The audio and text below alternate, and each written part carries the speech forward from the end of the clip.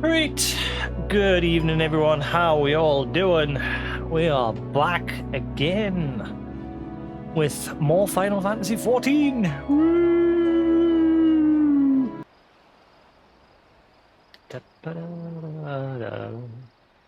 All right.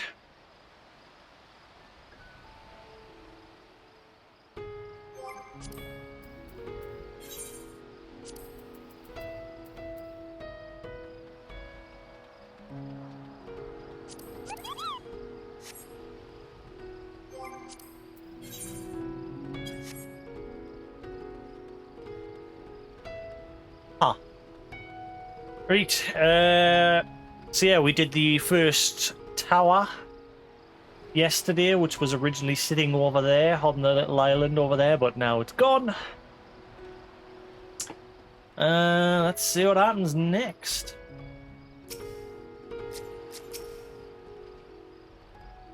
Phew, carrying all those Matanga may have been the true struggle. Yeah, we managed to save all the Matanga that were being held and forced in the summoning of the sisters inside the tower. The Jewel of Thavne. Thancred is rested and ready to set out.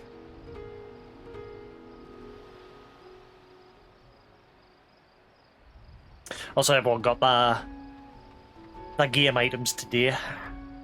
Not using the scythe though, because you can't dye it. If I was able to dye it, I would have used it, but you kind of... It's got a cool little red glow to it when you take it out, but when it's not, like, when it's just sitting on your back, it doesn't glow. It looks pretty shitty.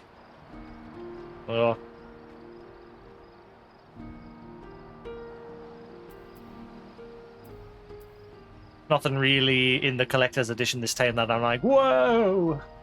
The mount's okay. I like its music. That's about it. It looks alright, but, you know. It's more... It looks like it's more been designed because obviously the trailer heavily featured the Warrior of Light as a paladin. And this mount looks like it's been heavily designed around that. So obviously with me and my Red Reaper, it doesn't fit.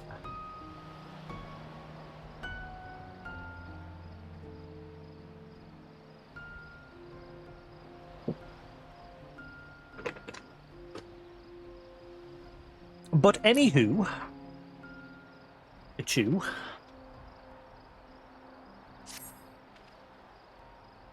Had enough rest, have you? You were one for... You were never one... Bleh. You never were one for being idle. I thought that was wrong there for a second, but it's not. You never were one for being idle. Right. Barshan bade us come to Megaduta at our earliest convenience. The others will join us there once they have finished tending to the prisoners. Ah, wait. On second thought, you and Estinian should go on ahead. I need to make a quick detour by the Great Work. We left Graha in the alchemist's care, you see. Best to fetch him before he's crammed into a specimen jar. Just you and me, then. The guardsman at the gate should wave us through.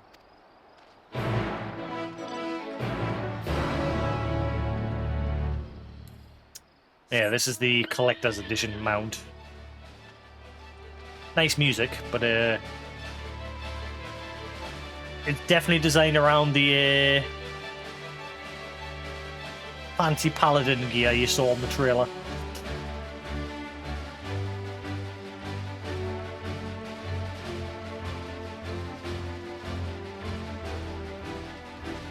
Probably looks nice once you're flying around as well and its wings are fully sprayed. But obviously I can't do that yet.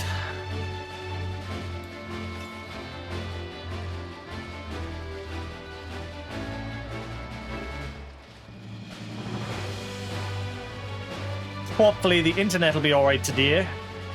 I really hate that about my ISP, that whenever someone starts to download something, the upload just gets destroyed. I've never had that with any ISP before, where you can have one or the other, not both at the same time. I've always had it with all my other previous ISPs where I could stream perfectly fine, people could sit and watch Netflix, and that's why I don't understand it, because obviously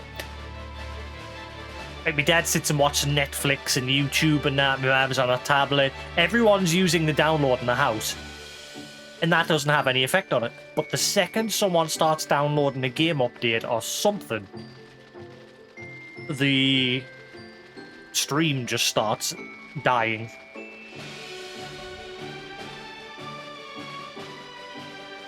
And I've tried searching around on my ISP's community forums. There's been one or two people saying that they've got issues, but not specifically the issue I'm having.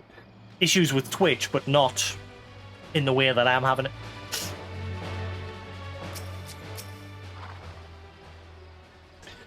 With the tower gone, I expect that the state of alert will be lifted.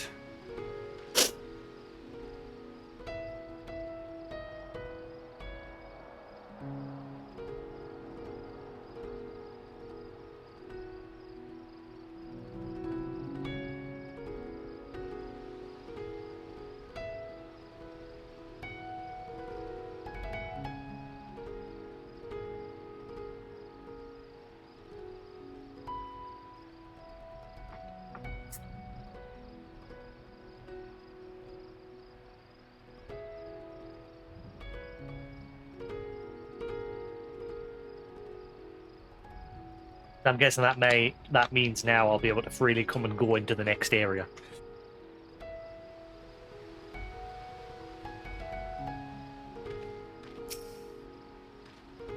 Ah, Honoured Scions, you are free to enter at your leisure. As I cannot leave my post, I'm afraid you must make your own way. I think I need to check my foot because it is a quite sore. I had an operation on my foot recently, and I've got to keep an eye on it. I need to change the bandages on it.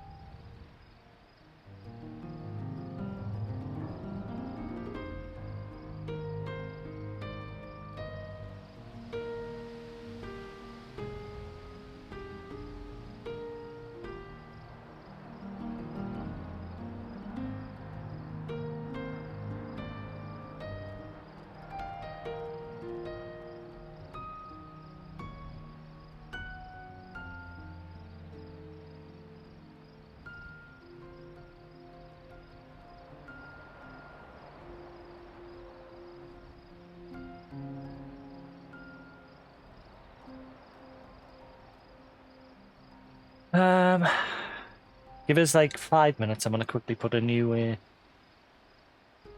bandage on. I think it's having a hard job healing because it's healing to the bandage, like it's fusing to the bandage when it's trying to heal. And obviously I've been told I've got to change it every 3 days. And yeah, that seems to be causing issues with it getting stuck. Bear with us. It takes us 2 seconds to just quickly put a new one up. Well, I say 2 seconds, it takes us a couple of minutes. Bear with us.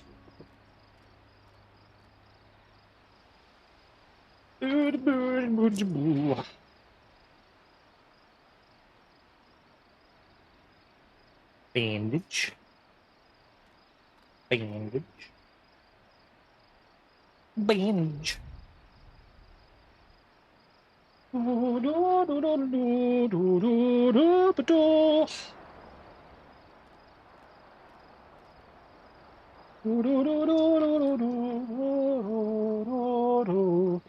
What are the instructions exactly? That's not the right ones.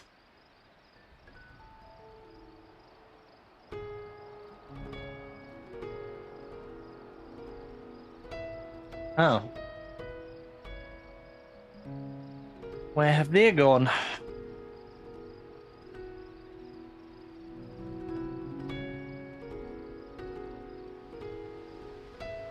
Ah, here we go.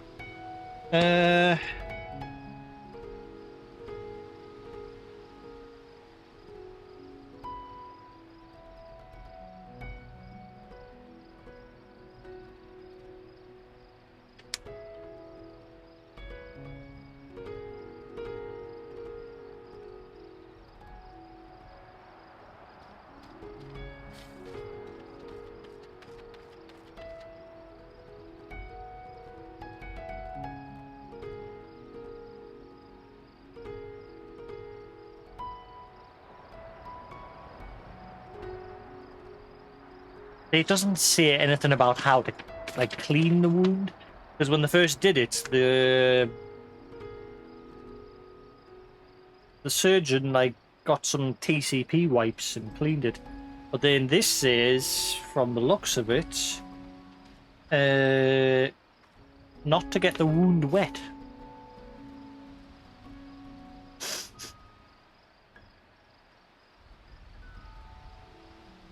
Keep it out of water until it's healed. Minimize the chance of infection. Yeah,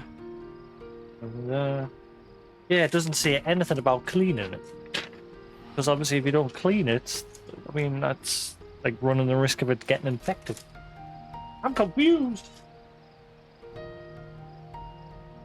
But with the instructions, they're like, nah, don't clean it. You don't need to. We don't like that around here. We don't like your sort around here. Nasty jugglers.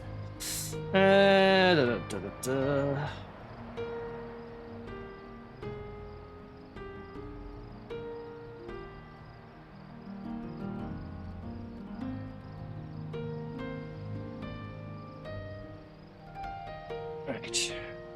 I get my strip.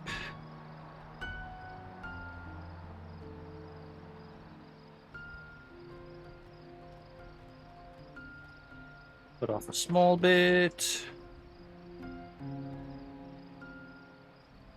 A small bit to stick. Sorry. The compress thing.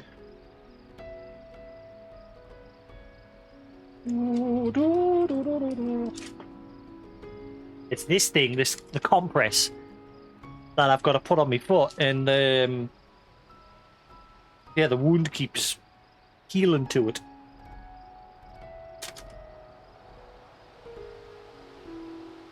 It's like fusing to it, so then every time I go to change the dressing, it's causing the wound to open up again.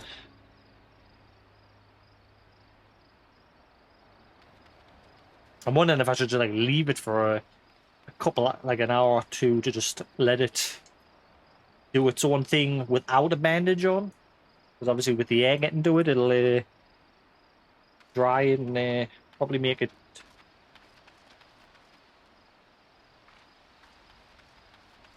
clot or what have you. Right, so then you just gently. I'm not gonna press harder this time like I did. Right, and then now that's on, I get the length of this, 2 lengths of my toe. Got that.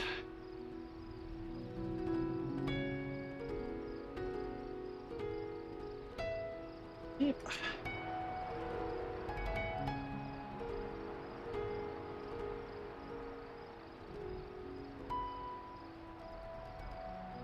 Hotback. Get this. Put it on my foot.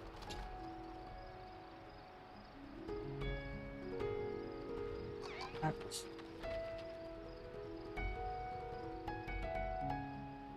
the other end. Twist it.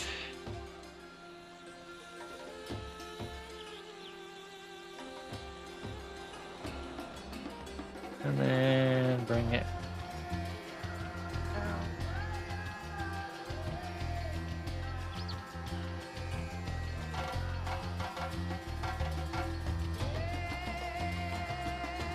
I don't think I've cut a long enough length. Huh, but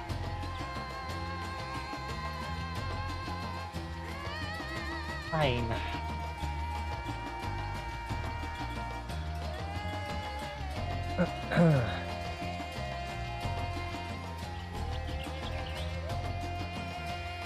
No, I've got too much, but still, screw it.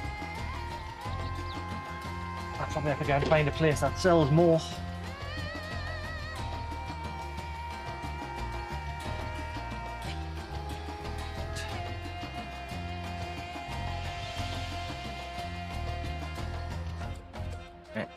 And I get the bandage on. The other end, twist it at the top.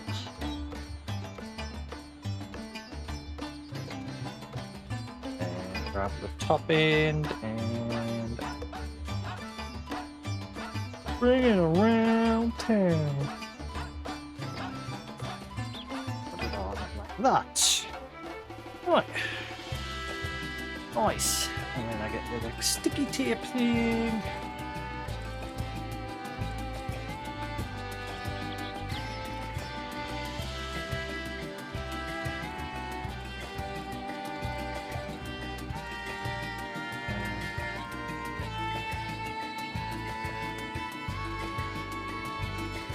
Up and around town.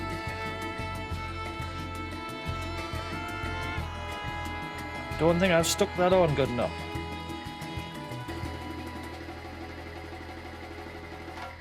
It'll have to do.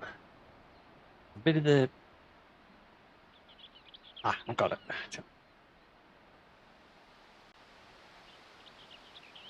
Right, cool. There we go. Redress.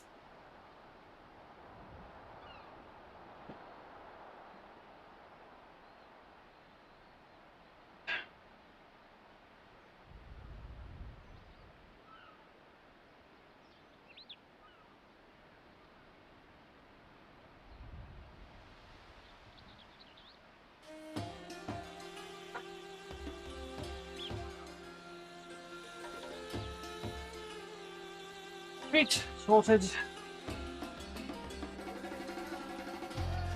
Ow, ow. Look at that. I had to quickly change that.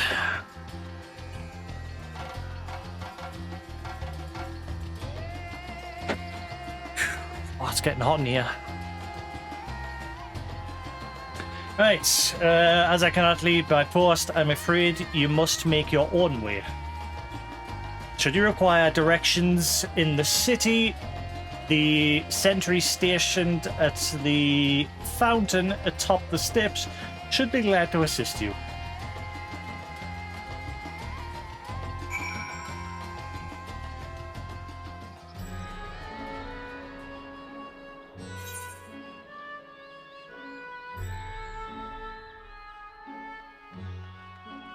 Okay, so now I actually allowed the main city. When do I get to explore the area out there?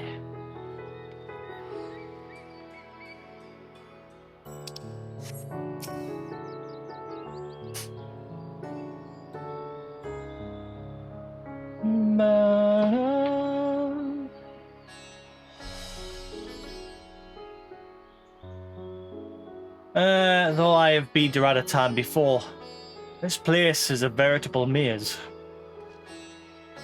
Rather than risk getting lost, we had best ask for directions from this sentry at the fountain.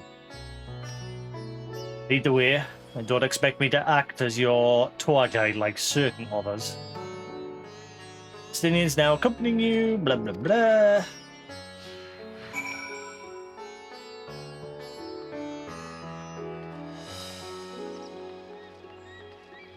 Ba-na-na-na, ba-na-na-na-na, ba-na-na-na-na.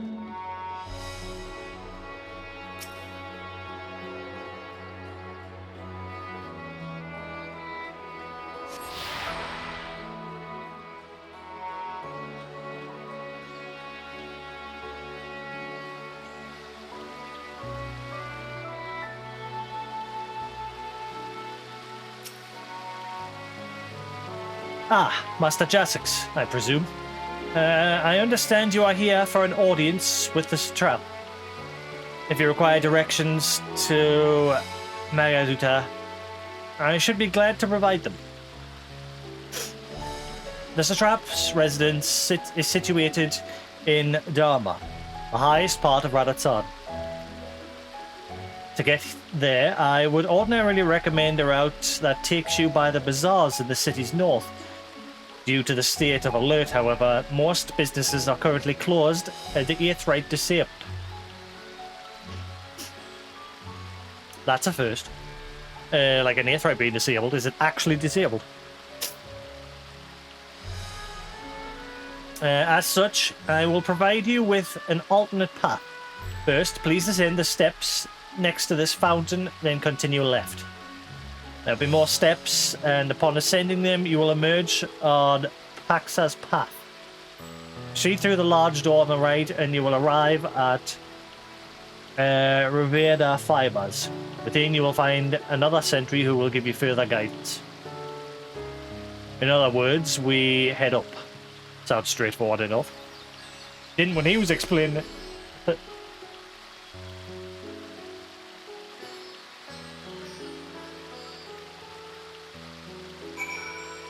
Ba ba ba ba da. Ba ba ba.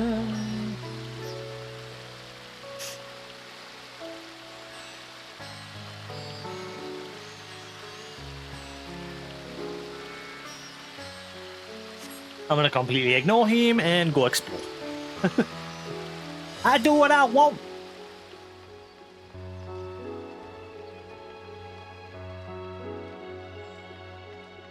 Na, na, na, na, na.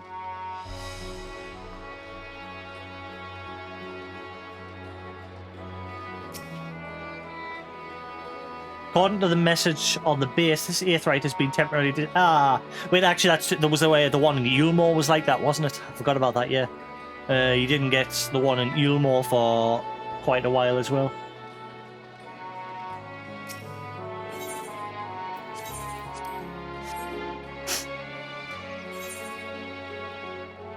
Screw it, I guess I'll head to where the one is to go then.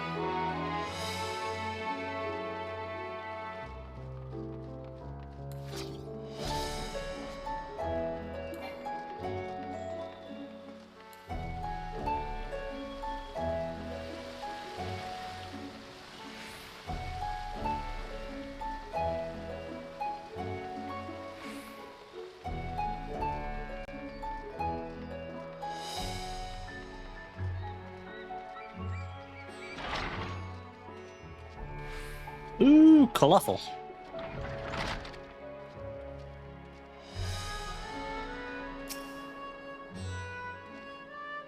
Heading to Magaduta, are you? In that case, please follow this hallway to my right and go through the door at the top of the stairs. You'll emerge at the entrance to the airship landing, where another sentry should be on hand to assist you. Incidentally, if you ascend the steps either side of me, you'll find the workshops of Ruvedar Fibers. Ruvedar? Though they're free to observe you're free to observe the artisans. Take care not to lose your way.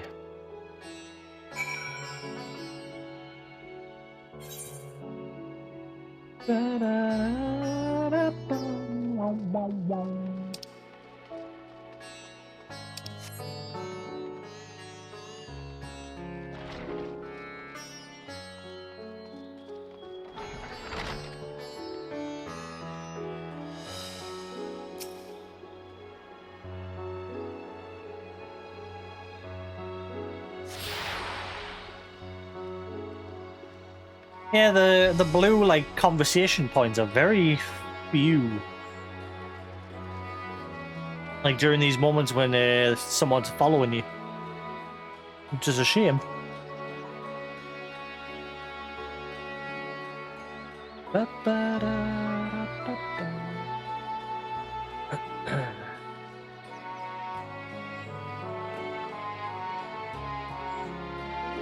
right.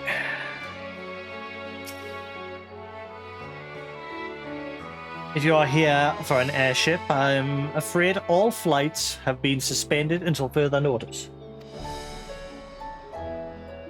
So the state of alert is still in effect. Perhaps it is for the best. That aside, we're not here for an airship. We have business at Megaluta. Oh, in that case, permit me to direct you. From here, it's quite simple, really. Ascend these steps and then continue straight ahead and across the bridge. You cannot miss it.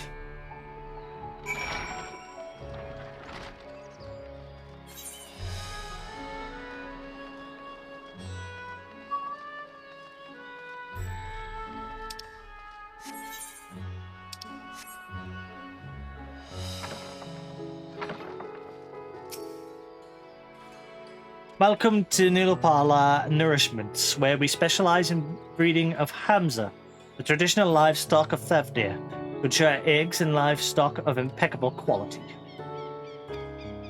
We're named for our founder, Nilopala, who was not only the Isle's foremost Hamza breeder, but also developed the method by which the beast toxins glands may be removed to render their meat edible. A remarkable discovery, wouldn't you agree?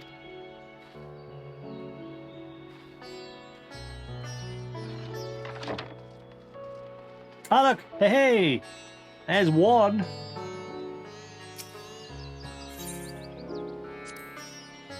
Ah, I remember passing by here with Varshad.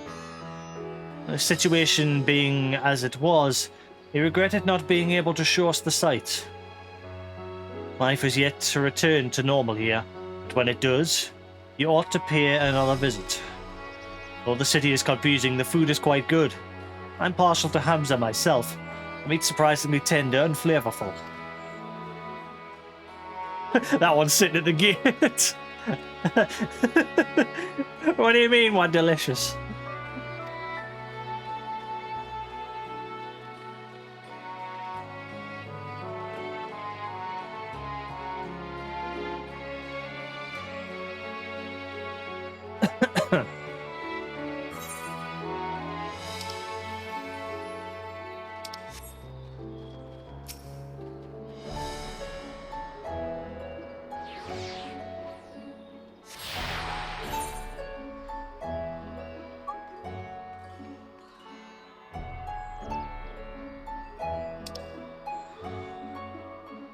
Really go to that. Oh, that's small Earthright. See if I can attune to that one. Hopefully there's a way through over here and I don't have to go all the way back.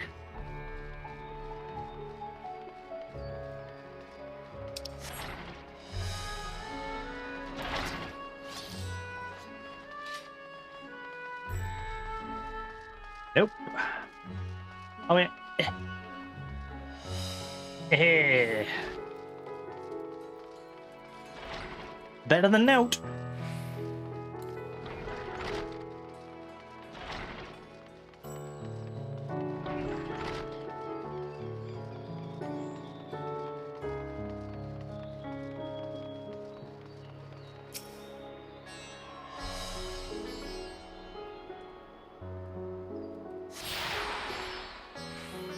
All of the Radiant Host.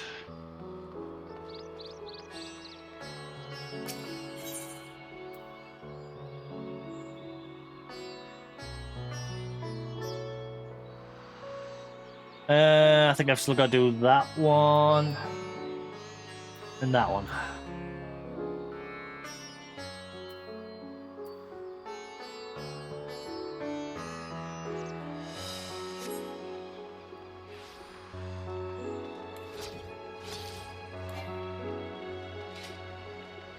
Do do do do do.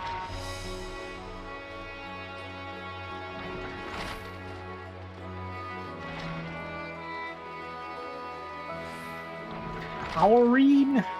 That's Aureen right there. She's canny.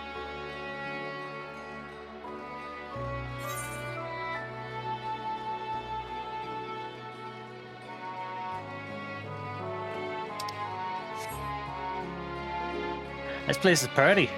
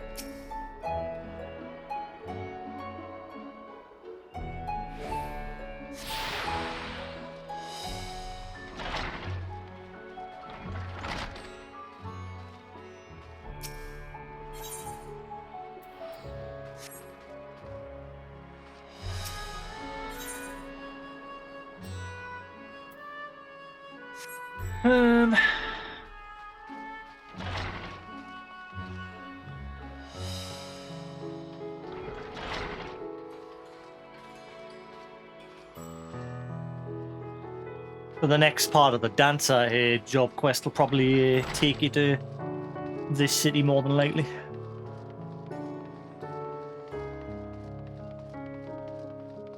Since this is where it originated from, I think. I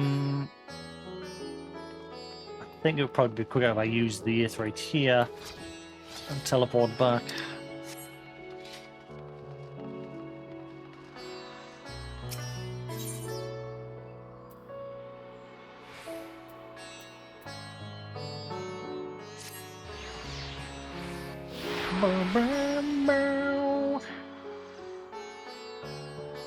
Dash. I hate that.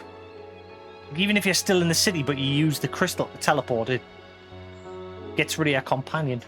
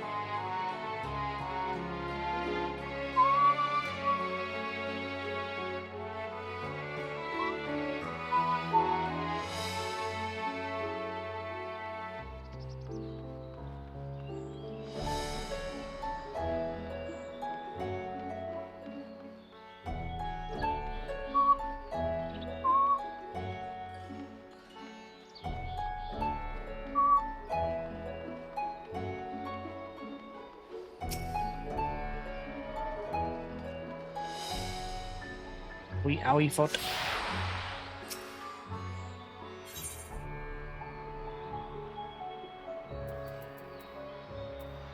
Alright, so that just leaves that.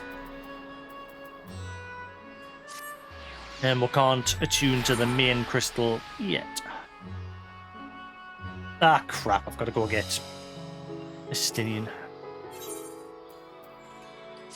Boo!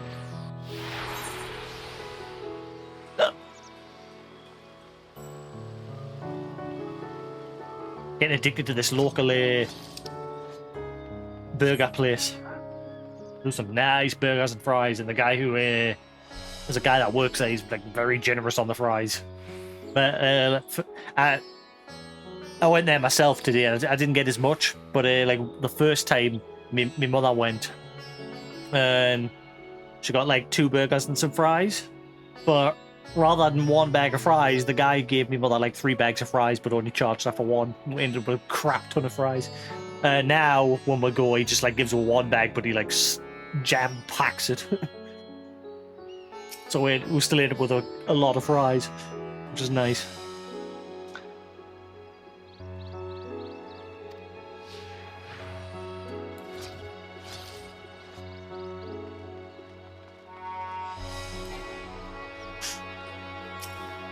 Cat Justinian.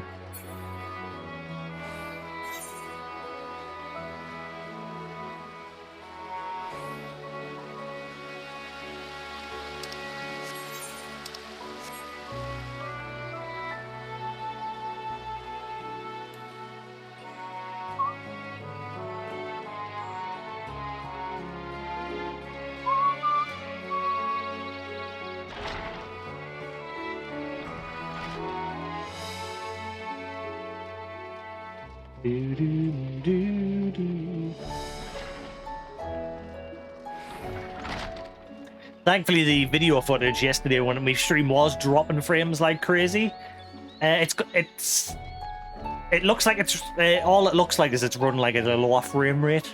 Thankfully, the footage, but obviously when it was live, it kept stopping and buffering for everyone. But the VOD is fine. It's like I said, it's got a slight little stutter as if it's like running in a lower frame rate, but that's again because it's dropping frames. But yeah, again, I wish I could figure out a way to. I think it's the router. This router, this ISP's uses is garbage. It looks like a cheap piece of crap. So it might be a good idea as investing in a third-party one.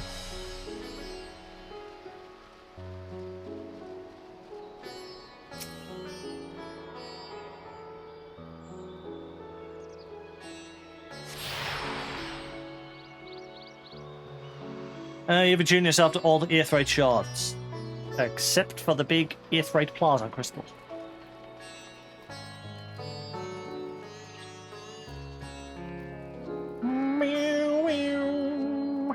I like this music. Wonder what the nighttime version's like.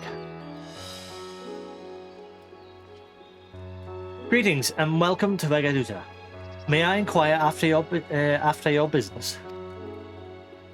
We are members of the Scions of the Seventh Dawn, come at the invitation of His Excellency. Ah, of course, we've been expecting you. I will show you into the audience chamber. If you please follow me. Ah, me back! That didn't feel nice. I think I pulled something there. Just like leant over at an awkward angle.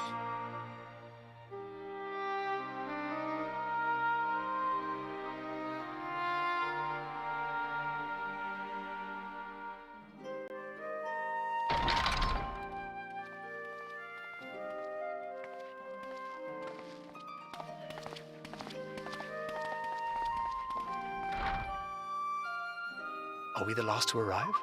I hope we've not kept you waiting. Not at all.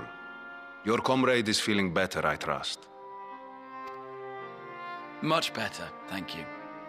Harness remedies are certainly potent, in more ways than one. One becomes accustomed to the taste, although I hope you never have cause to do so. Pray, take your ease.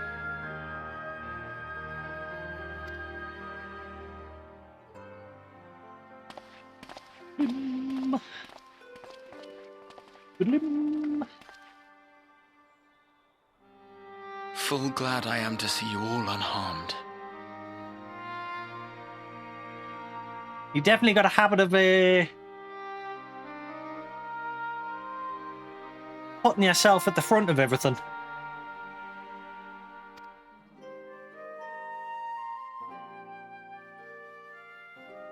Valiant scions, for your heroism, you have my boundless gratitude. You cast down that dire tower and set free its hapless captives. You cleanse their souls of its corrupting influence. No words of thanks will suffice. In place of platitudes, I offer a bounty of warding scales. And the means in which to make them. Fair trade. We'll give you the cure for tempering. Pray accept your due reward, along with the goodwill of Radzatan. Alchemists throughout the land were put to work in the forging of your talismans. The finished ones have been collected, and now await you at the High Crucible of Alchemia. Present this letter when you are ready to take them into your possession. I don't need one. But I'll take one just in case.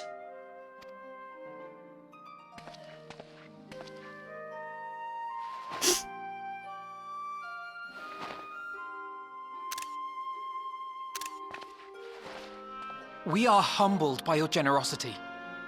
Know that the inventive wisdom of Radzat will be vital in restoring serenity to our star. Every single one of those scales came from you, didn't they? You must still be in such pain. Oh. 'Tis of no moment. A mere annoyance compared to the dreadful suffering inflicted upon this land and its people.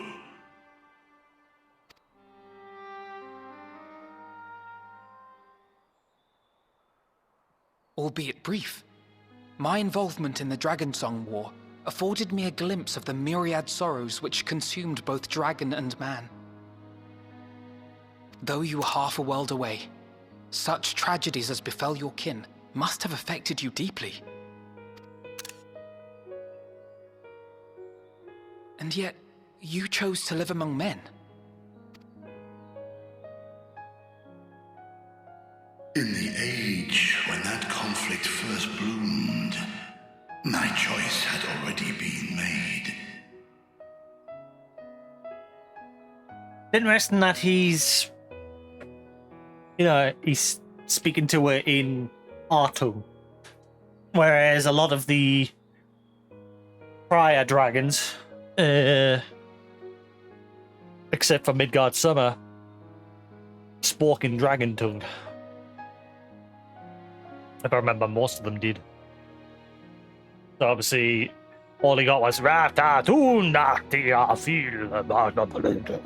and so you had to sit and read the dialogue. While the voice acting sounded cool, obviously you couldn't understand a word of it. So you had to obviously read it.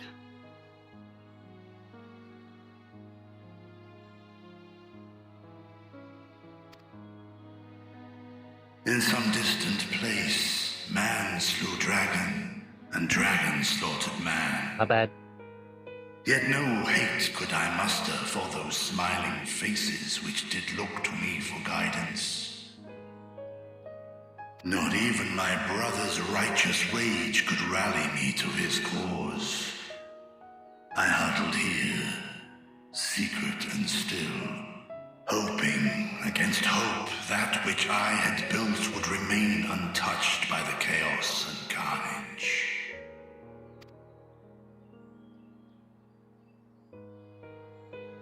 Twould seem we share the same desire for peace, great Vritra.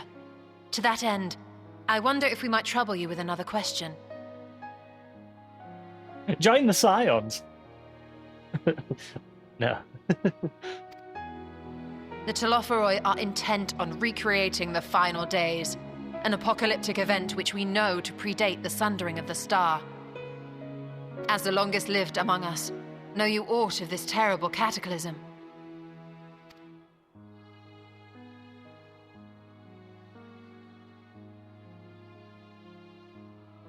Nay. When war and strife drove my sire from his home, he crossed the great expanse with only our unhatched eggs as company. While Omega hunted you down.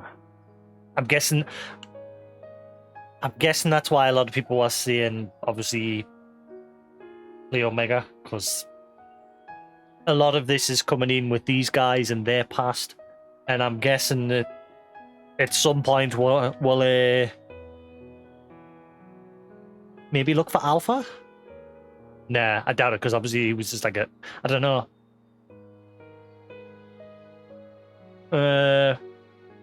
Obviously Omega's gone, and Alpha's just being accompanied by that little Magitech one, but it's not Omega. So we wouldn't be able to obviously ask him.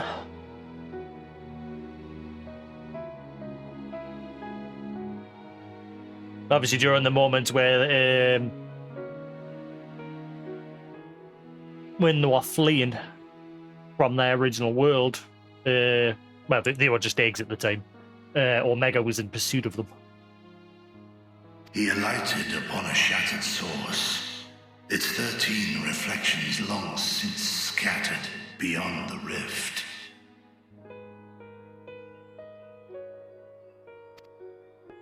Of events preceding his arrival, he knoweth naught, save that which Hydralin hath deigned to disclose. I see. So again, 'tis the inscrutable Hydaelyn to whom you must look for answers. I got a flower. Frail got possessed. I mean, what? Sorry. I mean, she's fine.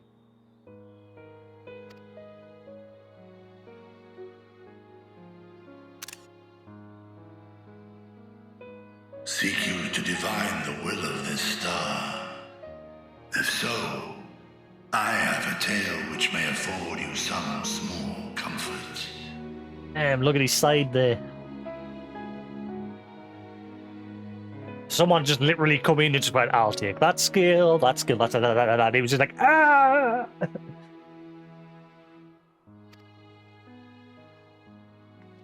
'Tis a story from my youth, many, many years ago.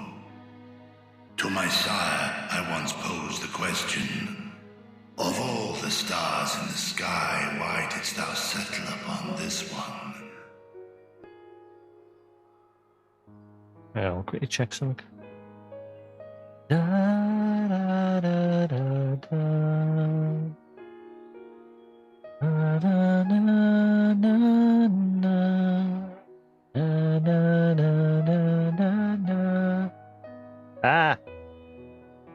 Right, cool. Need to find. Just make sure I'm live. Da, da, da, da, da, da, da.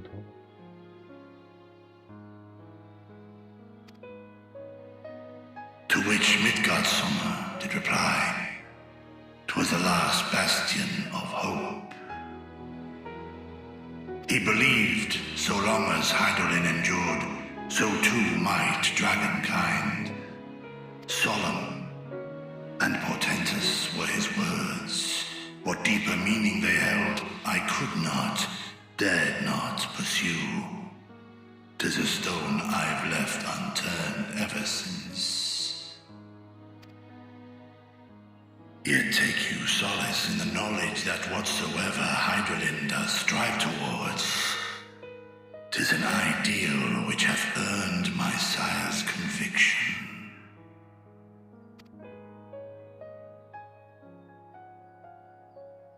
Thank you, Vritra.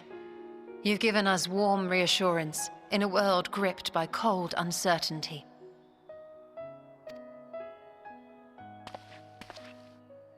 While I'm sure we all have a great many questions, I think it's time we collect the talismans and be on our way. Our fight against the Telophoroi is far from finished.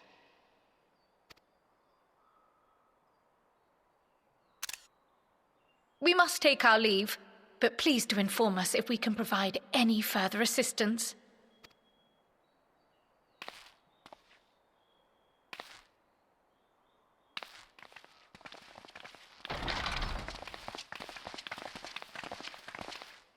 Prithee, a moment. Words just for me.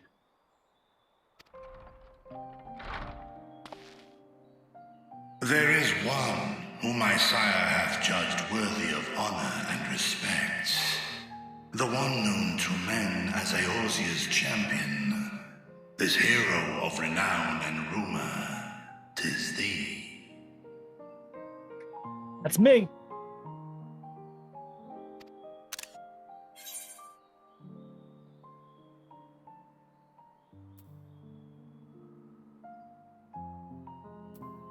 I only wish he could be here with us now.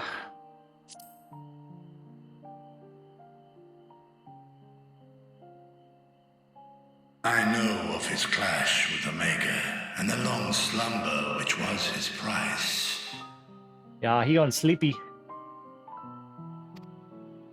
Yet even closed in sleep, my father's eyes are far from blind. He is watching over thee, watching over this world.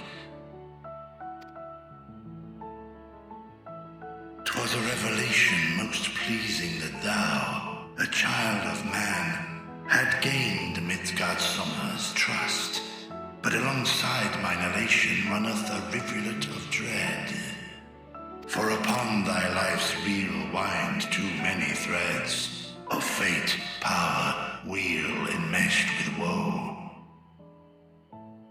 You got the war part right. There's a hell. It's always like, yay, we went. Ah, shit, someone died.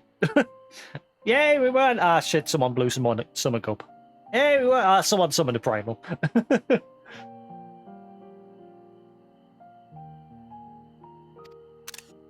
Amidst this tangled knot, thou shalt know no rest.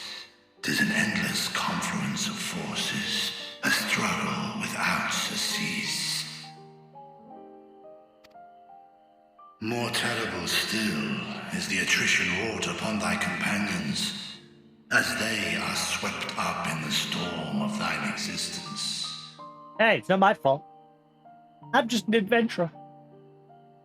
Damn good one.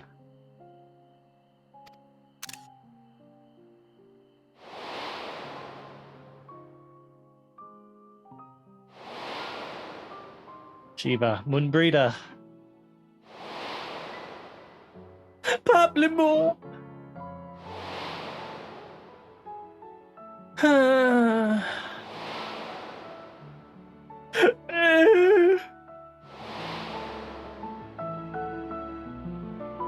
Who's gonna be next? Take heart and protect them well. They will be your strength and your salvation. The hope thou wilt need come the end. Even cowering behind my curtain, I know the suffering of the powerful. I have watched my siblings driven mad by loss. Thus do I exhort thee to spare no effort to keep thy loved ones safe.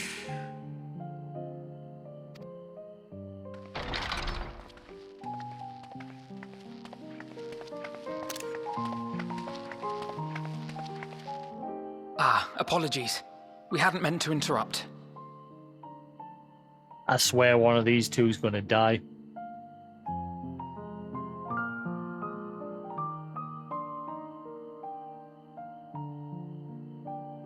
Based on the CG trailer, I really hope I hope no one does die. Someone's probably going to die at some point, but I keep looking to Alize and thinking, based on that CG announcement trailer, when she gets like injured during fighting some beasties. Could be out, but It's just that we do have a history of suddenly collapsing, and when you didn't follow us out...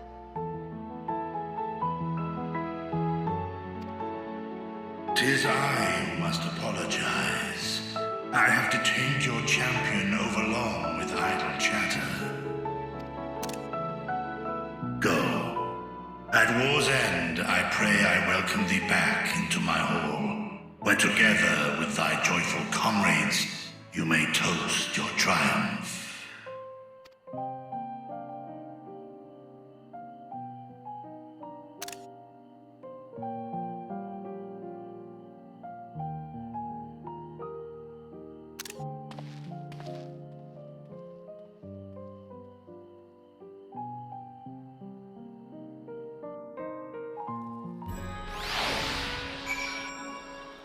I just can't get all.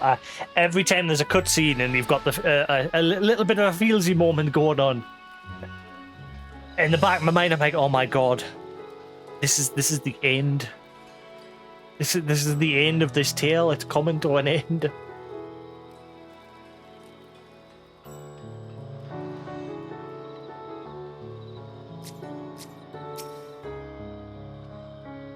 Our apologies again. I hope we didn't force you to conclude your conversation prematurely.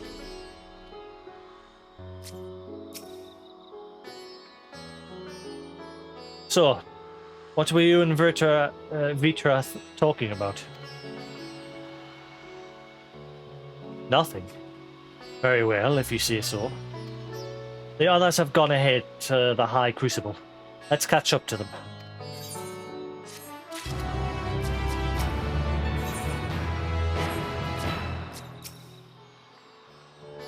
Like his sister Tiamat, Vitra is possessed of a gentle soul. I'm glad they're on our side.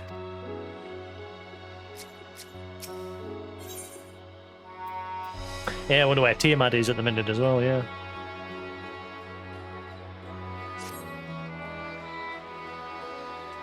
The attendant was kind enough to give me directions to the High Crucible. First, let's return to the mulberry orchard.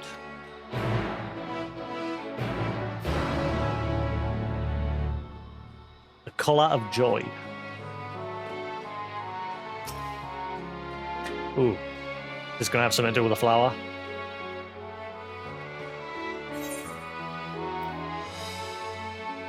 Obviously, Highland said, oh, not Highland. Kryl said that it would change colour depending on someone's mood. And then she imbued it with that ability, and then Highland came over and was like, "You will need this in the dark." I understand the mulberries are for the silkworms, grown a stone's throw away from the satrap's residence. It gives the quintessential Thavanian flair, don't you think?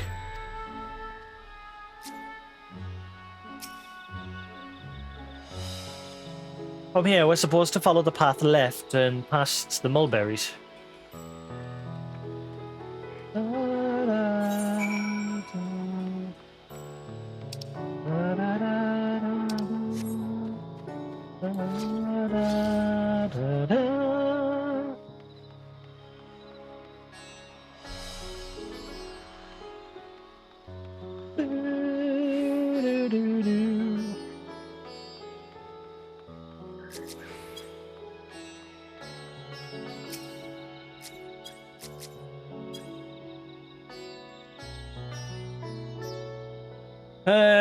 The word huge apparently means bind in the local tongue, and this district is so named because it connects all others in the city.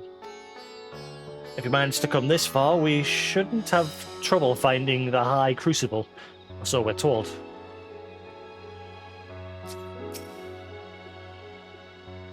Where the street turns, enter the door straight ahead, then descend the steps. I thought the Crystarium was confusing, but it doesn't compare to Radzat-Han. The architecture and decorations make it even harder to get your bearings.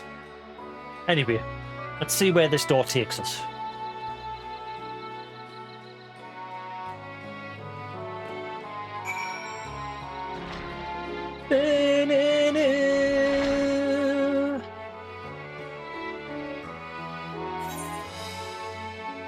Maybe now I can finally tune.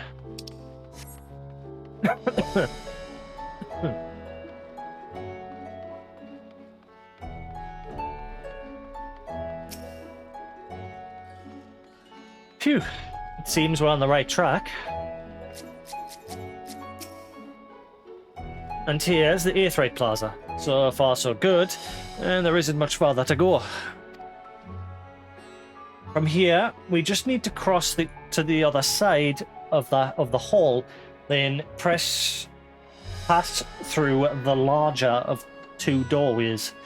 The High Crucible lies beyond. I suspect the others have already collected the warding skills. Come, let us join them.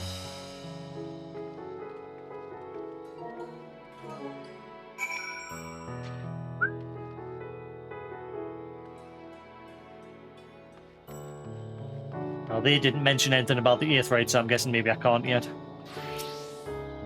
Yeah.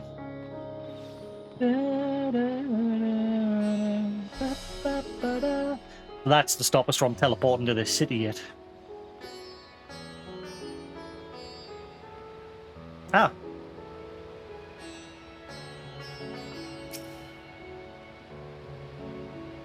Though this land hath been afforded a respite, in turmoil do many others languish still. Our work is far from finished. You took your time. Got turned around, I take it.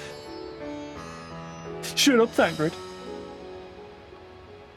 I don't know if Estinian or anyone was kicking around in here. No.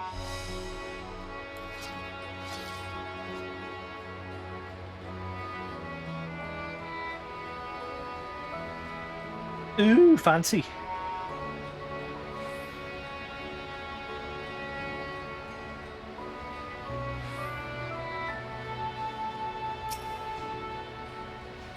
As I heard it, after you defeated Nidhogg, his scales found their way into the hands of the Firmament's artisans.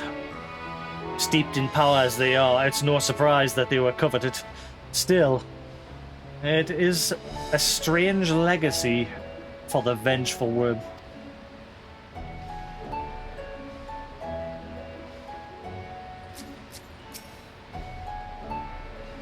What an immense laboratory. How many such places were enlisted to help forge the warding skills, I wonder?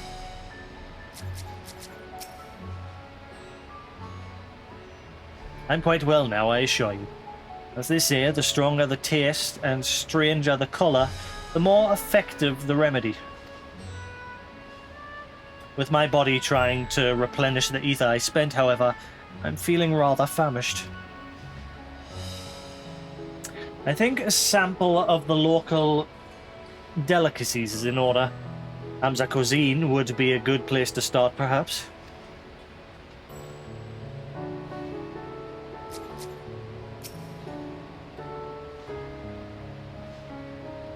The students have previously turned to Radzat Han, alchemists, for help with the analysis of various artifacts. That is how I became acquainted with Nidhana. I'm glad we could rescue her and pray she makes a full recovery.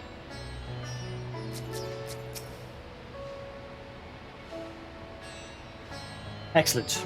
You're in time to hear the latest good news.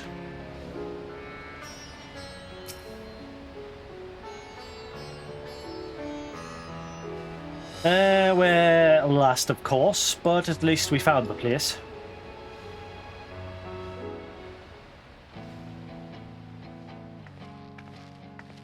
These are the talismans we were promised. Yes, and I made a quick count. There are far more than we could have hoped for. Alrighty.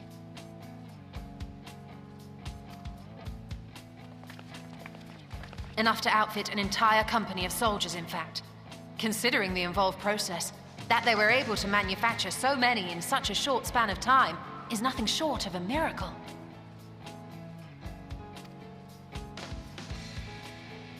Once we have distributed them to our allies in Eorzea and the Far East, we'll have a fighting chance to bring down the other spires, just as we did with the Tower of Zot.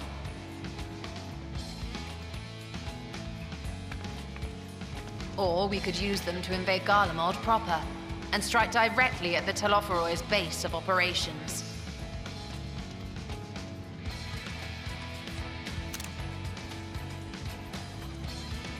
Of course, we would need to consult with various Alliance leaders before such a drastic measure could even be contemplated. To which end, I could set out forthwith and present the idea to each of our allies in person. Pray allow me to undertake some few of those journeys. I find myself restless and in need of purposeful duties. I can head eastward. Bosnia and Dalmasca are just a short hop from here. And Doma's shinobi network should come in handy for passing on the word.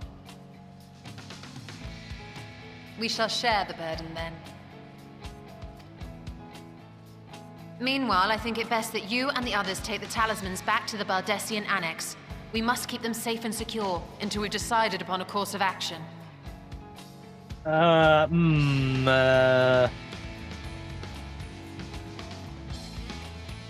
Is that the best place to take them? Into Sharlayan?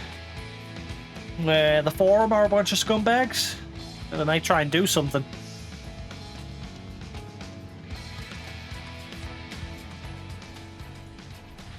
Please, I must speak with you. Bonjour.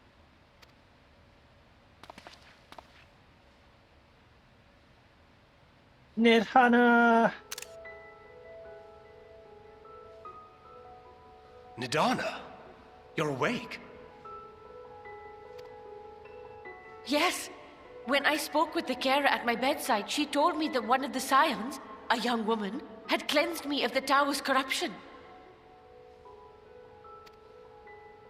It seems I'd been asleep ever since the treatment. But when I awoke and learned you were all still here, I knew I had to come.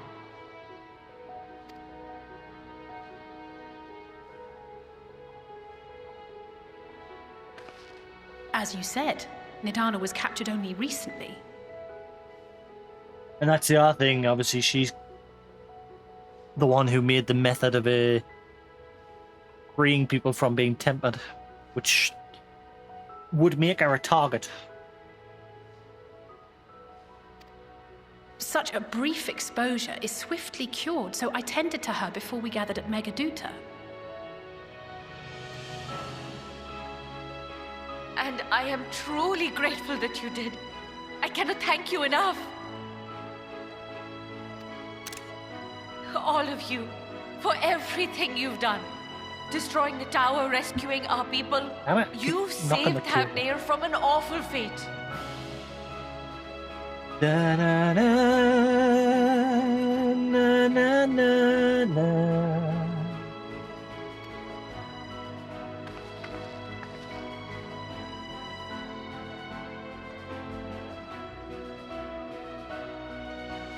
Yet who hath truly saved whom? Due in no small part to thine inspirational courage, the alchemists were successful in reproducing warding scales of proven efficacy. Replications of thy work now stand ready to travel across the seas, unto the hands of those who might wield them against this rising evil. The talisman? Is this true? I like Nidana.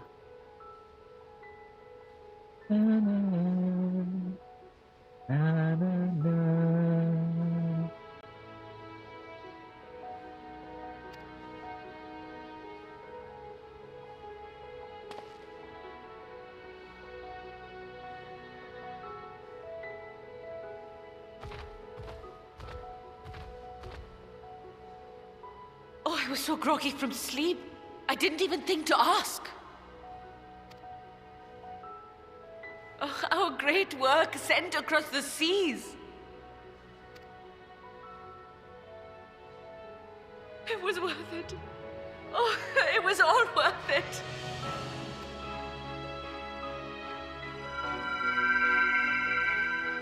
The flower's glowing!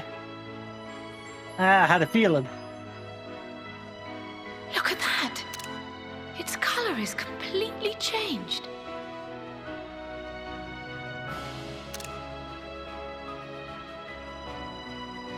What do you have there?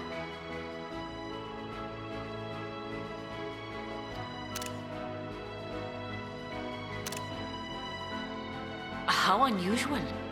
I wonder if the effect is a reaction to Akasha.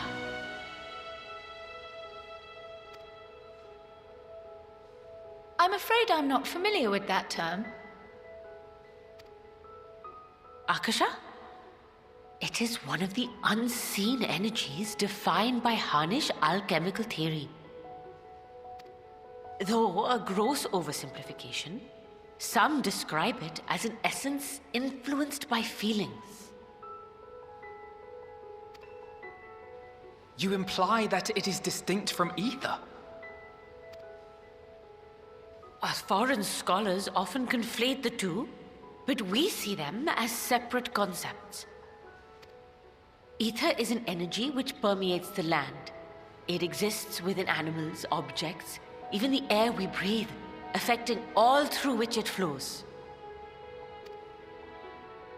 Akasha, on the other hand, exists in a domain beyond our reach. A gift bestowed from on high, or torn from the heavens in some traditions. Akasha can neither be created nor destroyed. It is beyond our power to purposefully alter or manipulate. That's why we've been given this flower. The only thing observed to influence it is an abundance of, I want to say, spiritual emotion. As a veteran of the battlefield, surely you've experienced moments of desperation or exaltation when you've transcended the usual limits of your capabilities. That is a manifestation of Akasha, the invisible essence harnessed by heart, mind, and unyielding spirit. So that's how we go beyond. Akasha. I really must hear more about this theory. Our disciplines are based entirely upon the idea that ether is the fundamental form of all energy. I'm glad my haphazard explanation has piqued your interest. But even for us, Akasha is a somewhat abstract field of study. A lack of practical application lends itself poorly to formalized research. Which is why my analysis of your flower can amount to little more than idle speculation. I am sorry.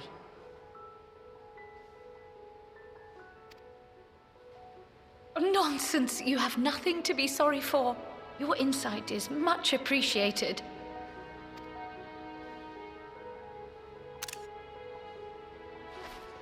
Put it back in my pocket. Shall we depart for Charlian then? Surprised I will it's still in see to it perfect that the condition. talismans arrive at the annex. And we will be in touch once our talks are concluded. I suggest you rest while you can. From here onward, sleep is bound to be in short supply.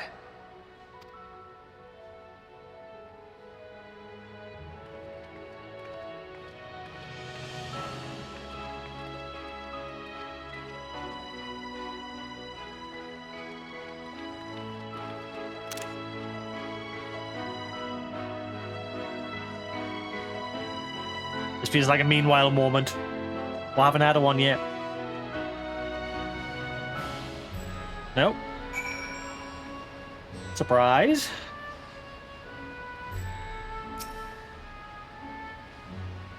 The last thing I remember before being absorbed into the tower was you rushing towards me.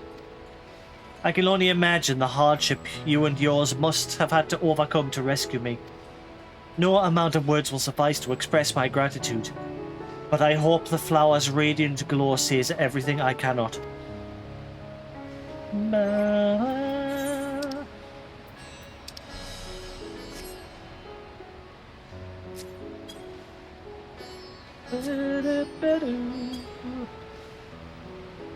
So yeah, it looks like similar to Yulmore, we'll end up coming back here later. And that's when we'll get access to the Aetheroid. But for now, it's off limits. The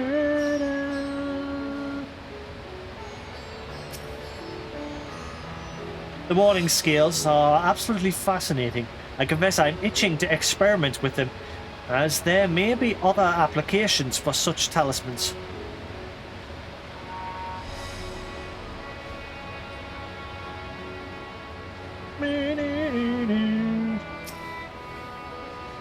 Confound it, where's that reference on fast-acting medicines? I told them time and again to return all tomes to the shelf after use. Not of importance.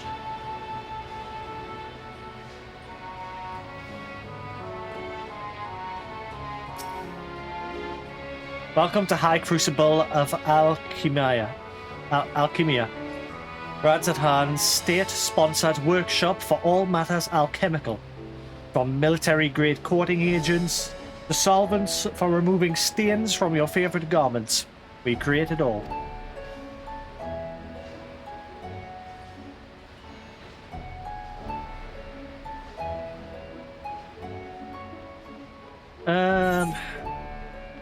I'll just quickly check the crystal just in case. Do you have business with one of the satrap's alchemists at High Crucible? Visit if you must, but you do well to hold your nose if pungent chemical odors are not to your liking.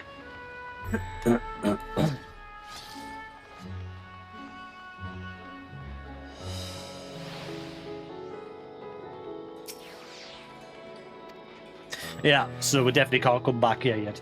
And I'm guessing if I go to the gate, they'll not let us go out into that area and explore. Looks like they're saving that for later.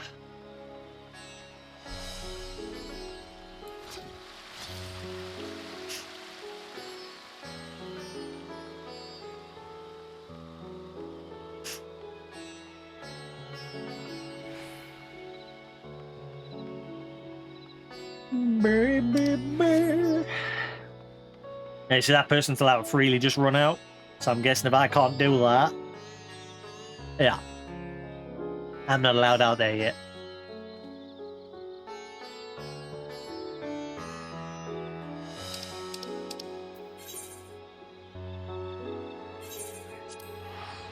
Hang on. Side quests, any before I leave?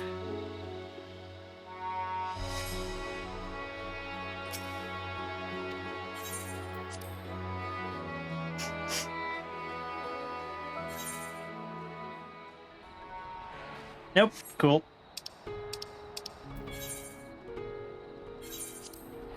Moving on. Time to break free.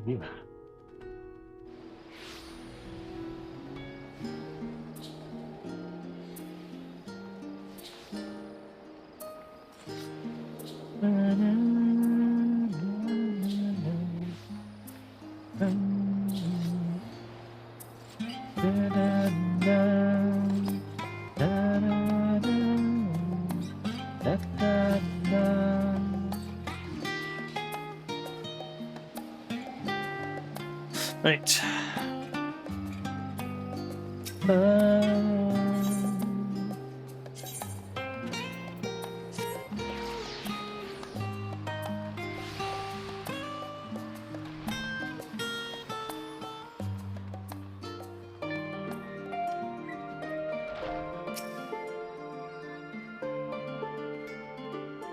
It's good to be back, and with the fruit of our labour safely in storage. For now, we have but to wait for the others to return from their respective meetings with the Alliance leaders.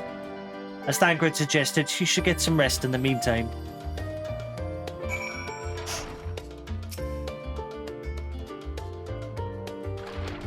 Welcome back, Jasix. Kryl has appraised me of your recent accomplishments, and what an amazing feat to eliminate a tower and pave the way to deal with the rest. Whilst it isn't much, I've changed your sheets and plumped up your pillow. After all, there's nothing like collapsing in a nice clean bed after completing a major milestone. Be it penning a thesis or defeating deiform entities. So, would you like to take a look at your new improved lodgings now? I've never even been in.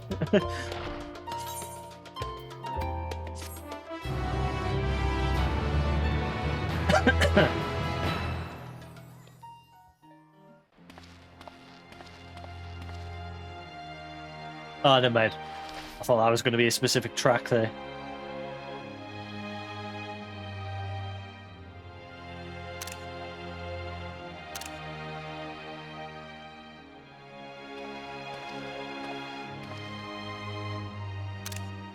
Take heart and protect them well.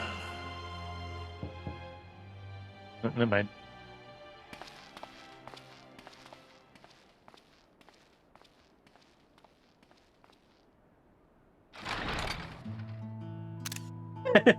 Good, you're here. Gra's big You haven't smile. eaten yet, have you?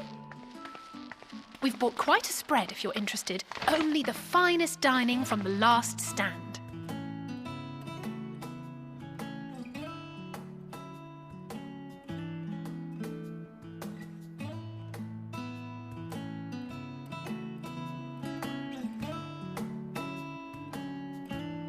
I say Jammy Dodger.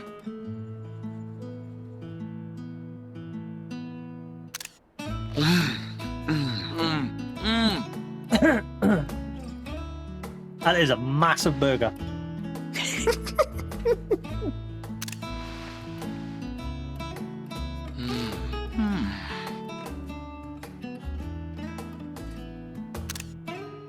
Lest you wonder, we invited Estinian as well. He's like, fuck that. But he refused with a rather grim-faced, "No, thank you." I suspect Charlian cuisine is not to his liking. Oh, I don't know about that. Perhaps our lone wolf just needed some time apart. What? To perfect his brooding stare? Next time, I'll drag him out by the ear, sit him down in front of a Charlian feast, and see that he eats every last bite. An excellent idea. Of all people, warriors must take proper meals and rest if they are to maintain a healthy constitution. Poor Estinian, beset on all sides.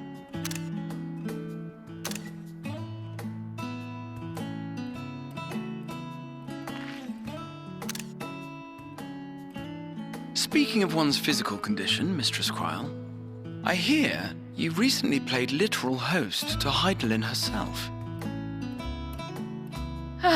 And what an experience that was. Tiring, yes, but no lasting harm done. If anything, I should have liked to speak with her longer. I've not felt a hint of her presence since. Heidelin instructed you to carry that flower, yes?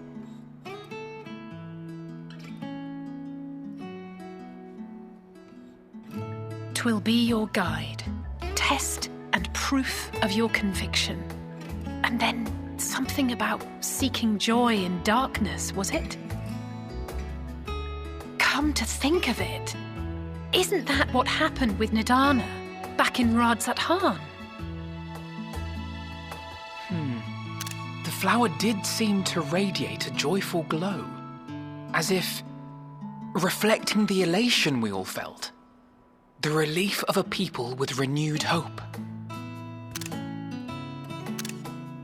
Indeed, and in turn, I felt buoyed by that radiance.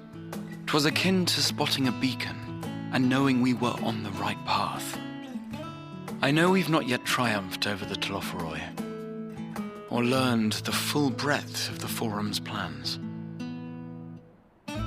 But even within the midst of our struggles, we find small moments of joy to sustain us. Rare and hard-won perhaps, But it is this pursuit of happiness that gives us the strength to carry on day after day.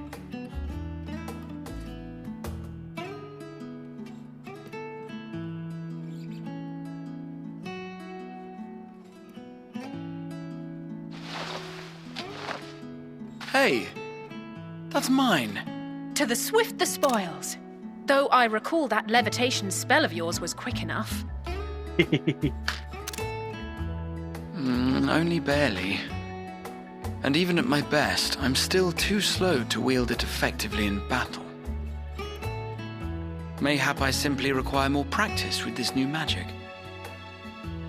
Hey, Raven, how You you doing? unearthed it from the depths of Numenon, I presume.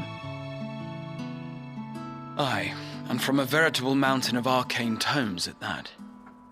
'Twas necessary to facilitate my solitary explorations. Or, to put it simply, you used it to sneak around the Forbidden Archives. Yes, well, after a fashion.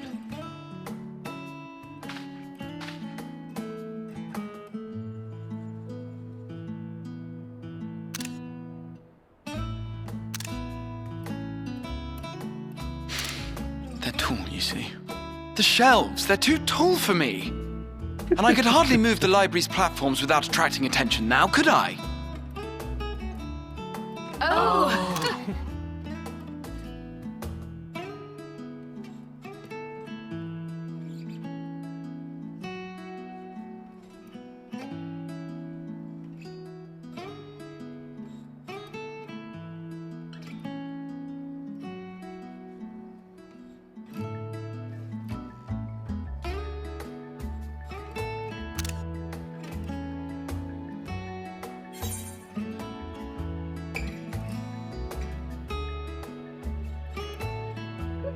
You know, these aren't my quarters.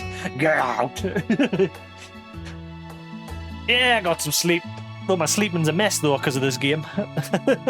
But it's fine, I'll fix it after I'm finished playing. Too busy enjoying it. Are we pushing on until dawn?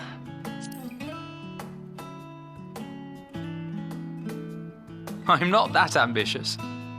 But 'tis pleasant to idle away the hours every once in a while.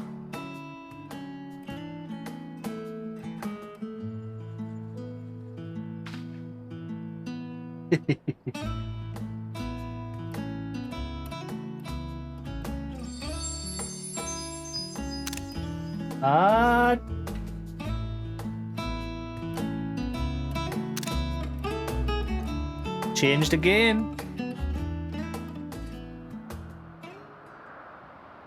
Oh. There's my frenemy.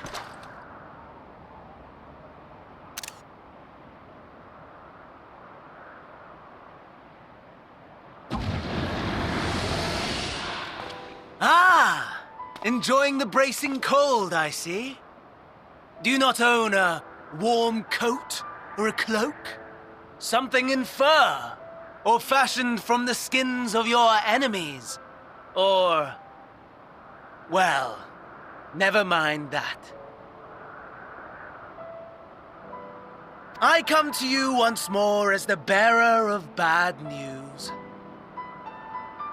Our tower in Thavnir has been toppled, and I need not tell you by whom.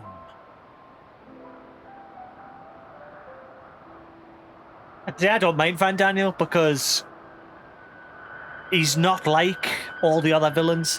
I've said he reminds us of Joker from Dark Knight.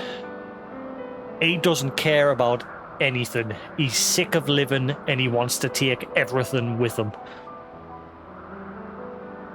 Whereas all the other Asians who were part of the convocation all had a role to play. They all had a goal. Whereas him, now that all the convocation seats are empty, he's like a dog that's been let off its leash. He is just going crazy wherever he can.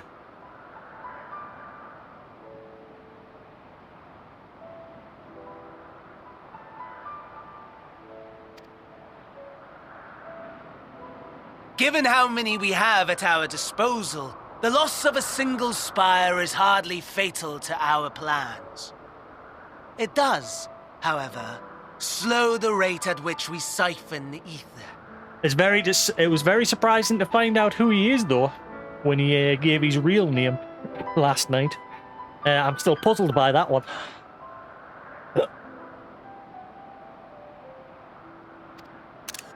If they continue to preoccupy themselves with the towers, then all will be well.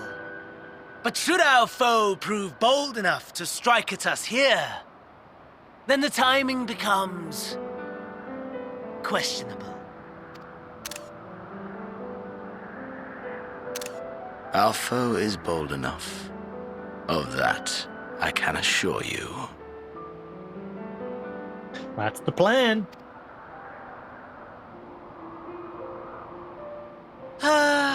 Yes, very well then.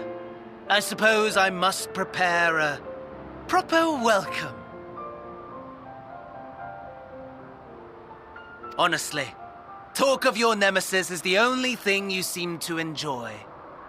And that's Does why nothing else spark your interest? And that's why him and Xenos are together, because obviously Van Daniel just wants everything to end, and Xenos only cares about one thing, and that's fighting the Warrior of Light. Doesn't care about anything else.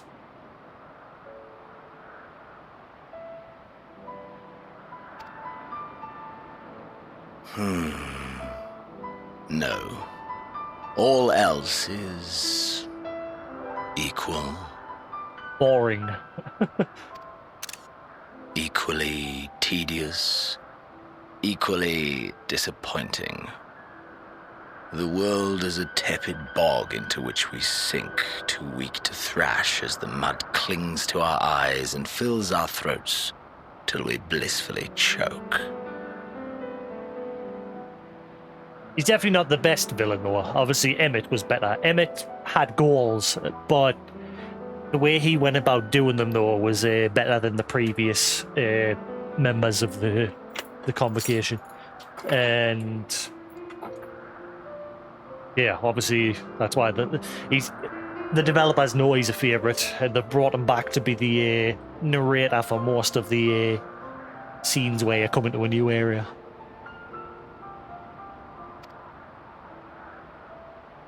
But then came the light, blinding and pure and hot, so very hot, enough to set my soul aflame.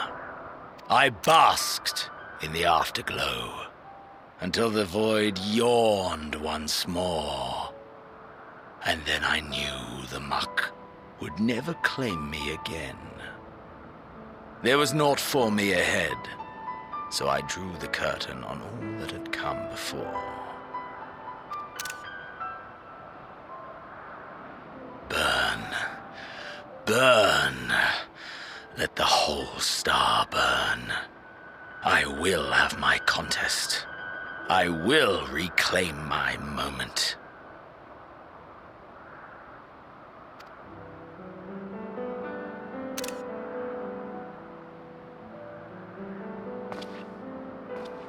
How wonderful that the emptiness of death has not dissuaded you from committing your life to its pursuit once more.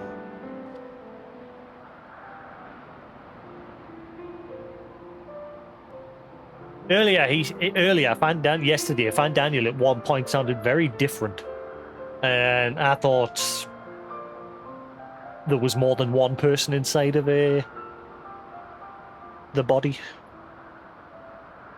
But I'm guessing that's not. I don't know whether to envy you or pity you. See, moments like that, he sounds different.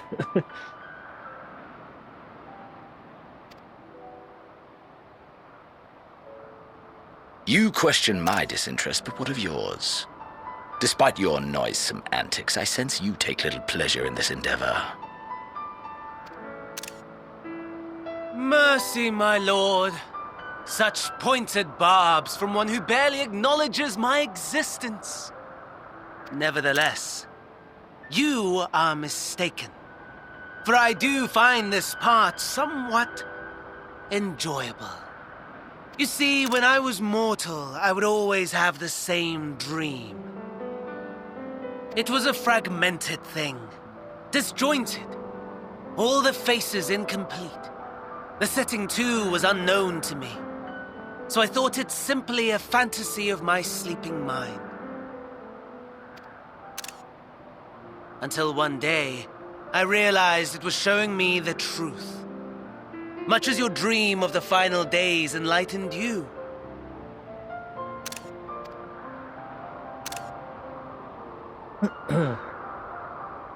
And soon, very soon, the rest of the world will see the truth of my dream, too. I'm very screenshot crazy.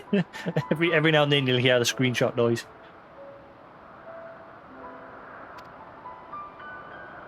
Yes.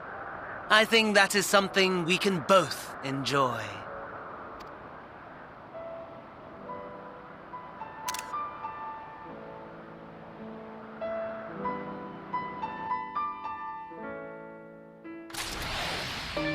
On Wings of Hope.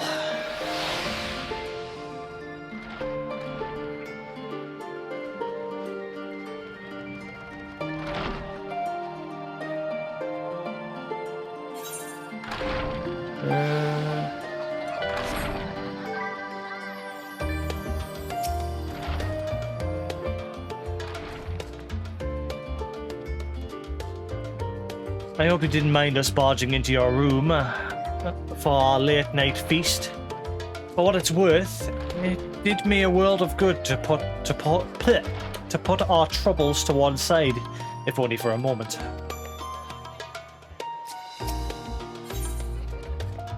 Sound the bell, school's in.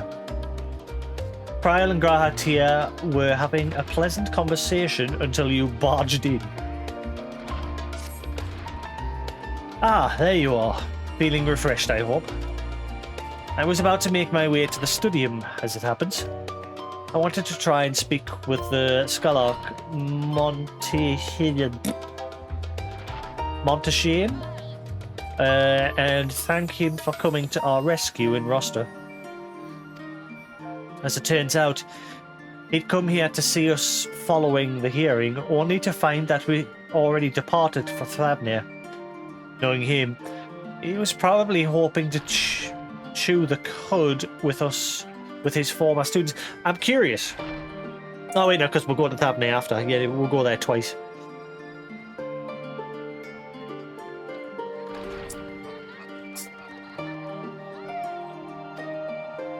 Since we're still awaiting my Stola and the others, I thought now the perfect time to pay him a visit. Care to join me?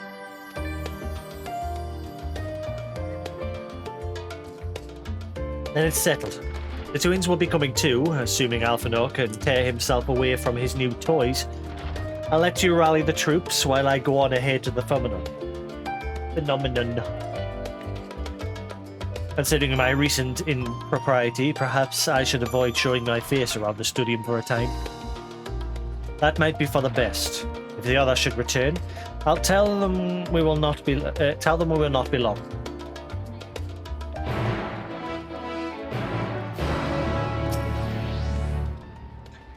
Unlike some of the Scions, I'm not an alumni of the studium. As such, I have no acquaintances there I am obliged to visit. And while I would love nothing more than to pore over the many great tomes of Phenomenon, I fear my presence there would stir up more unwanted trouble. So, for now, I will be patient, much as it pains me to do so. And more side quests.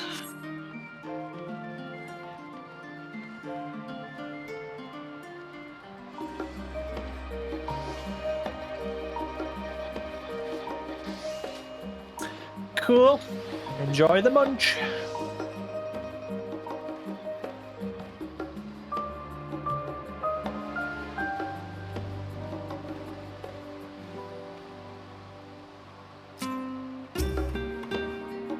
If Father can master these fiendish contraptions, then so can I.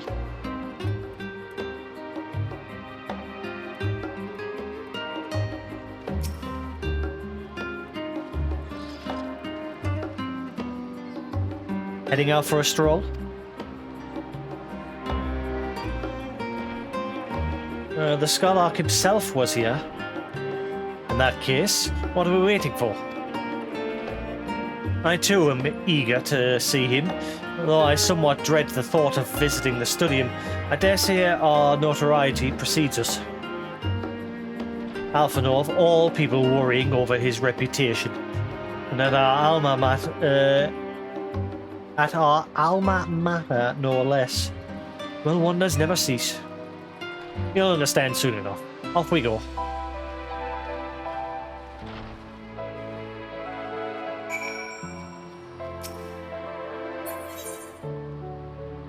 Keep checking the map to see if any side quests crop up.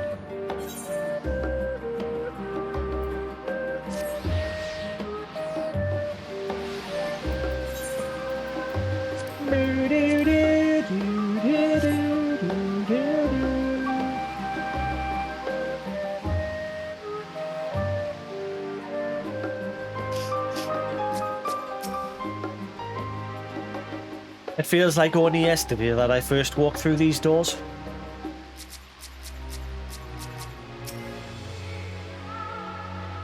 See that sculpted picture over the entrance?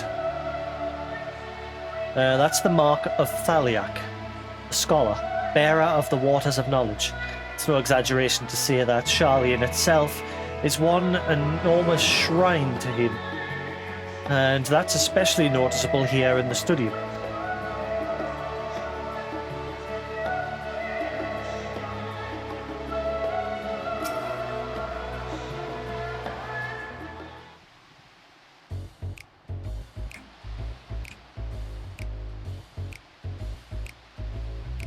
Probably one of my favourite tunes of the new expansion. Here it is. Phenomenon. Well, I expect you made note of it before. One can hardly miss it. This is the first time you've been here on official business, correct? While most of the space is taken up by the expansive auditoriums, it also houses numerous laboratories, testing grounds for experimental magics, and a host of administrative offices and so forth. As the centre of what later would become the Studium, it was established to promote the study of aetherological phenomena, hence the name. Though with ether being a fundamental aspect of nature, its scope expanded to include every conceivable facet of life and even the universe itself. And then, in the 432nd year of the 6th Astral Era, Thunum was decreed complete and the Studium officially opened as a place of learning. With a long and storied history, it is without question the world's leading authority in aetherology. The arcane, the occult, astromancy, and countless other fields, standing proud as Sharlayan's foremost educational institute.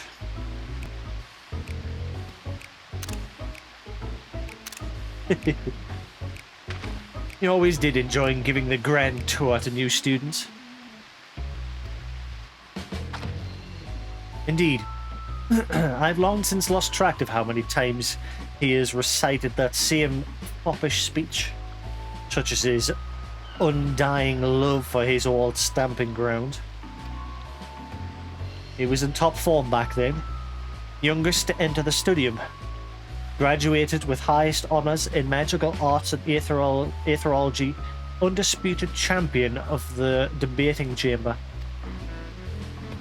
Hold on, you both joined the Studium at the same age, yes? And from where I stand, you're equally prodigious scholars. Nice of you to say, but Alphanor actually entered half a year before me. Nor did I do well enough to graduate with honours, and I'm certainly not the Studium's most notorious master debater. Master debater?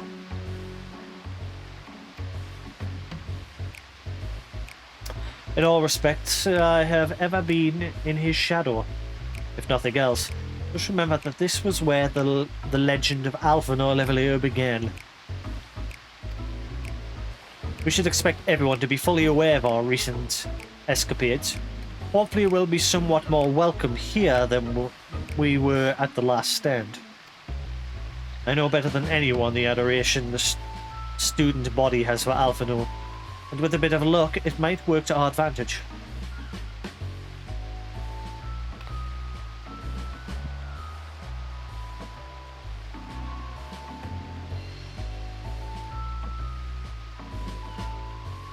Well, there's no time like the present.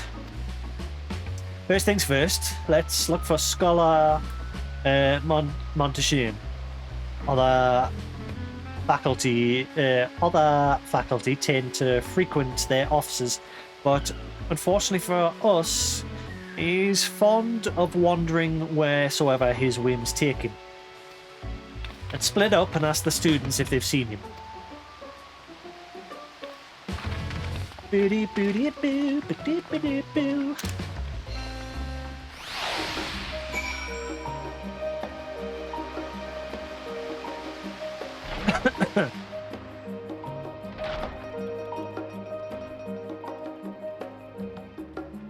There's like a right crowd swarmed Alphanor.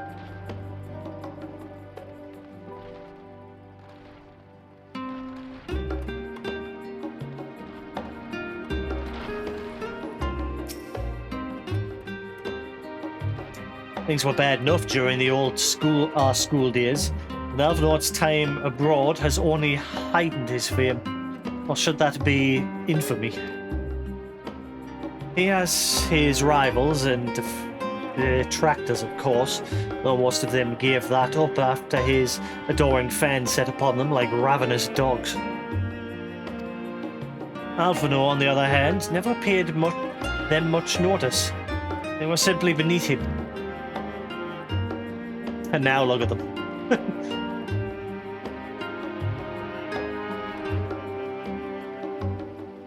Where's Kryl? I assure you, I'll tell you all about it after my business with the Scholar has concluded. Scholar? Tell me, my good fellow, does this have something to do with saving the world from catastrophe?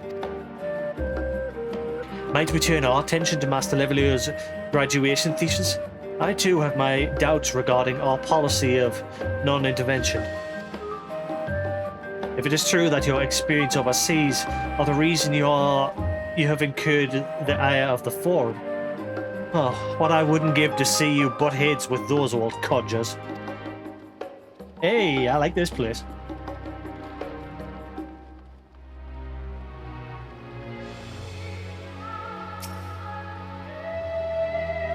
My princess, my queen. So long as I can continue my research with you, I am in bliss. Huh? Where's Kryl? Kryl?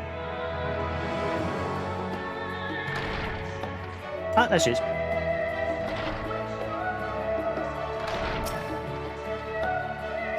Unsurprisingly, the Scholar is not in his office.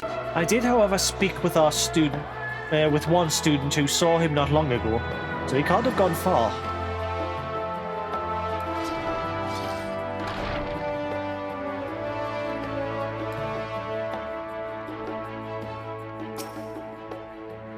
Phenomenon is something of a multi-purpose facility, used by lecturers and craftsmen alike. If you're looking for learners, it's through the last door on the left.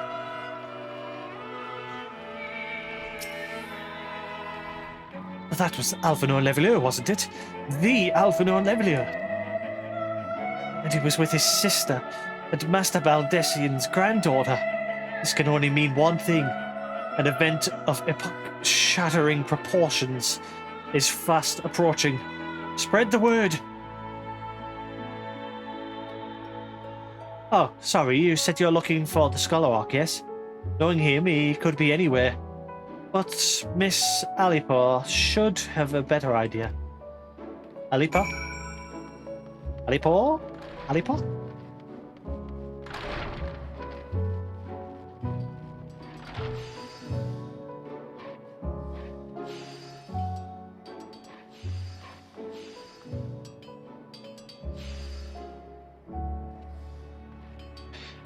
I suppose, blah blah, I've already spoken to this person ages ago. I thought that person had a chicken on their head, but it's that.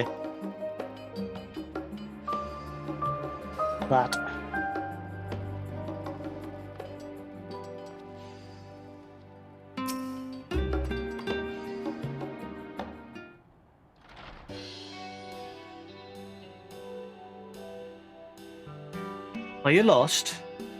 Wandering off the street, perhaps? Wait, don't tell me.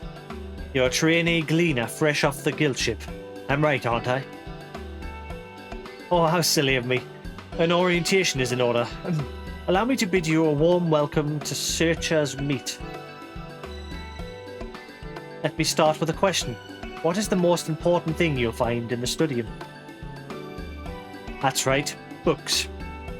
And what's the second most important? Why, that's simple. Everything else. That's what we deal in here at the Searchers Meet. Whenever the studium or tutors find themselves in need of equipment or materials, they come to us. If we don't have it in our stores, we send the gleaners off to find it. Honestly, you wouldn't believe some of the requests we get. Paisa.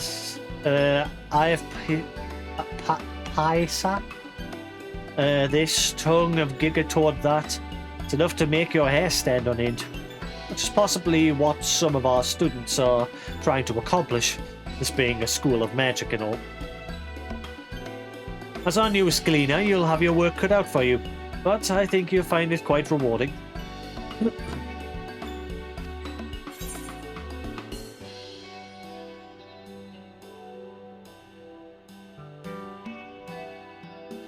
I've tracked down many miscellaneous knickknacks in my time, but I'm no gleaner.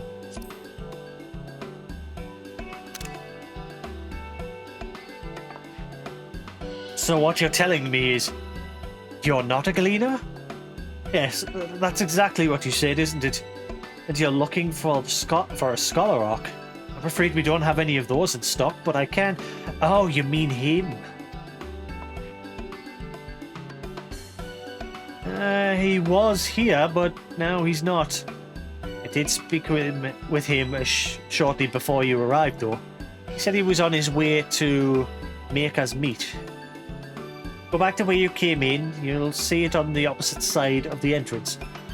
It's a laboratory of sorts, home to many rare and expensive curios, not to mention alarmingly frequent accidents. If you lose your way, just follow the blood-curdling screams. In the time it's taken me to tell you all of this, Scholark's probably already left. Best of luck finding him. I have a feeling you'll need it.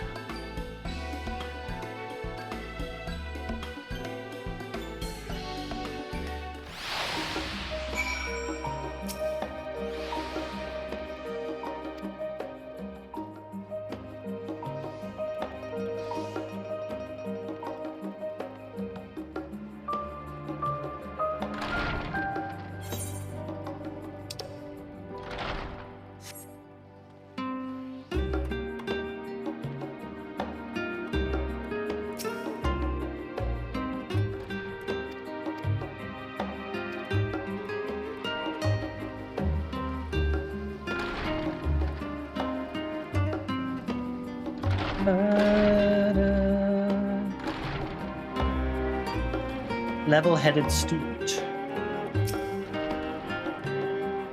Yes, the Scholar Arc was here a short while ago. He offered me advice on my current research project. Though we spoke at length, I don't recall him mentioning where he was planning to go next. When we parted ways, he went down the corridor, perhaps to the one of the auditoriums.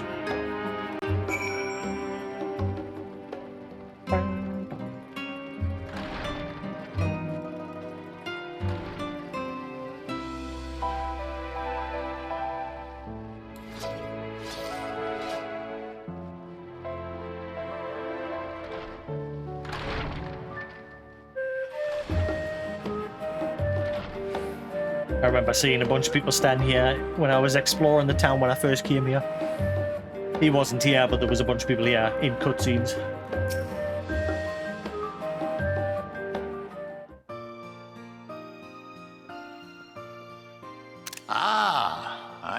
are you?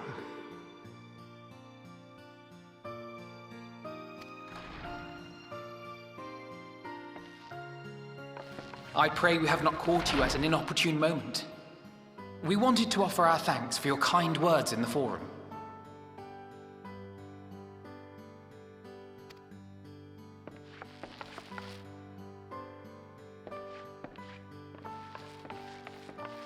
Well, I could hardly let that Inquisition go unchallenged. I've always believed that curiosity should be nurtured, not stifled. Thankfully, a majority of my colleagues agreed. A slender majority, aye, but a majority nonetheless. Had the vote not gone our way, we would be having a very different conversation, if any at all. Though I'd like to think you would have not given up on our cause. I'm told you paid a visit to the Annex afterwards. Yes, that's right. I was hoping to speak with the grandchildren of my dearly departed friends Galuf and Louisoix in a less dour setting. But it seems I just missed you.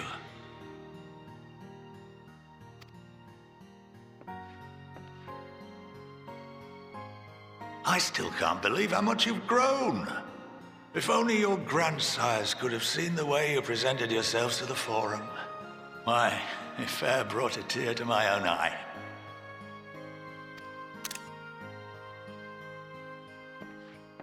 You must have the patience of a saint, putting up with this lot and their antics. Never mind Matoya's prize student. Finally, it's fully charged. Gable's driving his nuts. Luckily, I know a thing or two about managing unruly younglings. If you ever need advice, don't hesitate to ask. Is he going to be the new Louisoix since he was obviously friends with him? Is he going to fill those boots?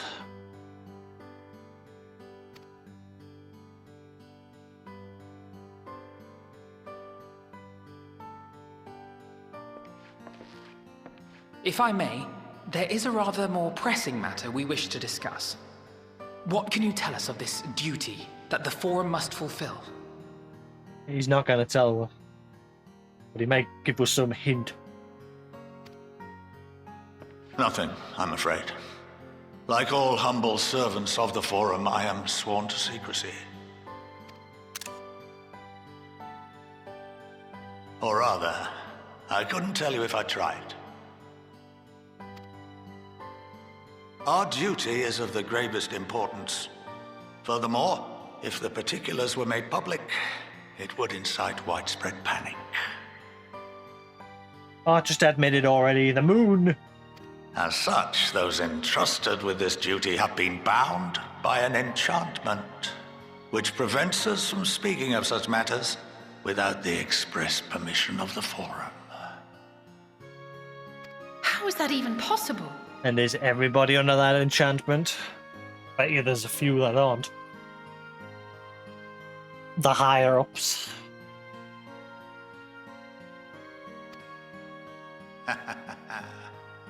It's been some time since I last gave a lecture. Please, take a seat.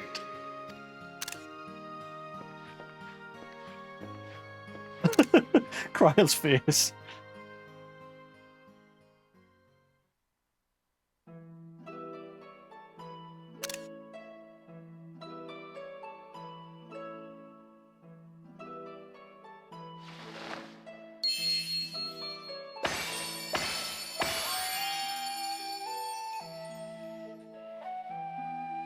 You're a wizard, Harry.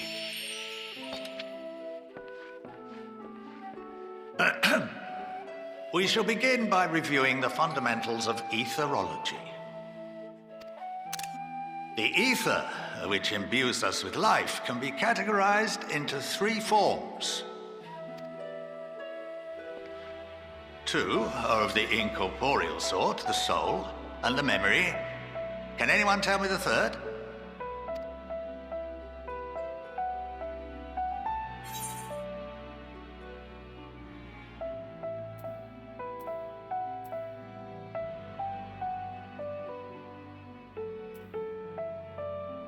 Corporeal ether?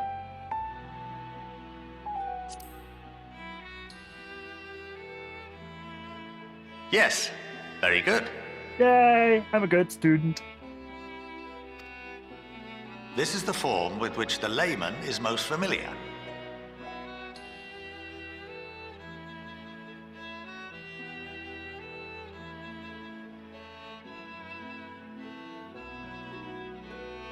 Consumed by even the simplest of daily activities, and replenished by the food and drink that sustain us, this form of ether is in constant flux. In contrast, the ether that comprises the soul is rarely subject to dramatic change. The same can be said for memory, as the two are intrinsically linked.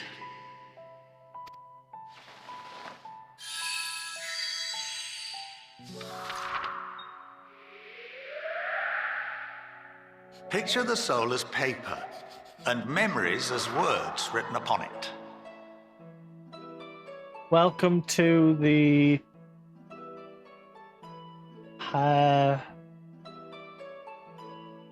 what's that say?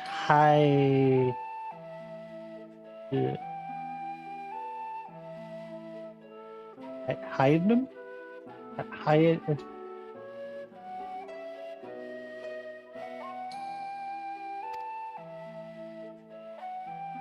Now, what would happen if that paper was doused with ink? The same type of ether as comprises the memories.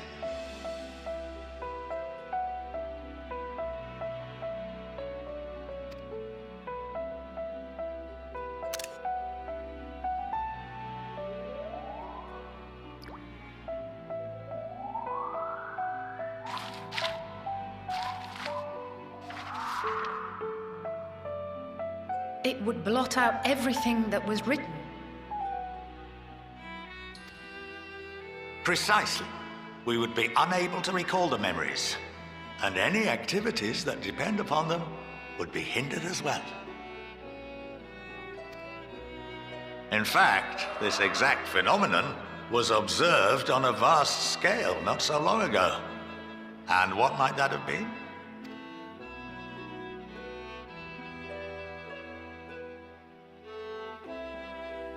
The seventh umbral calamity.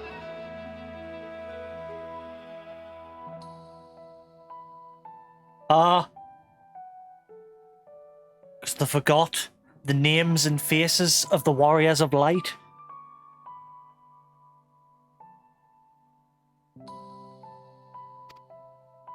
The people of Eorzea vividly recall Bahamut breaking free of the Lesser Moon and raining hellfire down upon the realm. But no one could seem to remember the events that followed immediately afterwards. Indeed. To this day, we have yet to determine whether it was an unintended consequence or a deliberate act. It was Louis Soir. Uh-oh, I see dropped frames.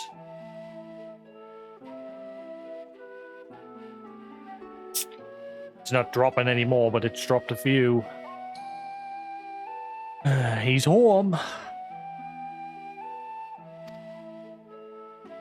The enchantment which binds me and the rest of the Forum is based on a similar principle. And yes, it is a contravention of the Sharlayan prohibition against the practice of memory manipulation. Only when a new member is inducted and told of our great duty are they subjected to the process. A necessary evil. You have my word that it would never be used to manipulate the populace. I should hope not. But can this enchantment be dispelled and your memories restored? So, how do they know what they're doing if they don't know what they're doing? Like, this spell's supposed to have made it so they don't know, so that they can't tell anybody. So how do they know what they're doing? How do they know to do it?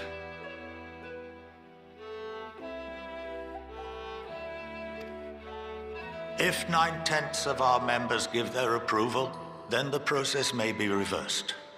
Then, and only then, would we be able to speak freely to others of our sacred duty. Barring that, we must wait until we return to the ethereal sea.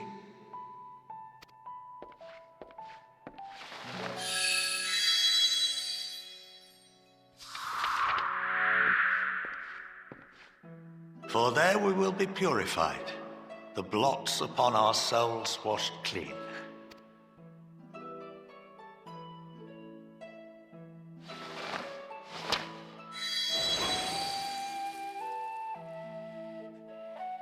And our memories drift apart and dissolve. I think that says welcome to the Rather study. defeating the purpose, I suppose. Just the first letter looked like a H.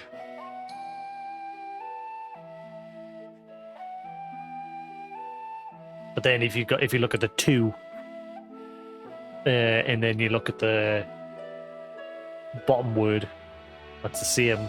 So that's a T. Next to the U, so it's definitely studium. It's just the S looks like a H.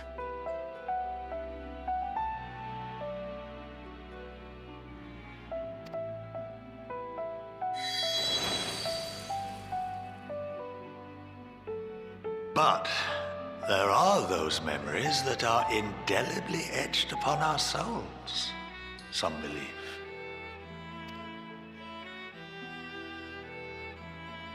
What happens after that? We are reduced to pure ether, coalesce with that of others, and create souls anew. That's how Van Daniel remembers his past lives, because it's etched on his very soul.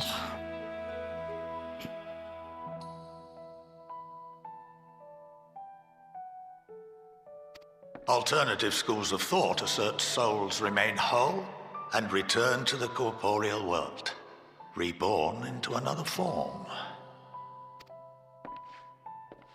Both theories have their proponents. Personally, I consider each equally probable.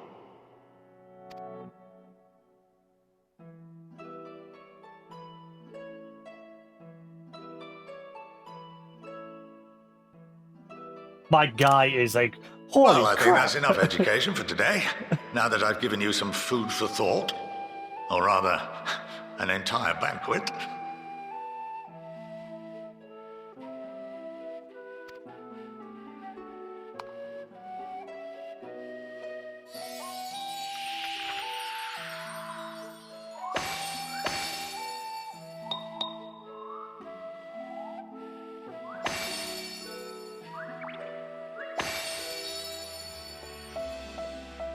I would remind you that although I'm unable to assist you with certain matters, the resources at my disposal may still be of use to you. I'll arrange for you all to be given the run of Phenomenon. Of course, as associate to our alumni and the students of Baldessian, this privilege is extended to you as well, my friend. Thank you. Oh, and I suggest you speak with Ki Aliapo. She's well known among the artisans of Sharlayan, and her network of contacts may prove useful in your search for knowledge.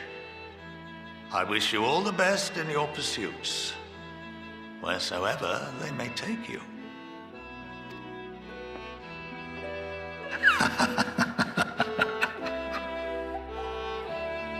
What was with that laugh? What was with that laugh? It was kind of creepy. You've been granted the run of Phenomenon. If you are game, Crealipo would put your artisanry to good use.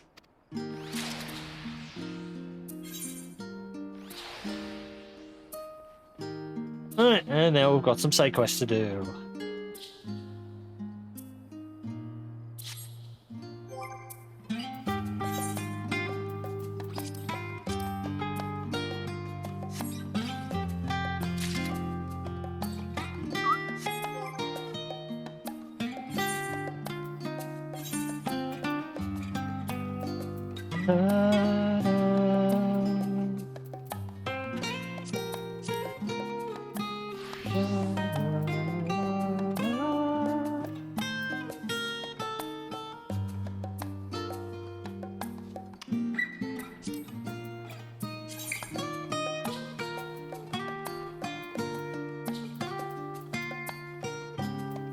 can't be dyed.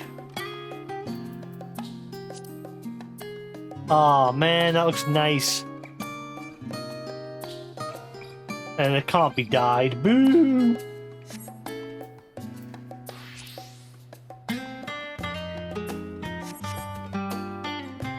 That would have become my new glam weapon if I was able to dye it.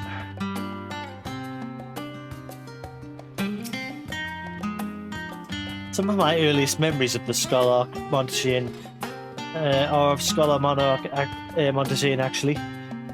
He was a close friend of our grandfather. He would come for tea and amaze us with his tricks, much like his demonstration with the paper and ink. He's a huge part of why I wanted to enter the studium in the first place. Well, Scholar Montesian is best known for his role as the head of the studium. He is said to be one of the finest mages Charlian has ever produced. Having seen for myself the ease at which he weaves extraordinary complex and powerful magics, I've no reason to doubt the claim. Yeah, he's definitely going to be the stand-in for Louis Soir at this point, isn't he? We're going to probably see a lot more of them. Na na na na na na na.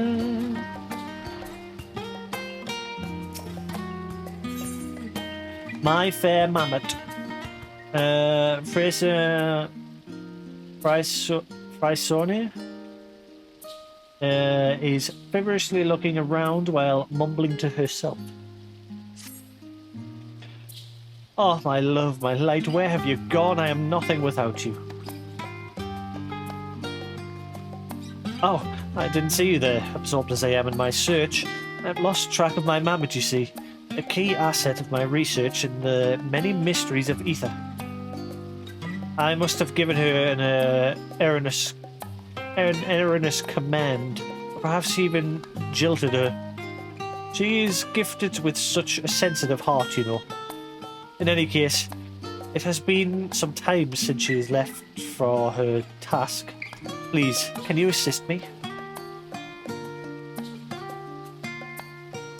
Ah, thank you. Thank you. I sent her on an errand near the last stand. You would do well to begin your search there. Her aura is unmistakable. Keep an eye out for her elegant figure and imperious demeanor.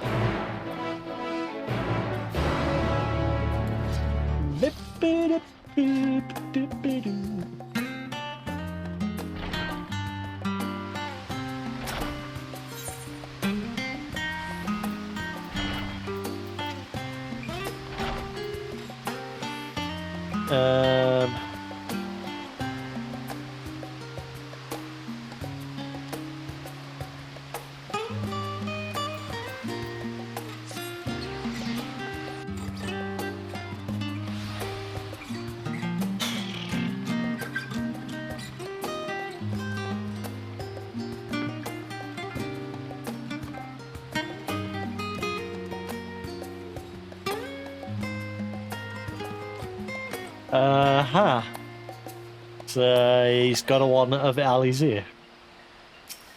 Creepy.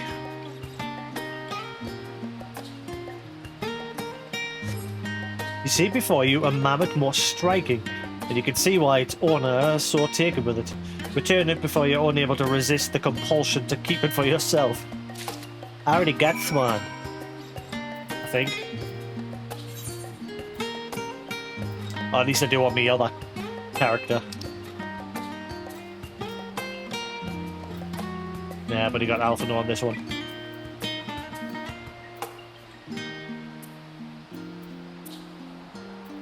Can't remember how you get the Alizé one. I remember if it was a purchase or if you actually get it in game.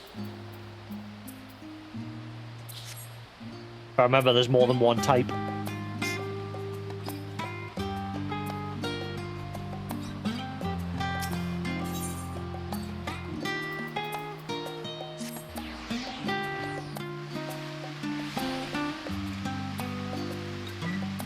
My queue crashed at 1800. I started at 2000. If you're lucky and you log out and log back in, it usually remembers your position.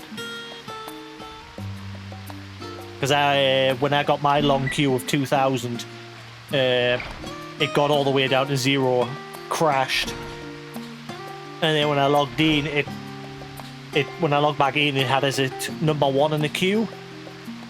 But it was stuck at number 1, so I had to like reload a few times, and then eventually I got in. You were gone too long. That's why I'm getting into the habit of logging in early. Like when I'm about to get food or something, like just before I'm going to stream, I'll usually log in and I'll just nudge the controller every now and then to keep myself active.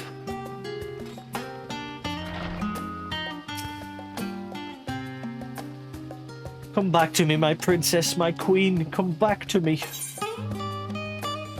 The existence of this mammoth is probably a secret best kept from certain individuals. This is her, my enchanting mammoth, and not a single scratch upon her beautiful visage. Words cannot express how happy you've made me. I commissioned this masterpiece from a gleaner, and had it modelled after the woman who has captured my heart from afar. With the aid of a tome written by Archmagus Khan, I constructed my own device to control it remotely. However, it seems there are yet some kinks to be hammered out.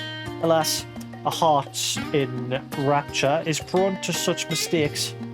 Details are easily to overlook when the whole world is your oyster. I must clear my head and redouble my efforts. Thank you once again for your help today. We won't soon forget you. Creep! Weirdo!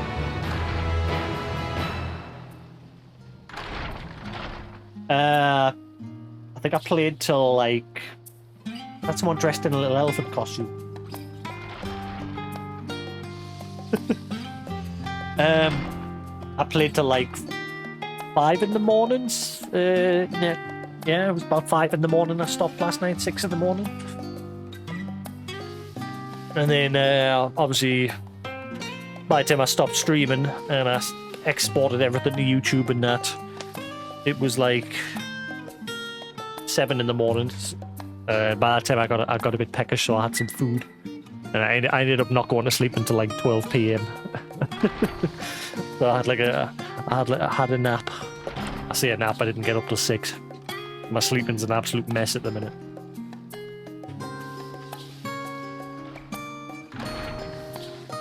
Especially with us being out of work at the minute.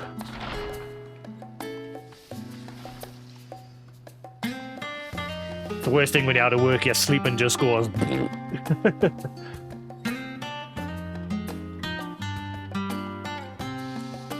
Oh, there's a little sister's minion. Where'd you get that? I'm guessing from the nut vendor in a...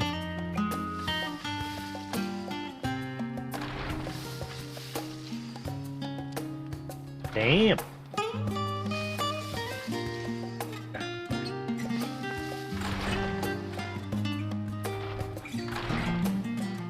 Yep.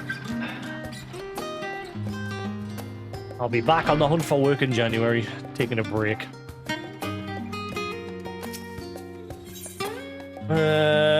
Volatile education. Participant seeks eager minds. Passamerit. You there? From some distant and exotic land, yes? I require a fresh perspective for the next step in my research, if you have a few moments to spare. Do not worry, nothing too complex will be required of you. I'm planning an introductory class that will educate younglings on the practical applications of etheric energy, and I seek opinions on this lesson's plan. With any luck, I shall strike a spark which ignites a lifelong love of learning and curiosity. Considering my lofty goals, I welcome honest feedback, even if it isn't entirely positive. Will you help? Thank you, my eager student. Together, I dare say we are building the future. Pray, visit my colleague in Tranquility. A burly Rogadan fellow, his imposing frame belies a brilliant mind.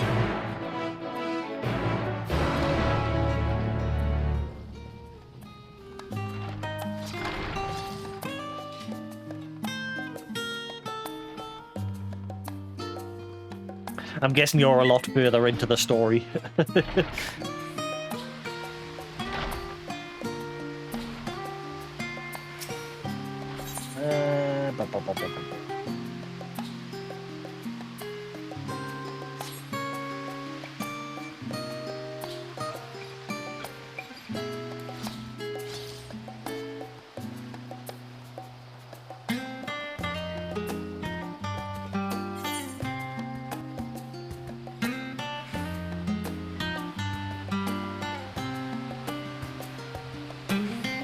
Oh, are you sure you're wanting to see all these spoilers?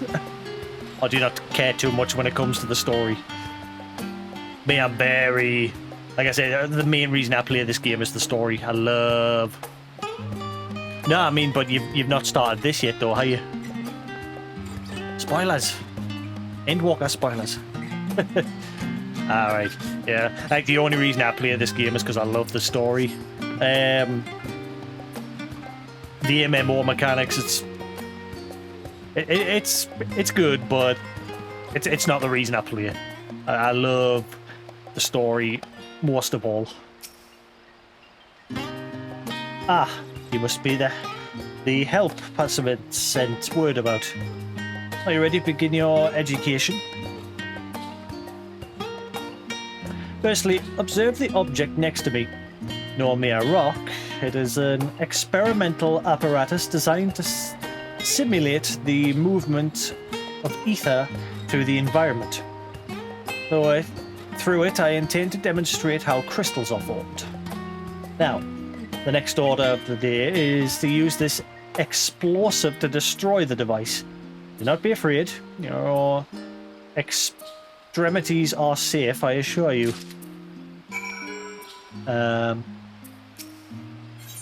Kaboom.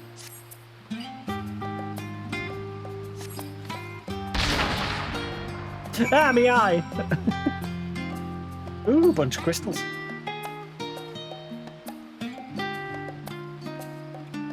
Ha!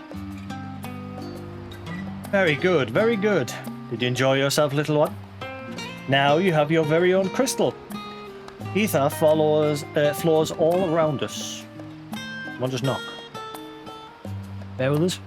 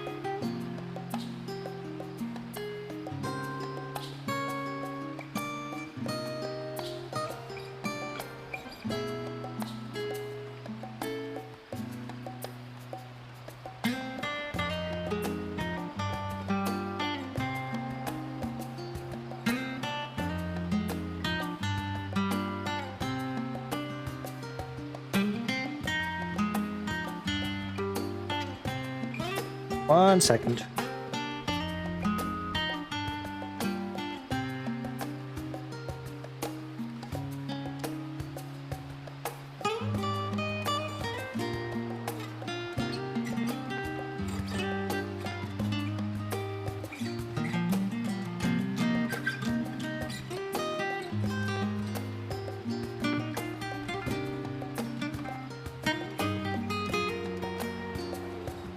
Right.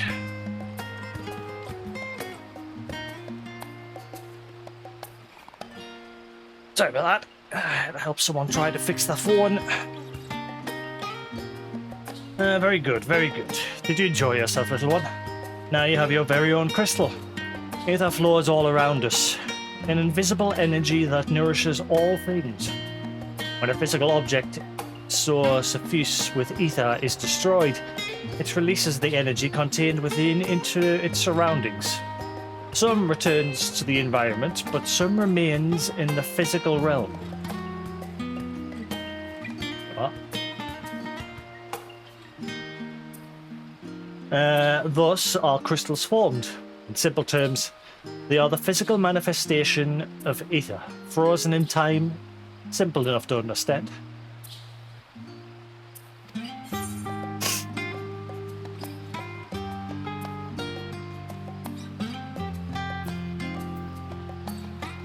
I've heard those words before, but never in that order. Ah, is that so? Any Charlene youngling could recite those facts from memory. However, I may not always have the luxury of teaching such cultivated minds as today has demonstrated. Yes, we must be more thorough with our explanations, so through that even so thorough that even the unlearned would have no trouble understanding them. Thank you for your frank opinion. Sometimes an outside point of view can illuminate otherwise unseen faults. You have given us much to consider. As for the matter of compensation, my colleague is in charge of that. Please return to him to receive it. I'm just gonna leave this shit lying around, not gonna clean up. A little bug.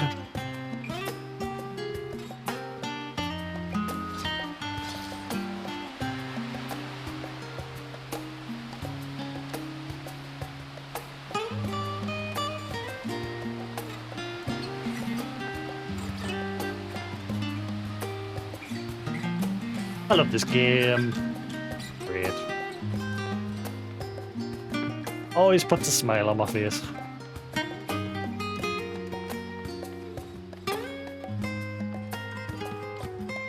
Beavers? Where's Butthead?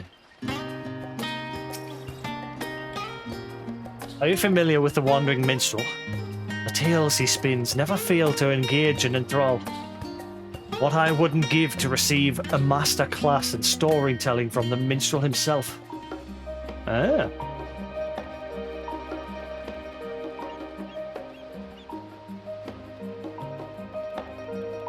Yes, we found Beavis, but Butthead is not here.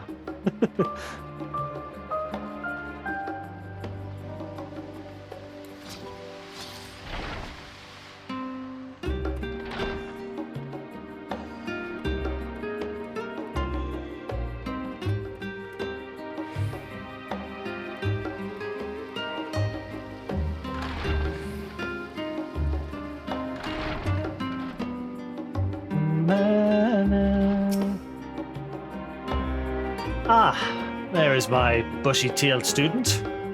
Was the experiment to your liking? Children are ever so fond of explosions. Your payment? Ah, yes, of course. Besides, whatever knowledge you gained today, free of charge, mind you. Take this. And of course, you are always welcome to join us after I've revised my lesson plan.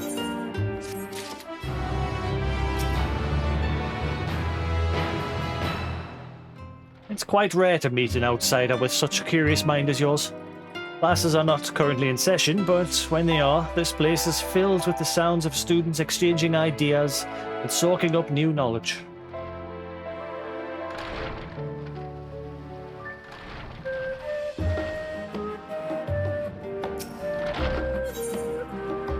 fast fashion. The student appears to be deep in thought. Ah, he looked to be the sort who's out and about, performing various feats of daring do and so forth. Why, the scent of the outdoors is practically wafting from you. Seeing a stink? Kick him in the crotch. Perhaps you've heard of the competition being held in the city. Designers from across the region submit designs for academic uniforms, and the winner will be worn by none other than the members of the forum. The chosen designer becomes exalted amongst their peers. Even a lowly student can have their names said in hushed whispers across the stadium. I would have such fame for myself. I believe my concept might be just the thing to help win it. I have an image in my mind of a rustic scholar, one who enjoys the open air of wilderness as much as the musty air of the library stacks. In fact, I have already prepared an initial design that looks to fit your frame perfectly. Would you try it on for me, that I might see it if it conveys the message I have in mind?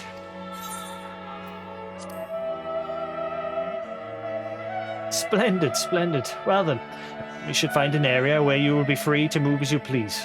I believe tranquility should be just the locale we require. Come, come.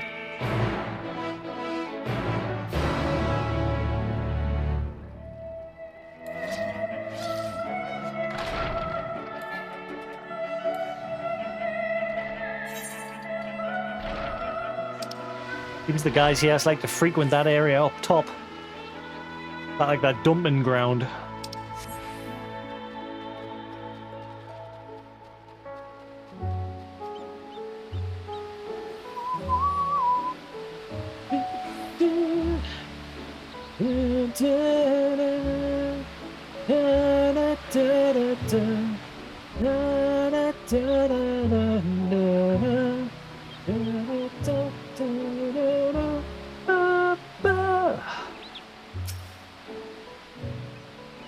This appears to be a suitable spot. Spacious, sunlight.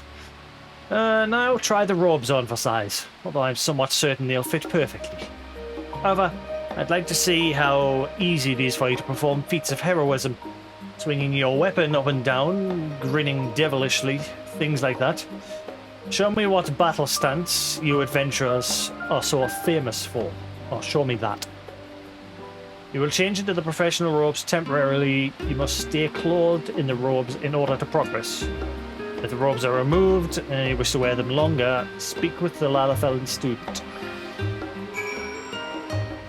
These are just the same as the fucking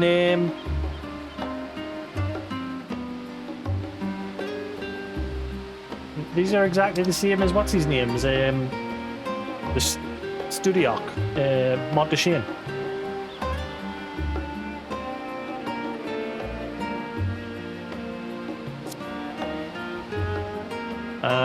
Battle stance.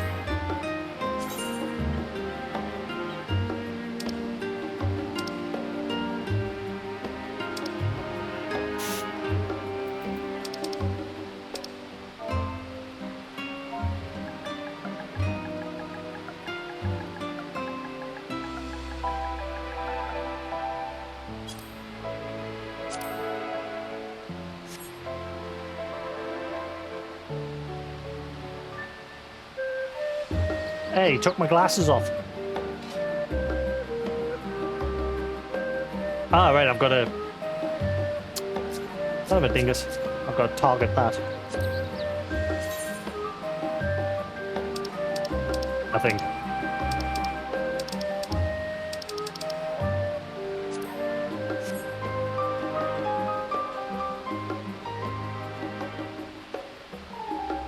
There we go. Ah, yes, you look ready for a grand adventure under the... No, I do not. I believe these robes shall be well suited to both the lectern and the open fields. Now, I'd like to test the fabric's breathability.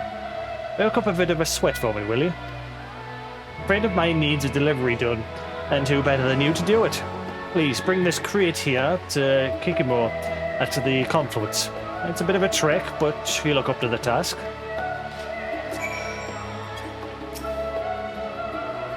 Deliver the crate of crystals to keep on at the confluence before the time runs out.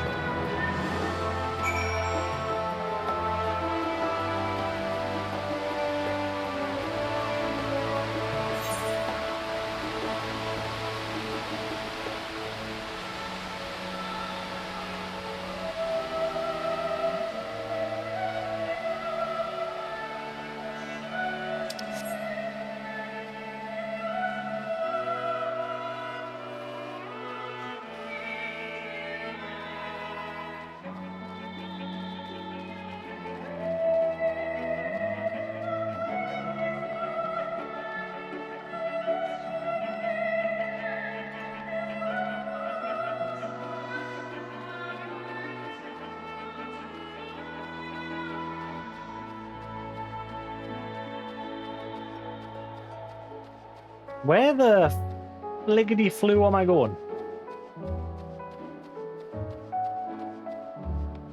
In here?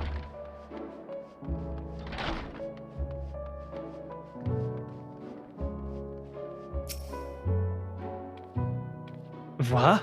A member of the forum here? I mean, welcome to my humble laboratory. What do you need, sir? Exactly. He's made clothes that look like forum members. Oh, you give me quite the fright. You should be more aware of the effect that such robes have on people here, students and professors alike. Of course, I'll accept these crystals most gladly. That being said, pray inform the student who gave them to you that she should do her own work from now on, regardless of what experiments may be conducting.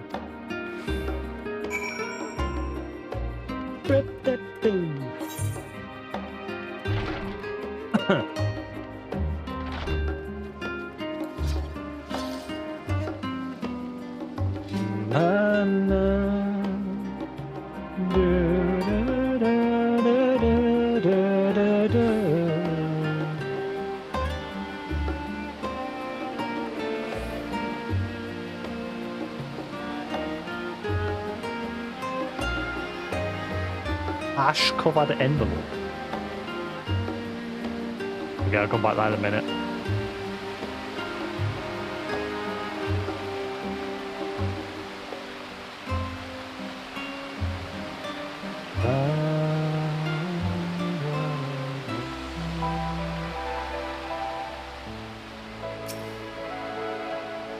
Welcome back, my adventurous assistant.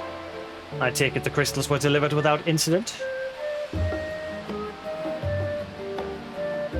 I see. Ikimura can scarcely get through a single conversation without giving her unwanted advice. No matter. When my robes are chosen, I'll wager she'll treat me with the respect I deserve. They ain't gonna get chosen, mate, because they're confusing people to think that I'm a forum member. And her advice is clearly right, and you're just ignorant. Bad Lalafell. Go sit in the corner. But you don't appear to be flush, so I take it the robes were light enough to allow somewhat physically taxing duties. However, I would like to examine them closer for any signs of wear. Could you return them to me? I'm more than happy to. Thank you. My masterpiece draws one step closer to perfection.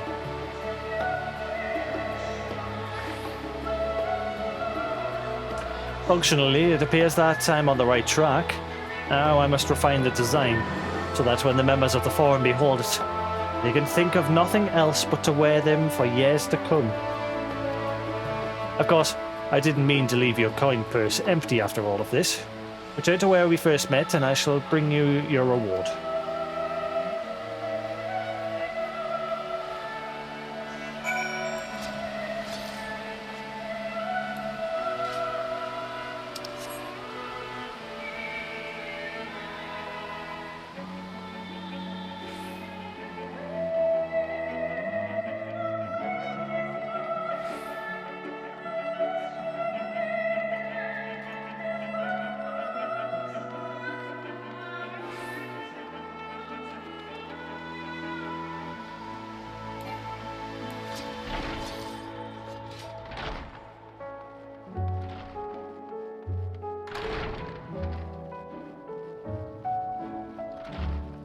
Do, do, do.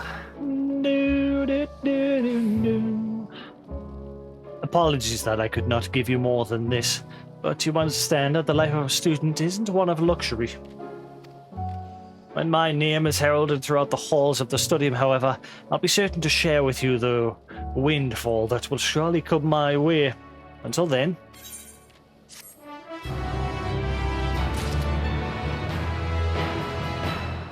Alright, one more left to go.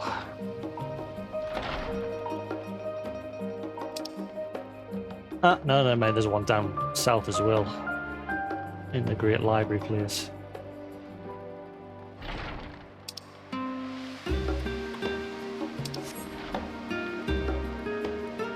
And there's one here as well. Wait.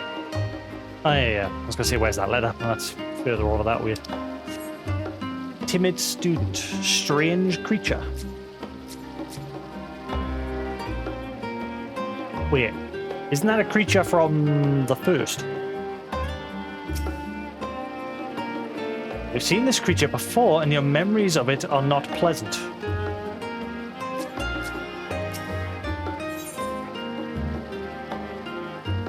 Oh, this is the one that was in the crate.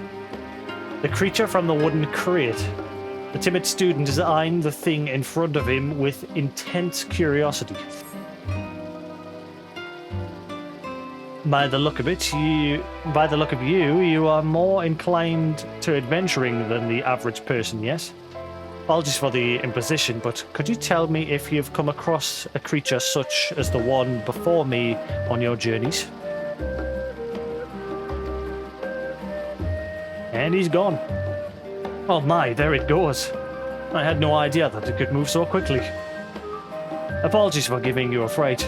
That thing was recently delivered to the door of my professor.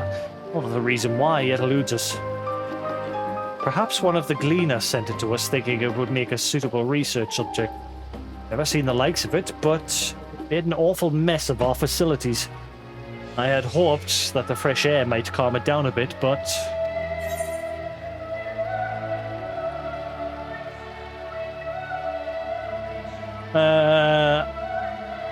that creature is more dangerous than you could imagine. Dangerous? If even one as imposing as you say so, then it must be true, and I let it escape.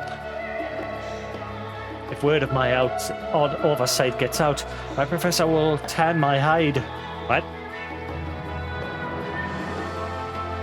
I may even be forced to delay my studies by a whole year. I must find that creature at once. We need to cover as much ground as possible. Could you aid me in finding it before this day becomes a catastrophe? Thank you, my friend. Thank you. Well then, it appears we have run off towards. It appears to have run off towards Arkan's design. I wish you good luck in the search.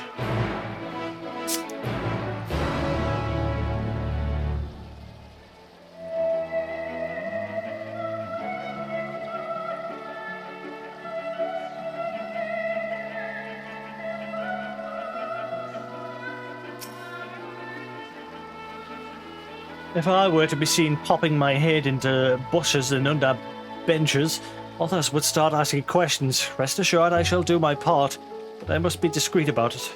Otherwise you're going to stand here and do nought. You, on the other hand, should head to Arkan's design. 2 sets of eyes are better than 1, I say.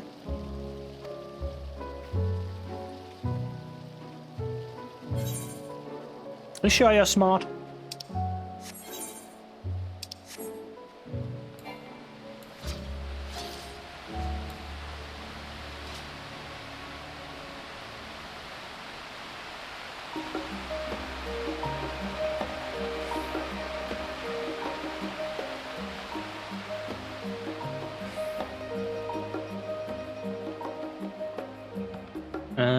Let's see.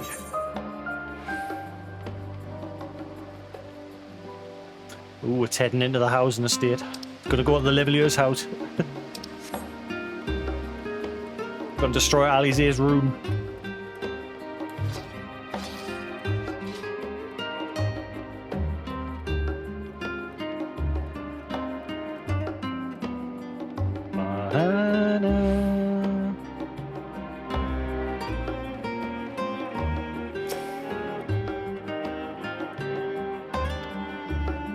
It seems to be the creature you are looking for.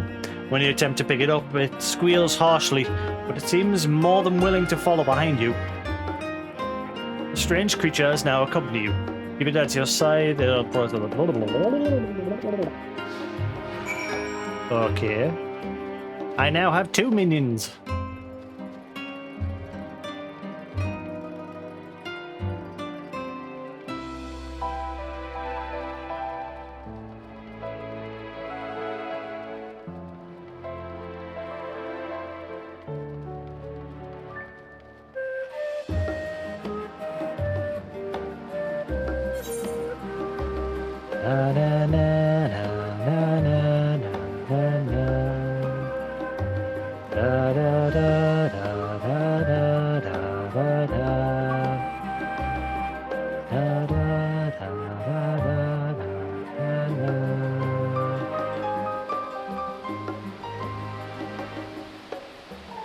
What's your cue like, Raven?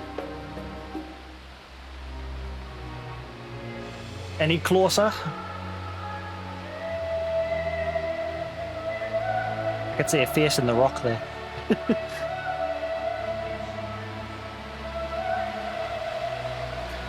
Wow.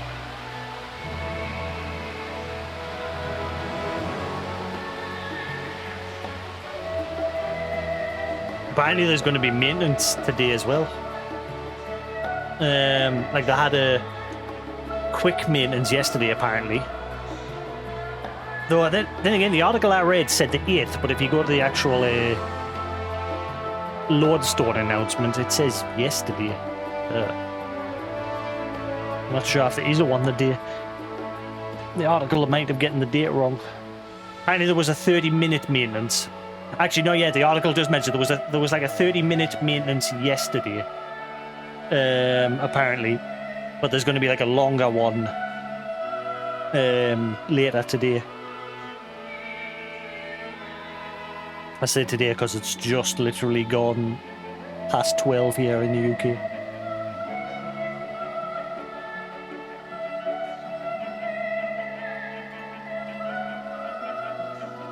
You're doing shopping.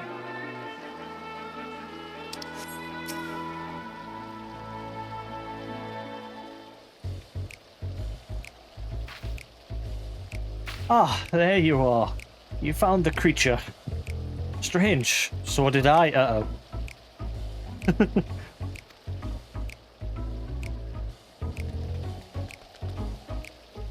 You guys got a problem on your hand. I could have sworn there was only one in the crate. Perhaps I was mistaken. Well, what harm could another do? All the more for us to study. I had very nearly feared I would be a lowly student for yet another year. The outside world calls for my genius, and thanks to you, it shall have it.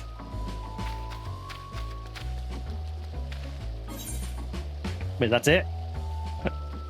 Okay, I'm guessing we'll bump into him again at some point with another side quest. Because we had a side quest a while back with the crate.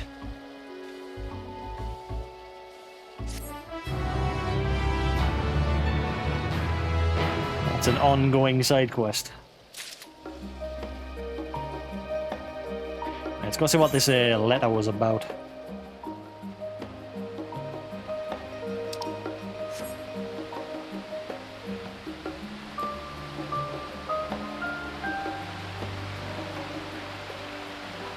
An ash-covered letter.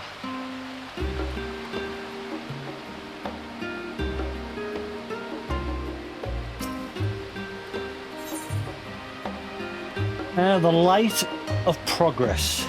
You spy a blackened envelope on the floor of Archon's design.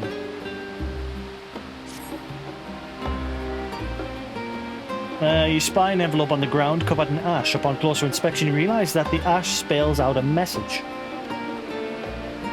To the kind soul who finds this missive, pray deliver this letter to the unassuming Mikote scholar who can usually be found sequestering in a quiet corner of the conference. Many thanks.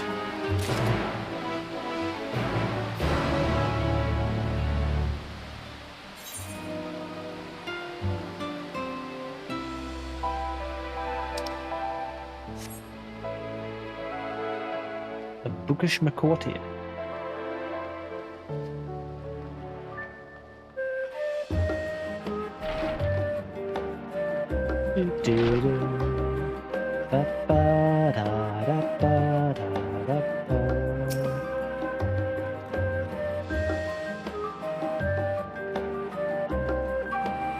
Yes? Were you looking for me? I suspect I spend too much time in this corner of the conference if someone I've never met knows to find me here. Message written on this envelope indicates it is meant to be delivered to the confluence. A letter, if you don't mind me asking. Can you tell me where you found this? Lying on the floor outside. Of course. I see. The place where you chanced upon this is one of dubious prominence. Students are confined there as punishment for... Wait, we've got a prison? For students? Punishment for recalcitrant behavior. 1 second.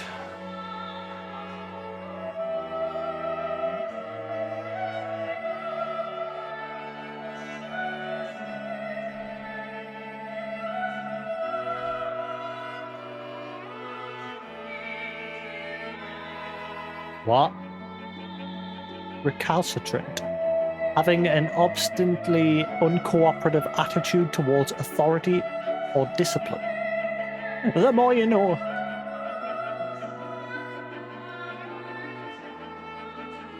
So bad behavior, basically.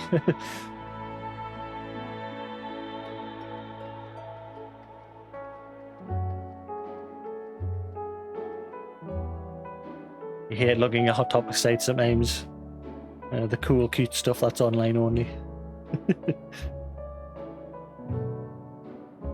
Yeah, I keep going on Amazon and other sites and searching for things, and I keep telling myself, I can't be spending money at the minute.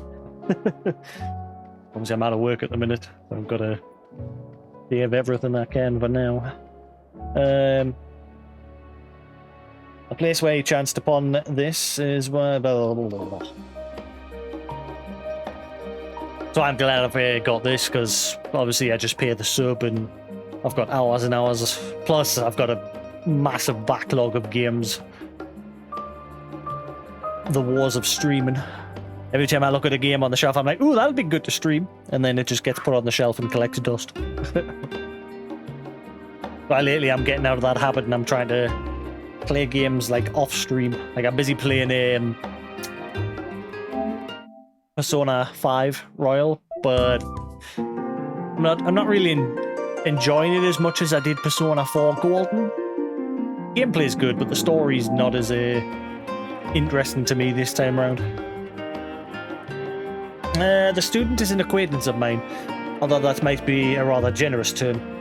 Several days ago, he was confined there for concocting an explosive alchemical compound and using it to surprise his teachers.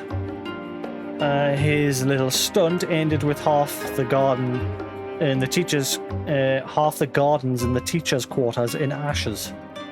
And it seemed he put more effort into writing a message to his would-be courier than to his letter's recipient. Bring me food and a candle. I see. That burst lout. Serves him right, being locked up in that room. As you can doubtless surmise, our relationship is somewhat strained, and I apologize for making you party to it. But what's done is done, and now I'd ask a favour of myself. Could you procure a candle from Totfug at the Agora? I shall prepare the food this fool has requested, much as I would rather not. When you are done, pray meet me at the spot where you found the letter.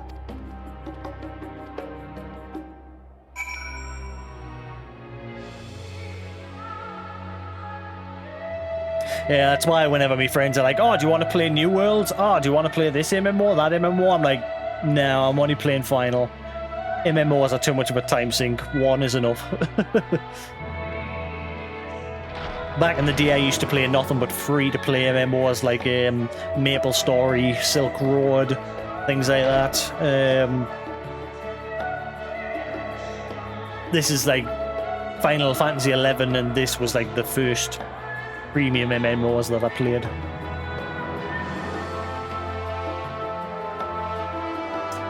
And because of how badly I got addicted to Final Fantasy XI, I swore never to get in that state ever again. Like when I was younger and I was still in high school, when Final Fantasy XI like first released on the Xbox 360, I didn't have an account at the time because obviously I was still in school.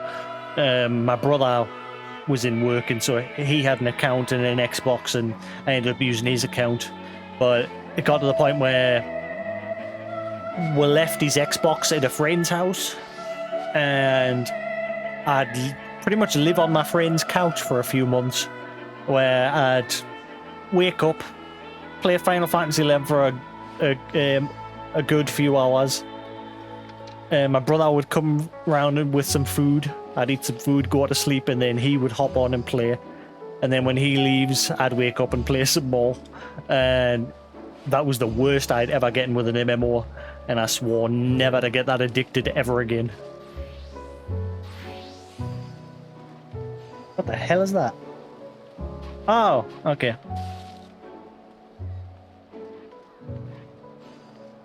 I've just noticed what that was. A candle, you see. Of course. Here, take this. Please inform the requesting student that they can pay at their leisure.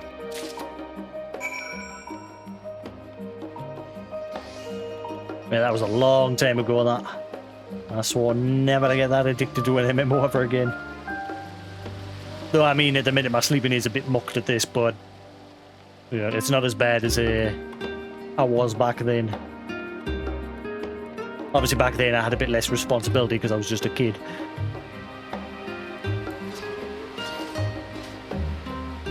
These days, if I ever mess my sleeping up, I'm like, ah, man. Back then, I was just like, meh.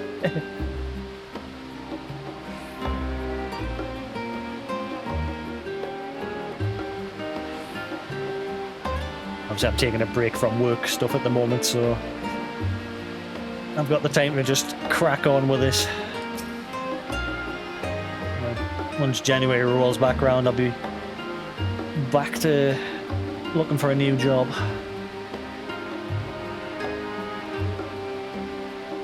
So I only came out of my job at the start of November. I decided just to take a little break. There you are. Were you able to acquire the candle? A perfect candle for long nights of study. Yeah, in a prison cell. Poor guy. I mean, he did make an explosive, but yeah. Yes, this shall do. Once again, I must apologize for sending you to and fro, but the sooner this matter is concluded, the better off we both shall be. I suppose since you are from a foreign land, you are unaware of what this candle represents. There is a reason that scoundrel requested a candle of this type. Long ago, one of the students confined within these rooms spent his days unraveling some of the most troublesome mathematical problems of the time. With nothing to do to distract his attention, he was quite successful. He wrote the equations on his wall with the blackened ends his spent candles. When the professor saw what he'd done, well, they were too impressed to be angry. Doubtless that idiot means to make his own mark, as many delinquent students have attempted to since. Professor will turn a blind eye to his vandalism, to be sure. They would not let rules impede discovery. Any road, I will deliver these to him. Perhaps some good can come of his selfish request. Here, take this for your troubles. I pray there are no more.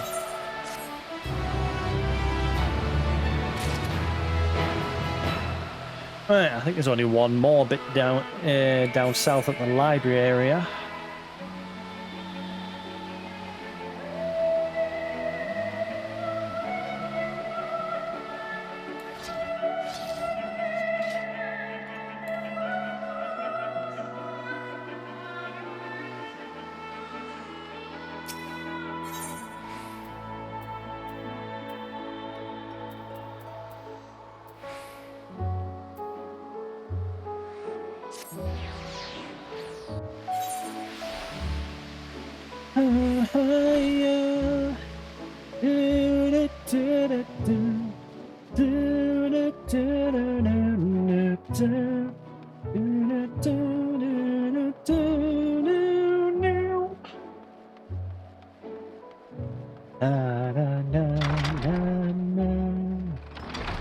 Jajaba! Some main pieces have got some weird names. Like 90% of them have weird names. I thought that Lalafell was a minion standing behind the guy at the library. Never mind. Booking books.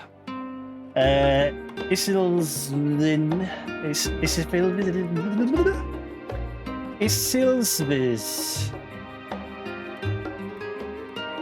Is poring over books, but her mind seems to be elsewhere. Ah, I've seen you around Nanaman as of late. You're the adventurer, yes? I've been meaning to seek you out. I believe I have a task rather suited to your abilities.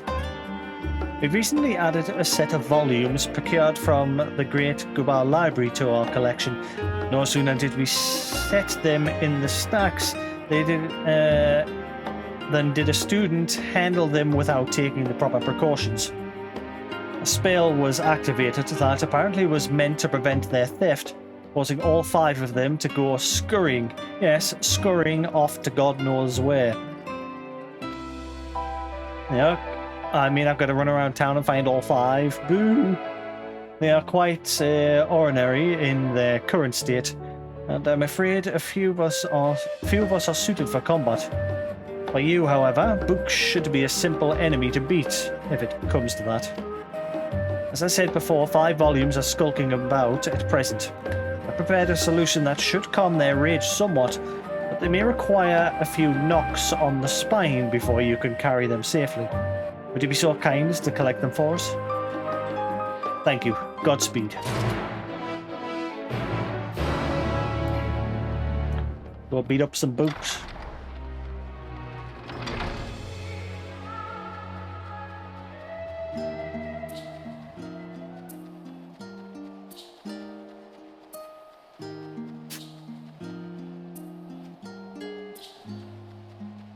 Vicious volume. The book is chomping at the air as if to ward off anyone from coming too close. Use the powder to put it to sleep, but keep watch for your fingers.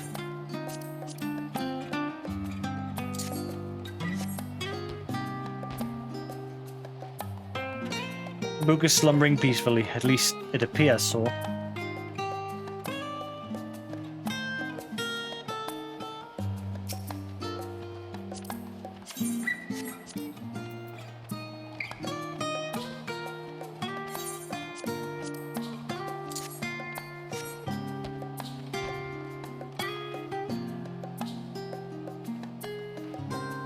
Book slumbering peacefully, blah blah blah.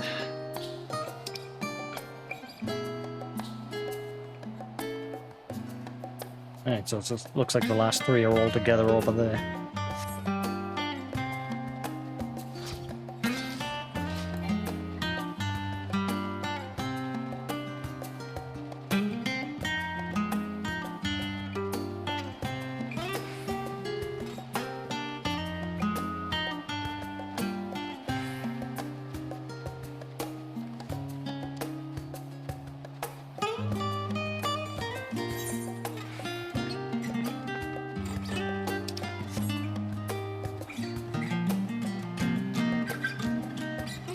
I really want to learn to play this.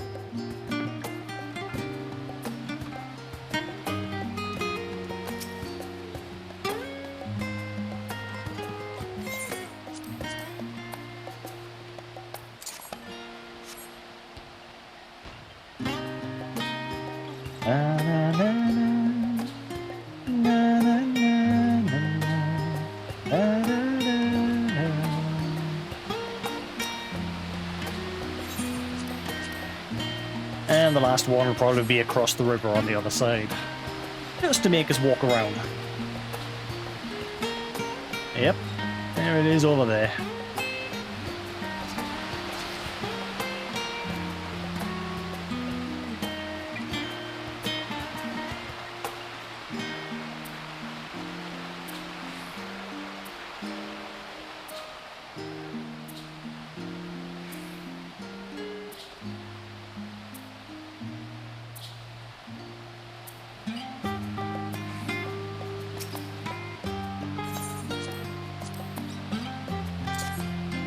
Yeah, that's the last one.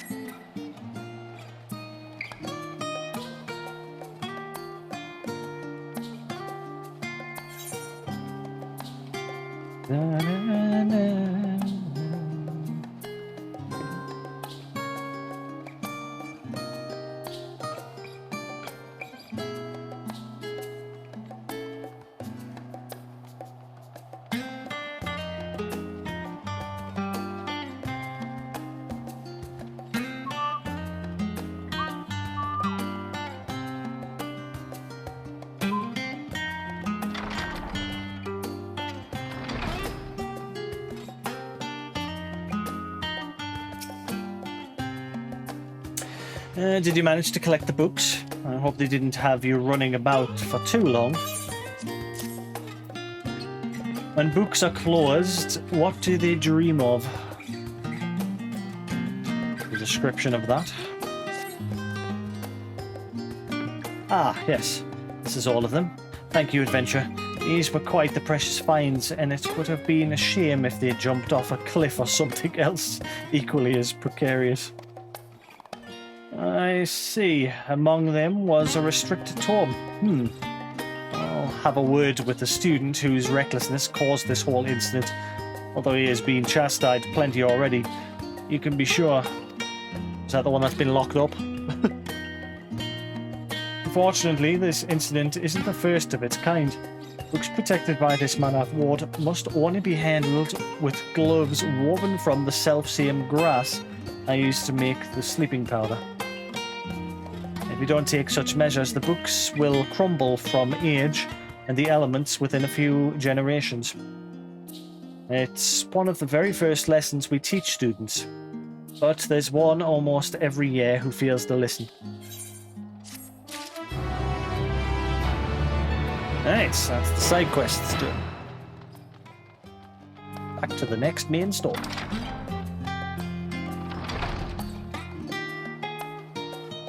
In fact, don't know if I should have a quick teleport to the other areas outside in case there's some others popped up. I doubt it, but I'll have a look just in case.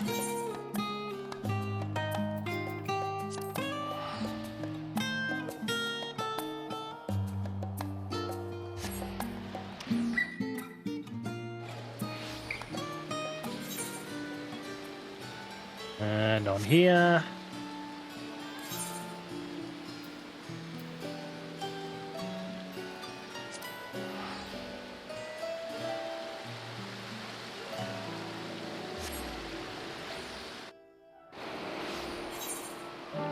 And on here. Right, jump in.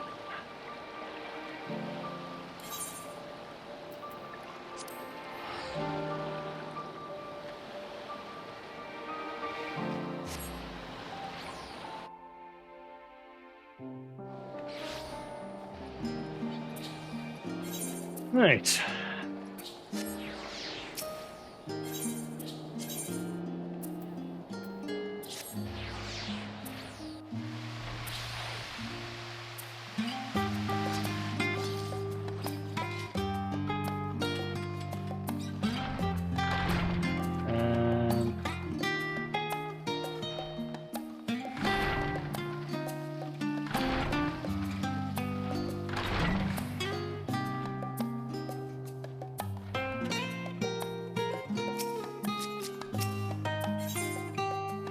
capital idea. Kyle is still digesting a rather hefty portion of food for thought.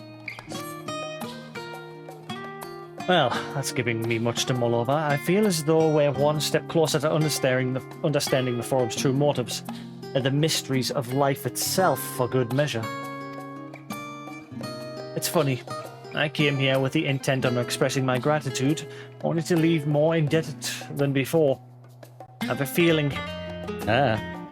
feeling his friendship and support will be a great boon to us in the days to come. Yeah. I think he's going to be the next Louis Soir. And on that note, let's head back to the annex.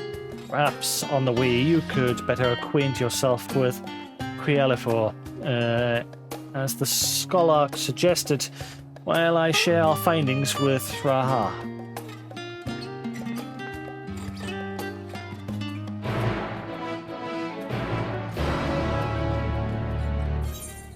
Where's this Crealifor?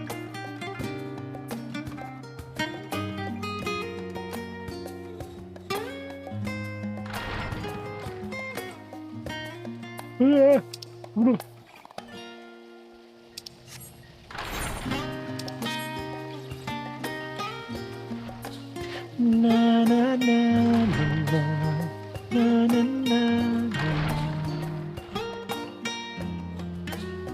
Yeah, who the hell is this Crealifor?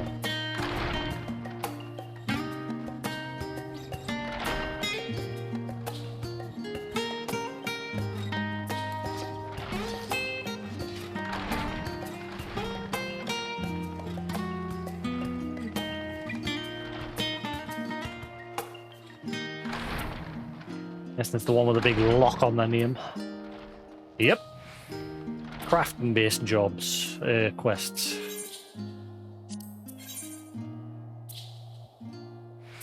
Yep.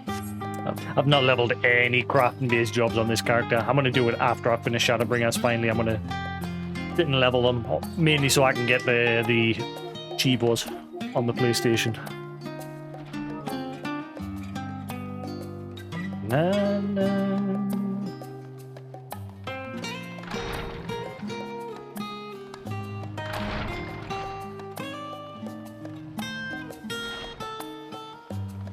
Maybe a shame me beard's driving us up the walls.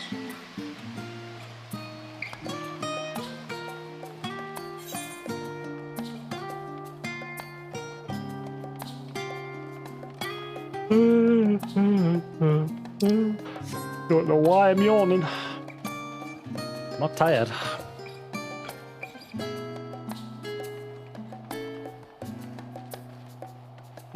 Jasix. The stadium is home to all manner of debate, though there are some who have taken to recording forensic victories, even betting on who will win and who will lose an argument. The scion of House Levelure, who graduated quite a while ago, claimed the most wins and has yet to be dethroned. Alphanor.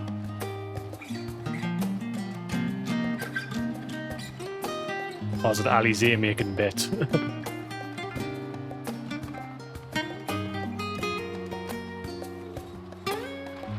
Betting on our brother.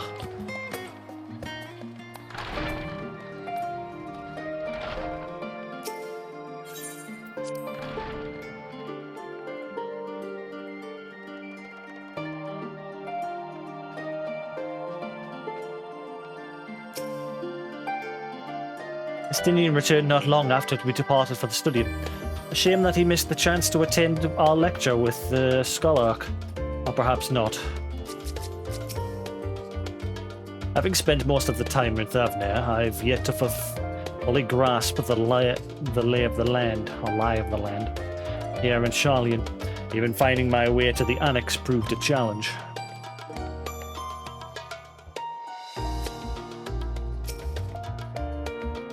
It seems I've done an adequate job of relaying Scholar Monteshane's lecture to Raha. Given his experience in the field of souls and memories, he had no trouble understanding it. You better not let your guard down around Kui.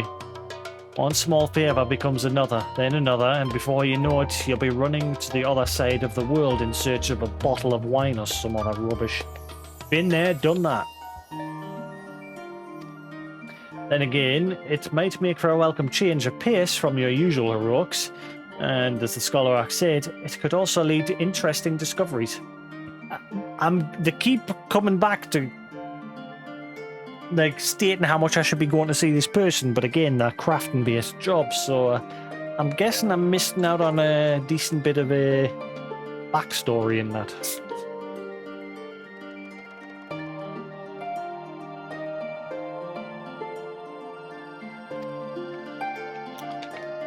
And obviously by the time I get around to doing them, I'll be long finished the expansion.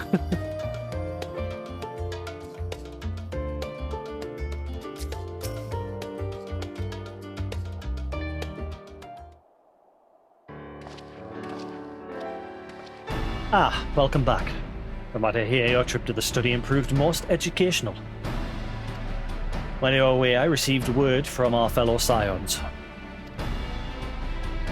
As expected, news of the warding scales was met with much joy.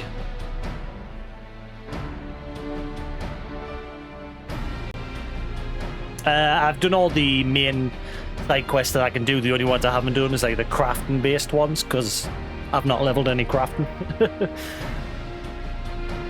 The reason why I've never leveled any crafting is because obviously I stream myself playing, and I've always thought it must be boring watching someone do nothing but craft.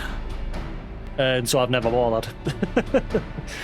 I'd probably be bored watching somebody else just sitting crafting. But every other side quest I've done. As expected, news of the warding scales is met with much joy. Preparations are now underway to bring the leadership of the Grand Company of Eorzea and the Eastern Alliance together to determine a way forward. Our friends have asked that we bring the scales in our possession to Lim Salaminsa.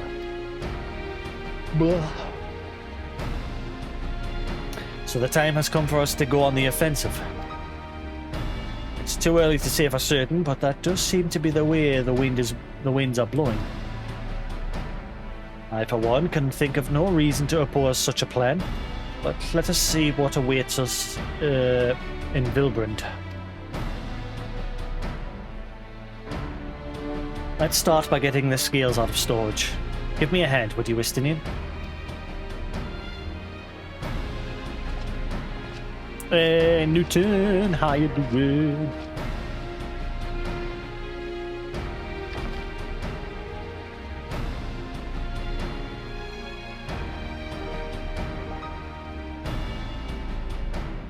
Phew.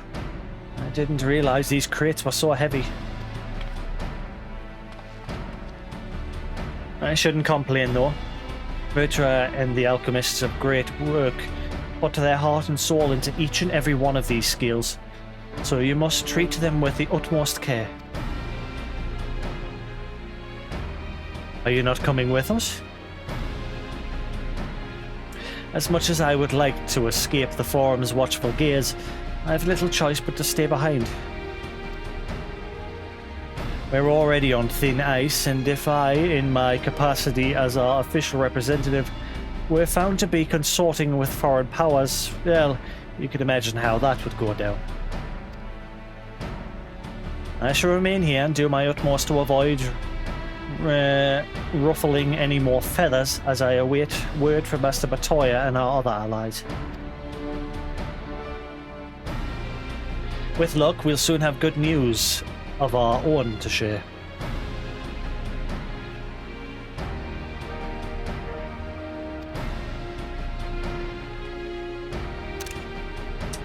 The tide is about to turn, I can feel it. Lim Salaminsa.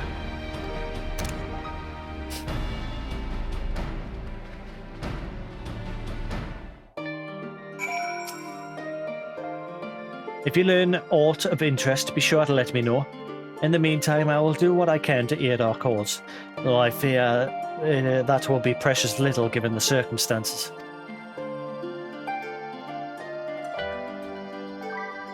To Limsa!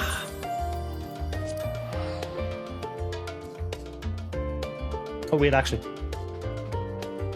Just in case, let's step outside in case there's any side quests.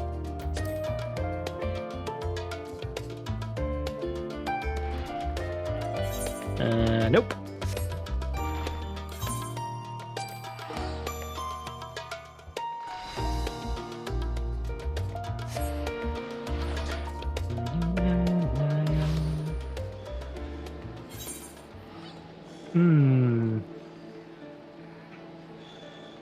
I hope there's no side quest going to pop up here, because with this character, our story skipped Realm Reborn, Heaven's Ward, and Shadow and Stormblood. So all the side quests haven't been done. I did them all on me other character on the other server I played on. But like I said, this character, my original Legacy character, it's just been in limbo since the original Final Fantasy XIV. Until I decided to play on him again. So I hope there's no Endwalker side quest will crop up here, because I'll have a hard job seeing them.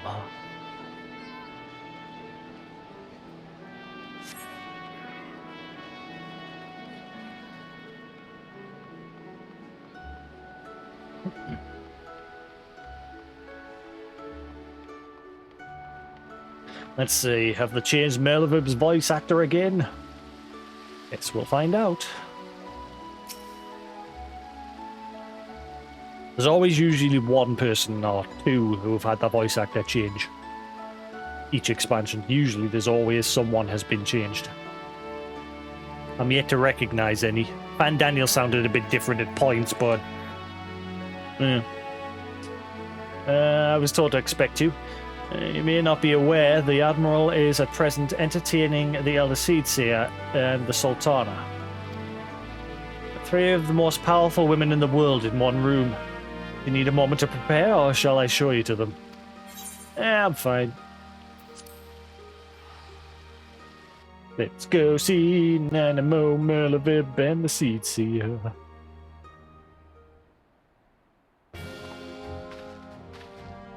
Kana Isena. How do the hell you pronounce that name? My apologies for calling you away from Charlene at such short notice. On the contrary, we are honoured and grateful, and pleasantly surprised to be joined by such esteemed company. It was only right that this decision be conducted in person. We are locked in a war of attrition. Our forces struggling to contain the threat posed by the towers, and it is only a matter of time before we are overwhelmed.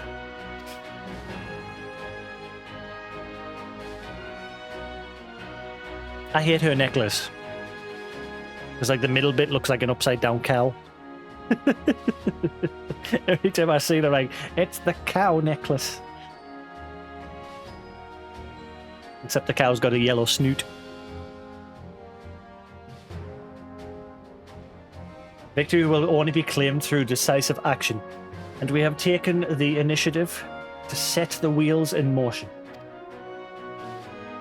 It is reassuring to learn we are all in accord. But might I ask what your plan entails?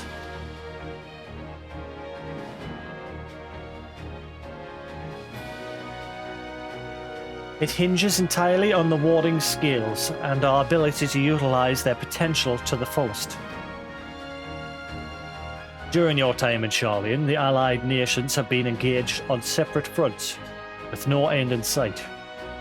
To make matters worse, a surge in abductions of kobolds, Sahagin, Zal, Ixil, and Anata have given rise to an increased number of primals as well.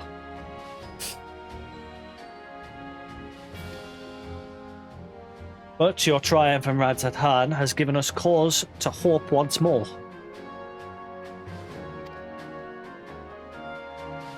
The time has come to free ourselves of this menace. And it is you, the Scions of the Seventh Dawn, who has shown us the way. While the bulk of our forces will continue to hold the Telafroy at bay, we will dispatch our finest to strike at the enemy's heart, Garlemald. These brave few will be the Ilsebard contingent. To think such progress had been made in so short a span.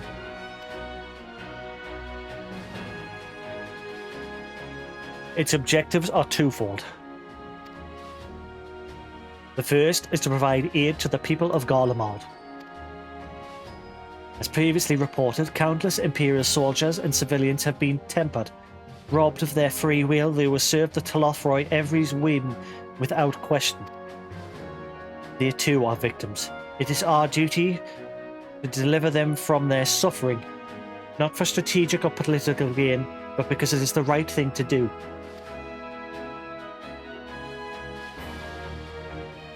I do not ask that we set aside the decades of conflict and conquest, that we simply choose to forgive and forget. I ask only that in choosing to remember, we do also forsake our compassion and morality, for without that, there can be no reconciliation, only death without end.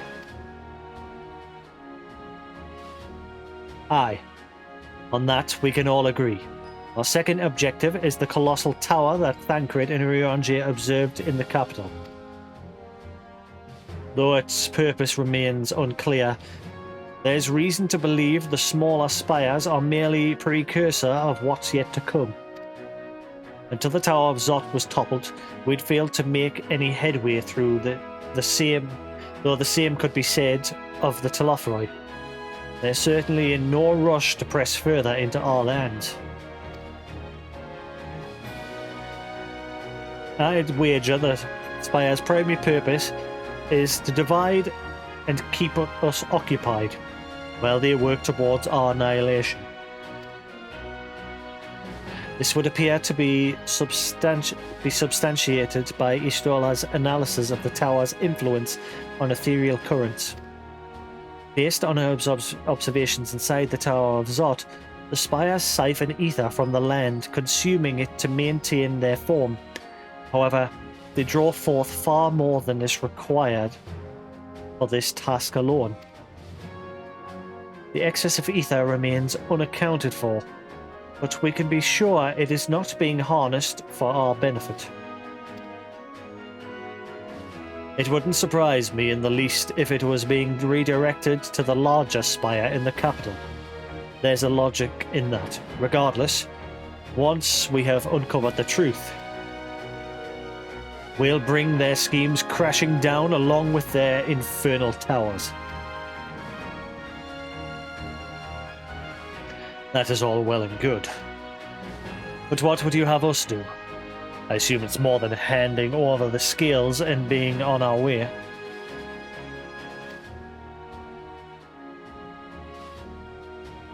We want you and your scales to join the Ilsebard contingent. Consider it an official request from both the Grand Company of Eorzea and the Eastern Alliance. Do you accept?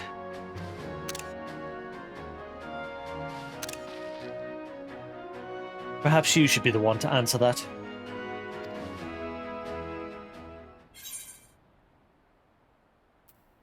For the people of Garlemald. I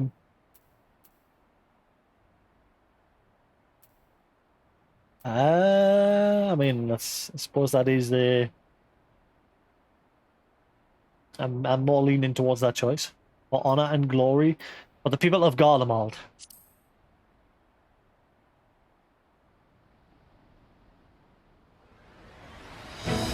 Couldn't have put it better myself.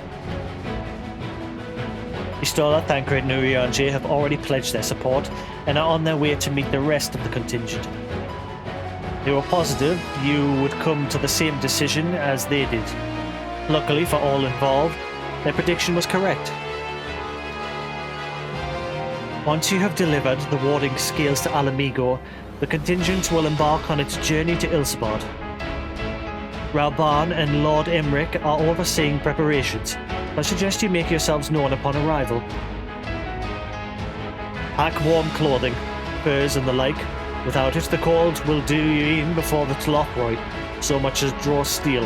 As for us, We'll keep the enemy busy while you're gone. They're not the only ones who can create a diversion. Now go.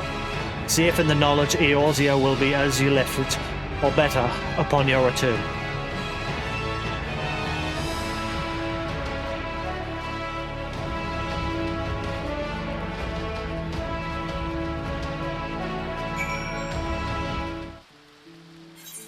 Any side quests? 150, 60. I don't think there is.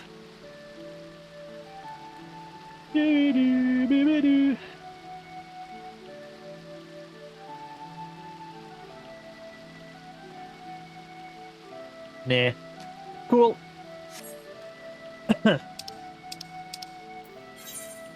To Ul'dah. Actually, no. Sorry. The Alamegan quarter. It's not Ul'dah. Alamigo! Lope!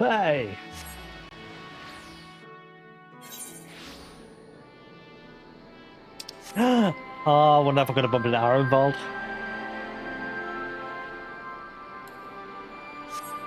Is he gonna be rolling about here? I can actually fly here. Ah, glory.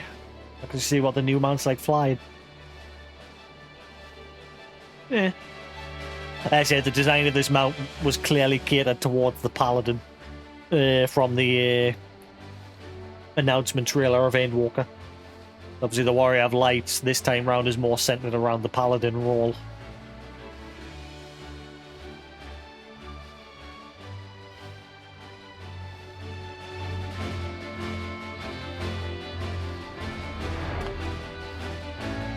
That's what Yoshi and Nat said on the stage when they finally dropped the announcement.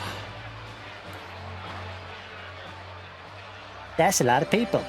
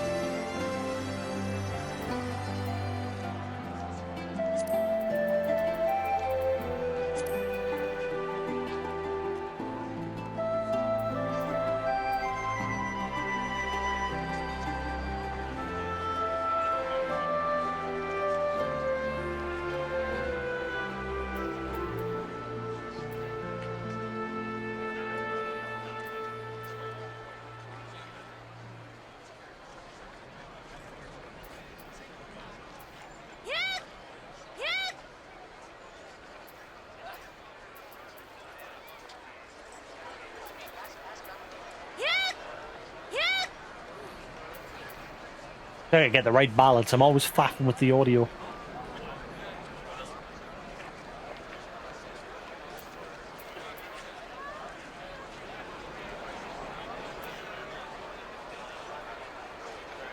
Come on, music, kick in.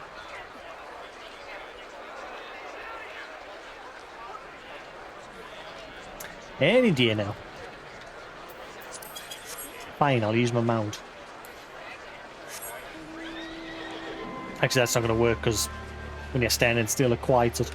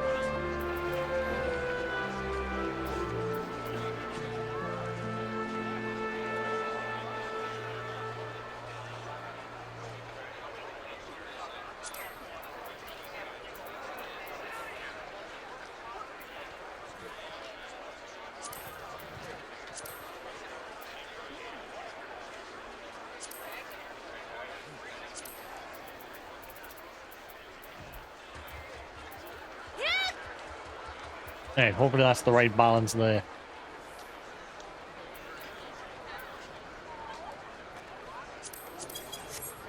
Guess we'll find out.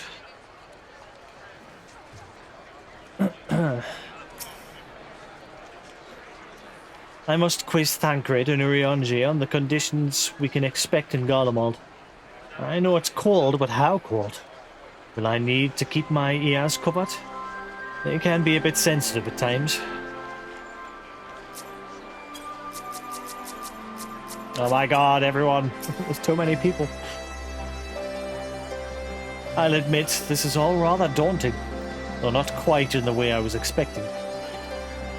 We'll be standing shoulder to shoulder with our Alliance finest. The best of the best, a warrior of light and, well, me. It's silly, I know. Perhaps this is my way of distracting myself from the part I should be worried about. Marching into Garlemald.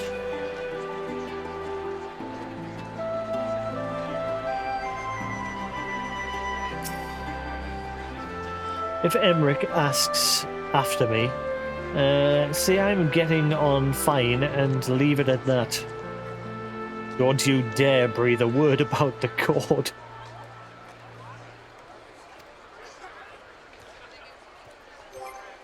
How do you reduce the number of people on screen? There is a setting, isn't there?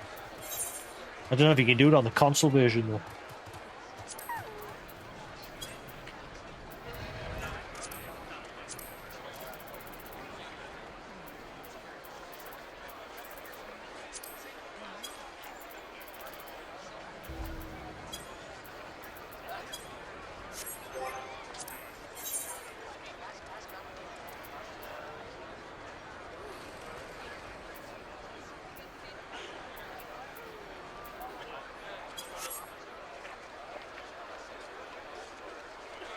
Now there was an option to like reduce the number of people on screen. Let's have a look, see.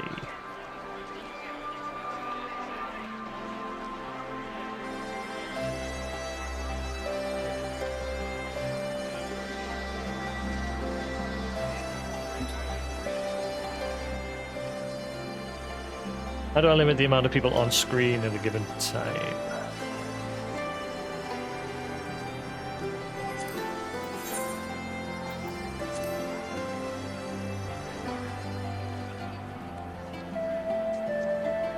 Yeah, the console version doesn't have it. I'm guessing it's already reduced, or... Then again, this is the PS5 version. I don't know if they've increased the number of people on screen. I don't know.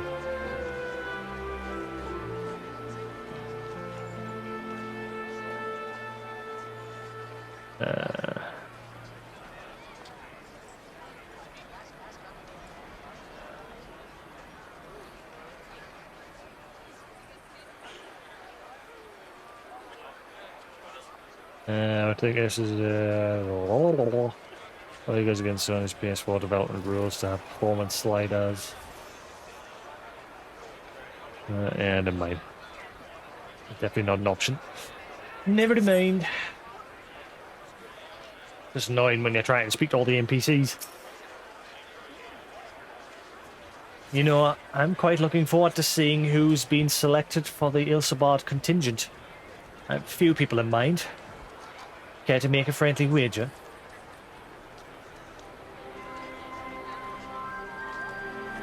Alphano, Gratia, Emmerich, Stanian. Ah, fancy meeting you here. I trust our mutual friend is setting into life as a scion. Collaboration never was his forte. The moment the fighting ended, of course, off he'd go like a jellicat, swept up in the strong breeze.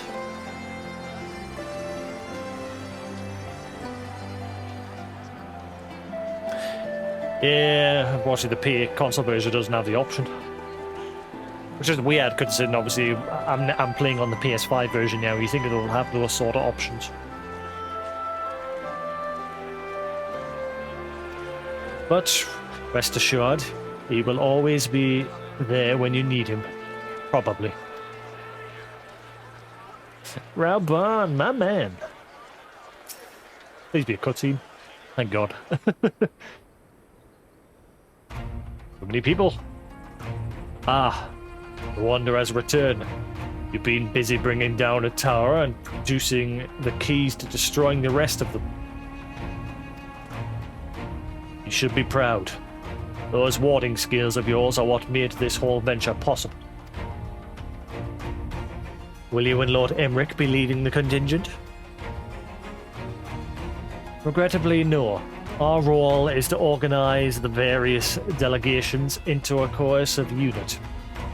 Once we have seen you all off, it's back to our respective posts.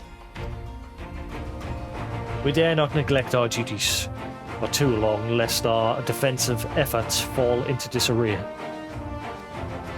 And just between us, there was a fair amount of opposition to the formation of the Ilsabard contingent, very suggesting that we send out some of our finest troops behind the enemy lines to render aid unto Garleans has made me rather unpopular in certain quarters. Can't please them all. Sadly not, though I do my best. Truth be told, I'd much rather be at your side, charging into the fray. Alas, I've battles of my own to fight, where words may serve me better than any blade. I hate to say it, but Lord Emmerich's struggles mirror my own. For the time being, the best we can offer you is peace of mind from knowing Eorzea is in safe hands. As you fight the good fight in Ilsabard, I and the other commanders will do what we can do to convince the naysayers that our cause is just. Thank you, both of you. We'll meet again. Lama. Much has occurred since we parted ways in Werlet. From what I gather, the protective talismans you obtained led to the formation of this expeditionary force. My contribution on this occasion is but a minor one, that being the information I have shared with Maxima. For the sake of the people of Garlemald, may the fates be on your side. I wonder if he's going to take over in Garlemald once we've took care of Xenos. So obviously he was originally, I am on my conquest to rule the world and bring about peace through the ruling with an iron fist. And obviously we showed him the error of his ways in Realm Reborn, and now he's one of us. But he wants nothing more than to obviously help his homeland, Garlemald.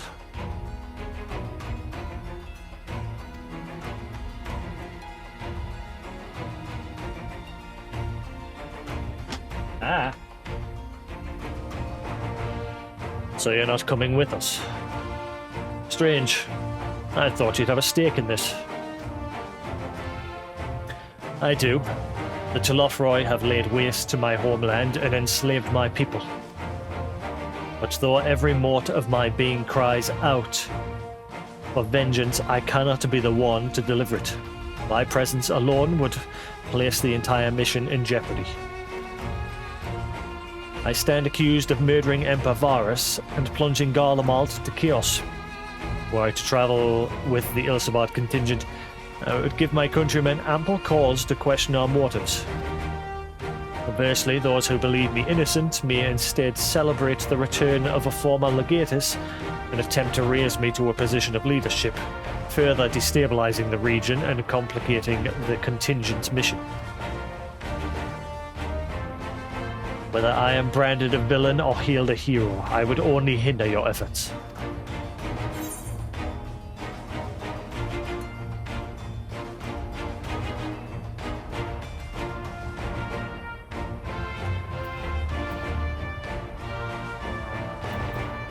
We'll deliver your people from harm in your stead.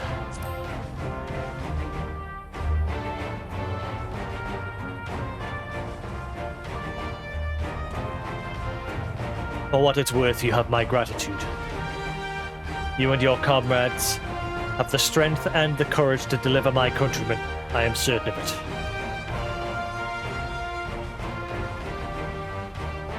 In light of Gaius's rather unique circumstances, I instead will assume the role of your guide.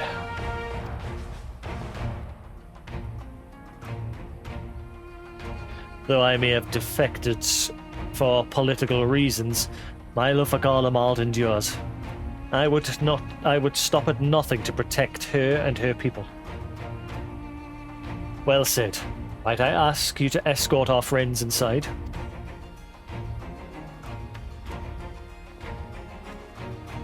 You might even bump into an old acquaintance or two. And if I don't see you again ere you depart, may the Fury guide and protect you, all of you.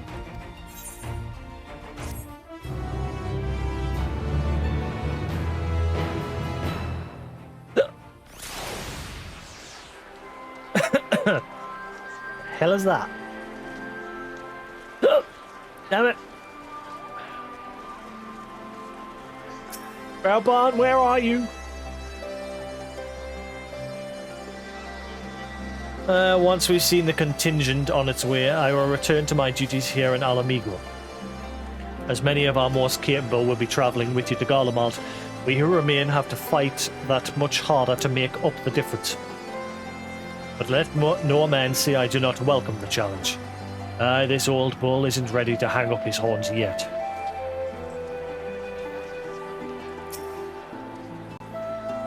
Like Gaius, I too stand accused of Varus's murder. Though I am rather less recognizable on sight, still, it's something to bear in mind once we reach Garlemald. I neglected to mention earlier that we received a report from our troops that may be of interest to you. While engaging with a lunar primal, a great worm swooped down from the skies above and came to their aid. Tiamat! This worm, as described, was the spitting image of Tiamat. It would seem she too continues to wage war against the Telophoroi.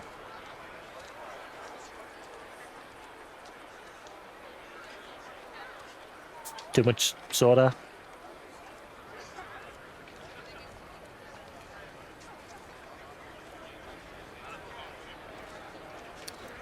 Okay, I give up for now. Q crashed again. Less than 700. No, I can't keep.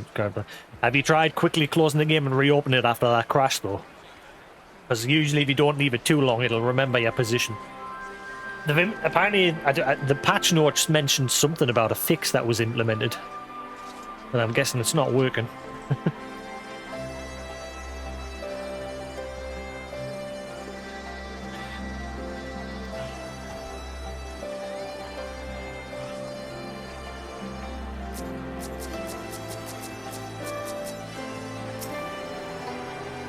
Regardless of how my countrymen receive you, the cold will not treat you kindly. Underestimate it at your peril. Best of the best. Maxima would have you meet your new travelling companions. Ooh, am I going to get some Garlemald garb to disguise myself? The other members of the Ilsabad contingent are gathering in the Royal Palace. I shall inform them of your arrival, so please make your way inside as soon as you are ready. I'm guessing for Dahl I'll probably be one of them.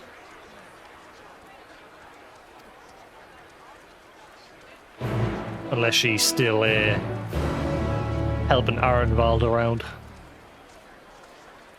How do I go in?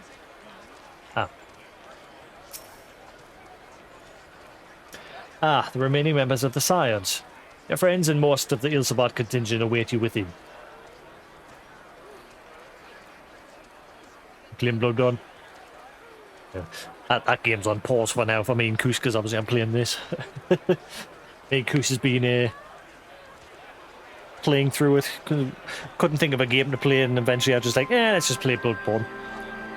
It's been years since I've played it. I'm enjoying playing it cooperative.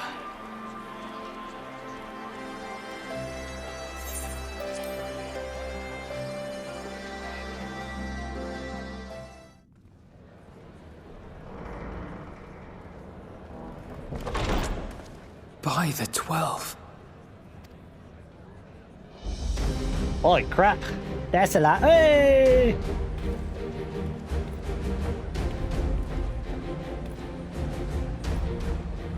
Glad you could join us. I hope you don't mind, but we went ahead and started without you. As you can imagine, our traveling companions were eager to become acquainted. 'Tis a rare thing indeed to see such a diverse and talented group of individuals assembled for a single purpose. Right, I think I'm getting the right balance of the music and the dialogue there now, since I've changed the sound settings to not boost the vocals. We fight not only for the sake of Eorzea, but for the entire world, including the people of Garlemald. Much rides on the efforts of the Ilzabard contingent.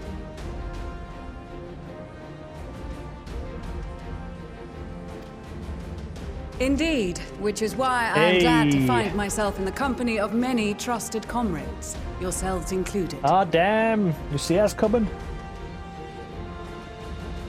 Do do do do do do. Lucia. I have come at the behest of Lord Emmerich, who has honored me with the role of Ishgard's representative.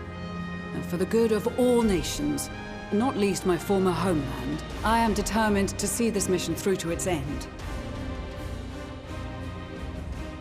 We have a hard road ahead of us, but walk it we shall, together.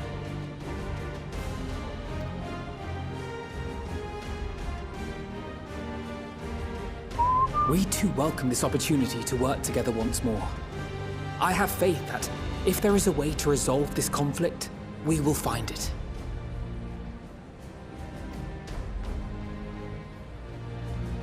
Allow me to introduce you to the rest of our company. Everyone! If I may have your attention.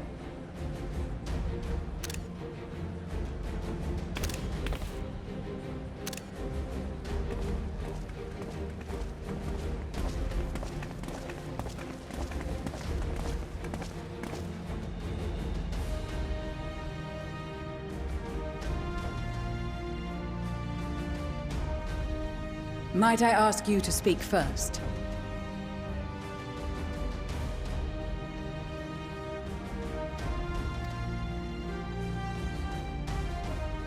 If I must. Hey. He's grown up. I am Arun Senna, spokesman for the Gridanian delegation. Here on behalf of my esteemed sister, the Elder Seedseer.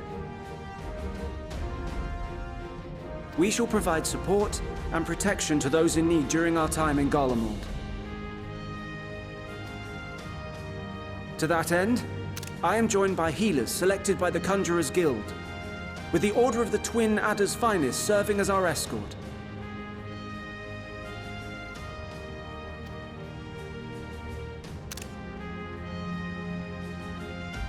Of course, with an experienced white mage such as yourself accompanying us as well, those requiring more involved treatment will be in safe hands. Experienced. Raya O sends her regards, by the way. It's a good job I leveled me white mage a little bit. Not much. But yeah, experienced. Not really.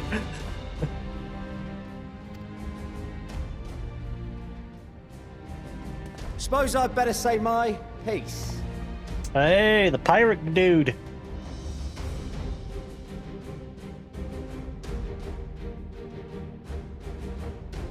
I'm not white mage now. No, I'm Reaper now. But obviously, Rai Senna, he knows us from. Obviously, we did a couple of. I'm curious how that would have went if I hadn't leveled me white mage. Would he actually have said anything there? Would have made even less sense if I hadn't actually leveled me white mage and he was like, an experienced white mage. I would just be like, what?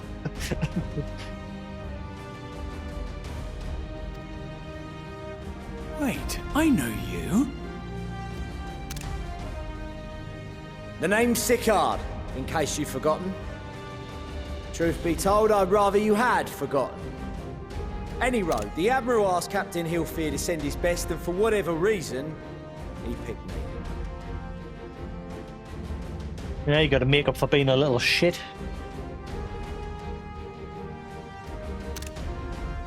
Of course, if I'd refused, I'd be the laughing stock of the bloody executioners, and my reputation's taken enough of a keyhauling as it is. But more importantly, like any pirate worth his salt, I know when you're staring down a storm, you gotta trust in the commander of your ship. Is that why you tried to take over?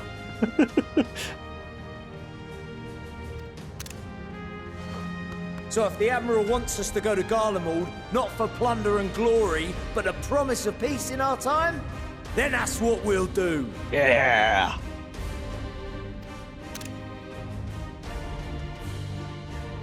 Since we all know how much the Empire loves its steel, we thought we'd bring along a few smiths to make the most of it. Give them a pile of scrap and they'll cobble together anything you fancy.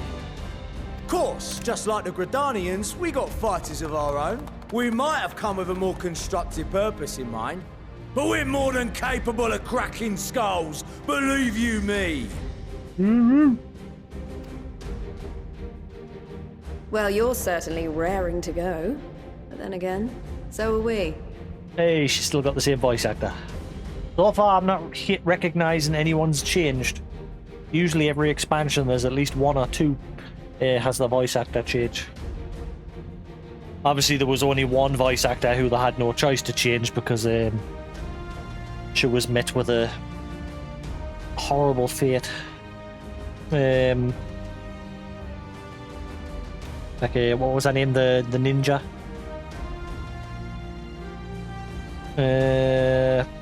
What was her name? From Stormblood.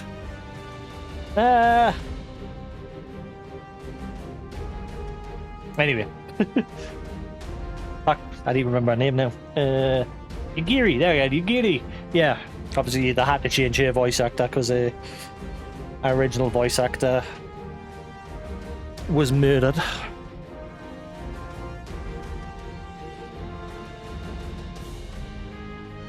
But even then, like I said, every expansion, there's almost always people getting changed.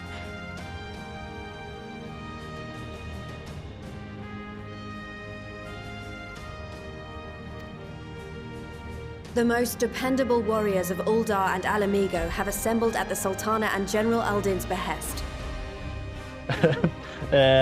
Black Mage. He's not going to say nothing to us because I've not leveled Black Mage on this character.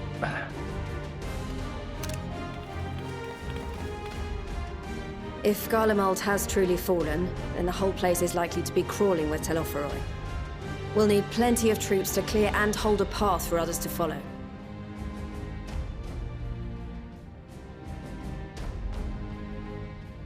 That's where we come in. Naturally, Marshal Tarapin and I will be leading from the front.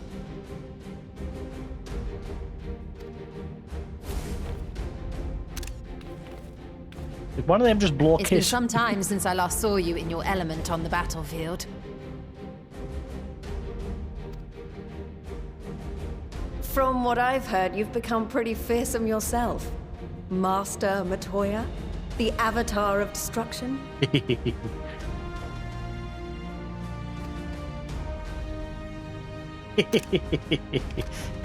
Thancred. With comrades like these, I know we'll succeed, no matter what awaits us.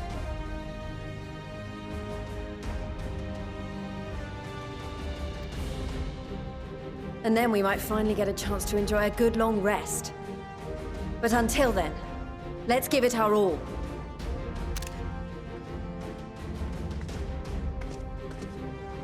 As for Ishgard, we Temple Knights have come in force to uphold our nation's commitment to the peace and welfare of our allies. The bitter cold of Garlemald is a formidable enemy in of itself. Our experience fighting in ice and snow will prove invaluable in the days ahead. Accordingly, I have been designated commander of the Ilzabard contingent. I will do all in my power to provide you with the leadership and guidance you require. The four high houses, House Hylinart foremost among them, have arranged for a host of machinists to join us on our mission. Pew pew! Their knowledge of Imperial Magitech is sure to be a great boon. They will address any problems of a technical nature, together with the smiths of Limpsa Lomitsa. There is another awaiting introduction. Oh god, why'd they bring him? Lord Amonelane? He's fucking useless. He just passes his duties off to everyone else. I mean, he tried to... I was going to say he tried to make up for it during the competition we all had with the companies. But even then, he was still useless. Ah, yes. Amonelane de Forton, at your service. I think his voice has changed. Though, lest there be any misunderstanding, I should stress that I've not become a fearsome warrior while you were away. Rather, far from it, actually. My brother, in his infinite wisdom, decided this would be an excellent chance to make something of myself. Oh, and fight for world peace and all that.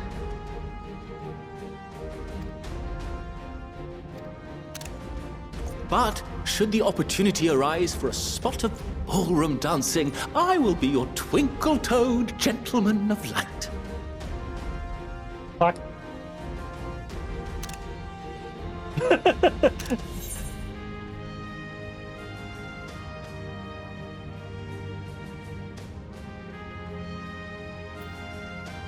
I dare say your fancy footwork may be all that stands between us and certain doom.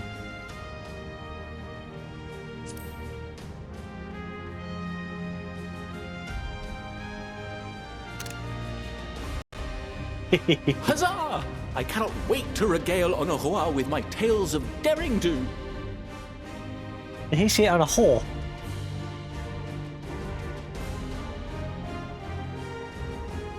Isn't it supposed to be en noir? That's supposed to be pronounced en noir. This is definitely a new voice actor. I'm sure he's the new voice actor. He clearly said whore there.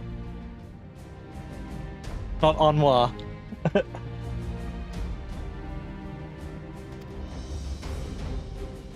I believe that concludes introductions for the Grand Company of Eorzea.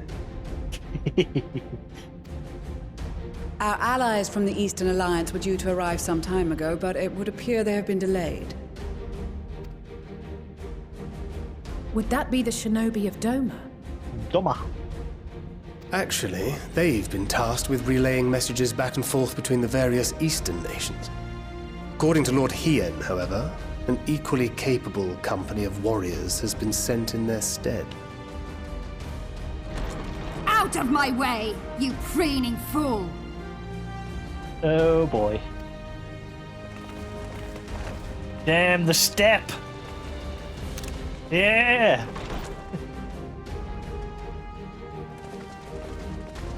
The warriors of the steppe. Forgive us for coming late. We are the delegates of the Eastern Alliance. Cyrena, and you've brought company. For battle and blood we come, as the steppe is sorely lacking in both.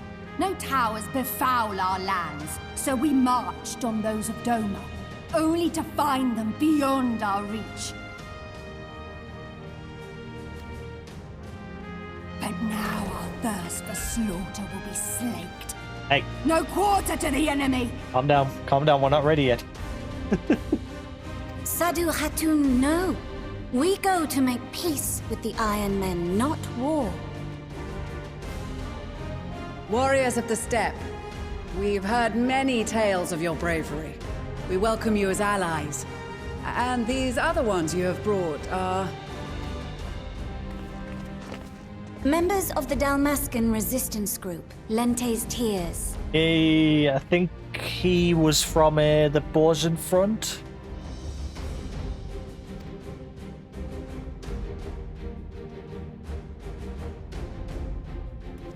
And the Bosnian resistance. Yeah. So if people haven't done the Borzan resistance front quest line, they're not going to have a clue. Between them, they have a wealth of experience in espionage, and are particularly adept at infiltrating Imperial facilities. Which is fortuitous, since Garlemald's domain is so vast that I could never hope to handle reconnaissance duties all by myself. Dalmasca, Bosnia, Alamigo. All lands which have suffered the tyranny of the Empire. I would never presume to question your motives. Nevertheless, I must reiterate that our goal is to aid the victims of the Telophoroi, the common folk of Garlemald. And they are victims, make no mistake. Though I understand that many may struggle to see them as such. You're more right than you know. For every one of us that answered the call, there were a dozen that refused.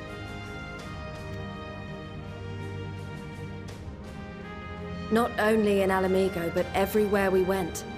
And who could blame them? The Empire's always been the enemy. But after seeing what we've seen, fighting and working against and with Garleans, there's no denying the simple truth. They're just people. No different from you or I. They've got their share of liars and murderers, but so do we. So do we all.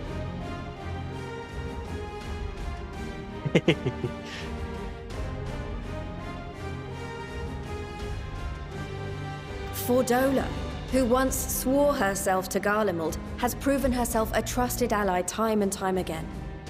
Every Eorzean here knows Cid Garland, the Imperial defector who shared with us countless technological wonders. Yeah, where's Cid? We've seen hide nor hair of him so far. Where is he? Gaius bloody Balesar himself is working to help rebuild Wurlid, a nation he once conquered.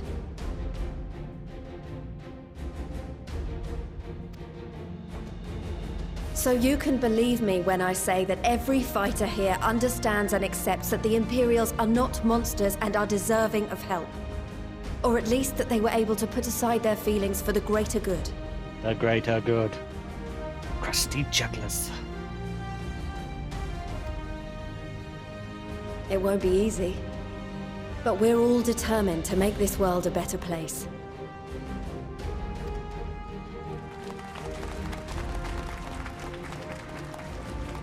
What lingering concerns I may have had were clearly unwarranted. I agree with everything you said wholeheartedly.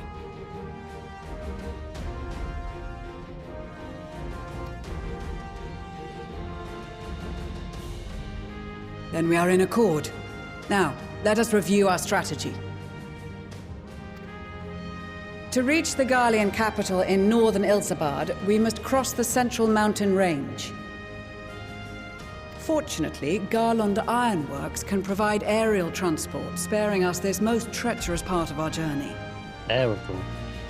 Maybe we'll see him soon. However, attempting to fly any closer to Garlemald would attract the attention of the Telophoroi. As they appear to have seized control of the majority of the Imperial military, we must assume that includes its fleet. In addition, Garlemald possesses devices that can interfere with airship navigational systems, further discouraging an airborne approach.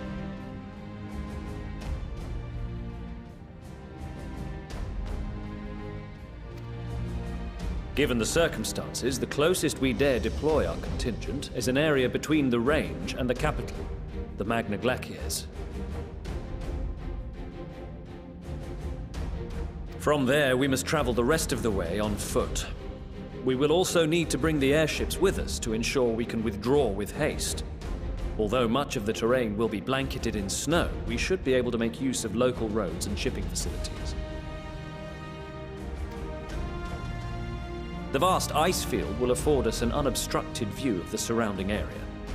On the other hand, it will also allow others to easily spot us, so it is imperative that we only make camp in positions where we can easily defend ourselves. And the airships, which must be kept safe at all costs. We cannot account for every possibility, so we must be prepared to think on our feet. We will be tested. Sorely tested, I expect. But for our homes and for our people, and a people not our own but in need, we will succeed. Spare no effort in your preparations. Once we depart, there is no turning back.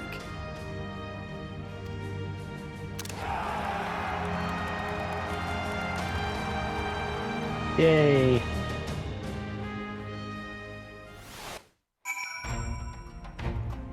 Oh damn, there's a lot of people to speak to here. Right, it'll take a while. Let's start with the idiot first. I'm an alien. Well, if I'd known what a social gathering this would turn out to be, I'd have dressed for the occasion. Still, it seems the perfect opportunity to mingle with the other guests. Would I be correct in assuming those ladies over yonder are Sirena and Sadu of the Steppe? Yeah, they'll kick your ass. Perhaps I should introduce myself. I don't much like the look of the fellow with the enormous axe. Yeah, the one with the blue skin. Go say hello to her first. Wink, wink, wink.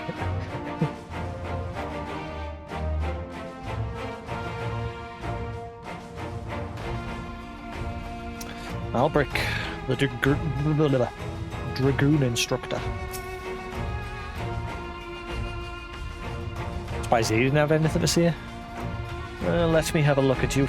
A touch nervous to enter the battlefield, perhaps. Well, I should be out there alongside you as a temple knight, serving with your fine van. I may not look it. I was the Azure Dragoon once upon a time. So you can rest assured I will give all that I have in the coming fight. I certainly won't be showing up by you or Astinian.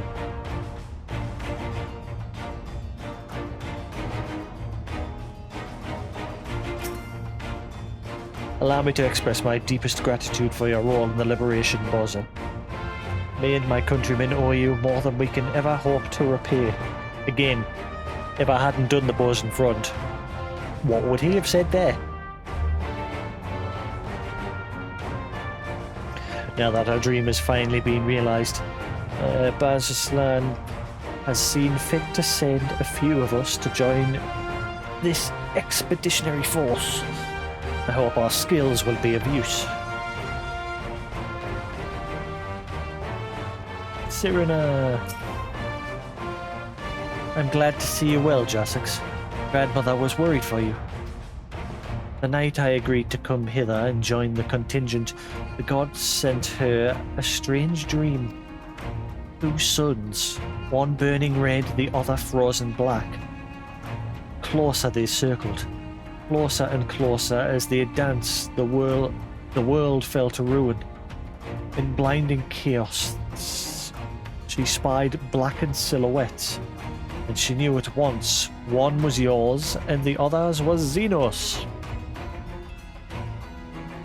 Yep, we're going to be scrapping as the world's dropping to bits. Yet we knew not how to interpret this dream, save as a sign that great danger awaits. But whatever lies ahead, I will walk with you, traveller. Good job I spoke to her then. Otherwise we wouldn't have getting that interesting bit of dialogue. Ah, Sadu. I care not for iron men or their troubles. It is the destiny of the weak to die in ignominy. Even so, I will do as I have agreed. I volunteered to join this band at Sirena's request, and if she thinks it's a worthy cause, that is reason enough. Though we hail from different tribes, our bond has grown strong of late. She is much better company on a hunt than any of the Steppe's orphish men could dream to be. Like this guy here, Magni. With the Mol, champions of the Nardum, and the Dothral, having sent so many here, I had thought to defend the Steppe in their absence. And I would have done so if it were not for my stepbrothers. They urged me to grant our allies the sun's might, that his radiance may deliver them unto victory. I must tolerate the presence of this feral Dothrali dog. As first among my brothers, I could do less than accept this challenge. My deeds will become the stuff of legends.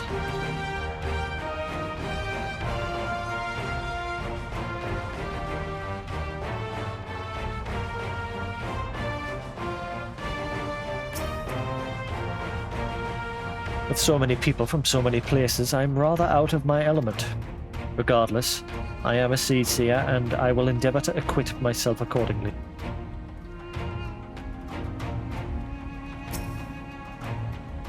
Until the Empire fell, Garleans were the ones we were allowed to impose tariffs upon at sea. Weren't easy pickings, but I made myself a pretty gill.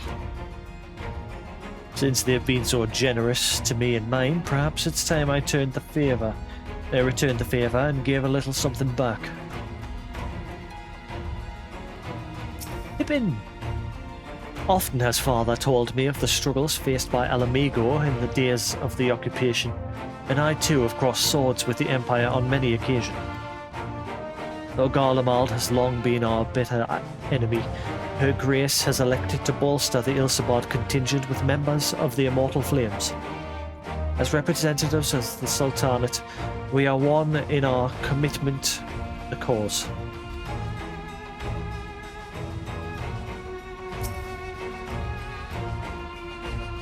It seems so long we were sailing across the Ruby Sea and charging about the Azim Steppe with Siren and the others. I'd say we're overdue for another adventure. It brings back memories to see so many familiar faces. We've been through so much together. Good times and not so good. I expect Garlemald will be mostly the latter. But I'd like to believe we'll look back on these days more fondly in the years to come. But for that to happen, we will have to make it out of this alive. Don't you die on me, aye? Aye!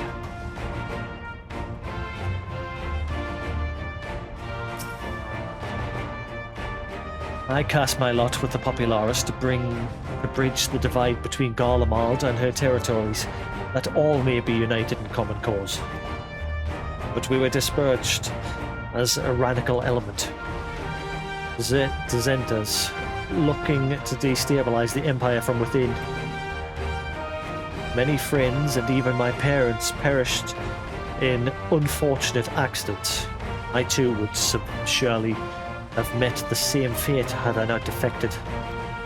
Nevertheless, I still dream of equality and peace for us all. As the world itself stands on the brink of collapse, I hold out hope that one day that dream will become a reality. Love that you've just got this random Lanza here just cracking on with his practice.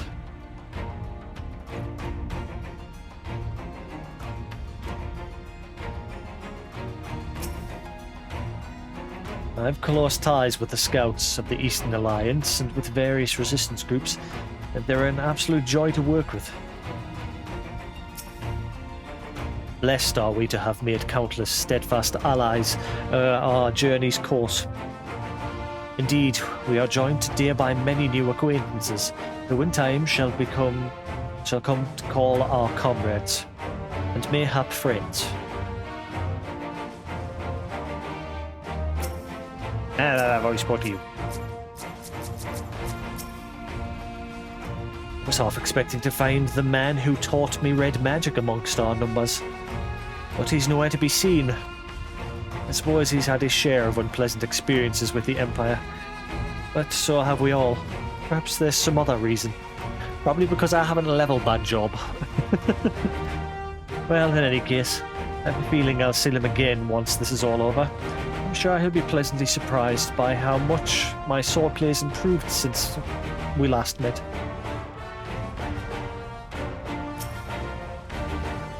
We've been part of joint military operations like this before, but with far greater numbers. But for some reason, this feels very different to our previous experiences. Despite having shared little more than introductions, there is already a palpable sense of camaraderie. I did not expect to see the other former Azure Dragoon here, of all places. As you well well knows, I'm not one for verbose greetings. We should instead let our lances do the talking once we are on the battlefield. Then we'll see if the other has been diligent in his training. And last, Grahatia. This is extraordinary. To be in such company, the finest our allies have to offer. With comrades such as these, we are bound to succeed. I'm certain of it. He sort of had a bit of a swoon there, but not major. Right, I think that's everyone spoken to. I don't think I've missed anyone.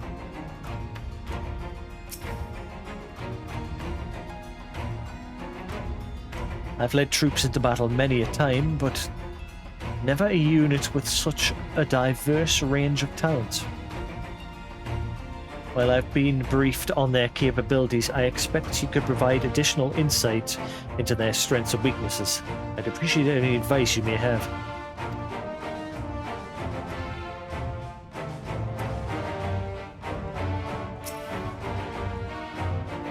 Besides the delegates assembled here, the Emelja and several other tribes offered to send troops of their own. Unfortunately, due to their physiology, many would struggle simply to survive in the harsh climates of Ilsabard. They would also likely prove tempting targets for abduction by the Telothroi. All things considered, it can better aid the cause by bolstering our defences in Eorzea, for their energies. Eagerness to do more has been noted. We few shall have to suffice. Ere we embark, we must distribute the warding skills to our comrades. Care to do the honours? I've just spoke to everyone. Guess I'll make the rounds again.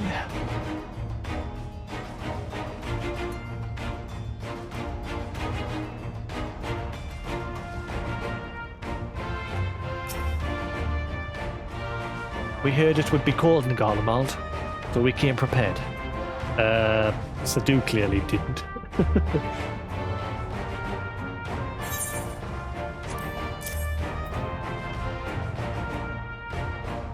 These enchanted talismans, or should that be talismen, would be probably required considerably less time and would probably require considerably less time and effort to produce if the alchemists of the great work were not so preoccupied with making them look pretty.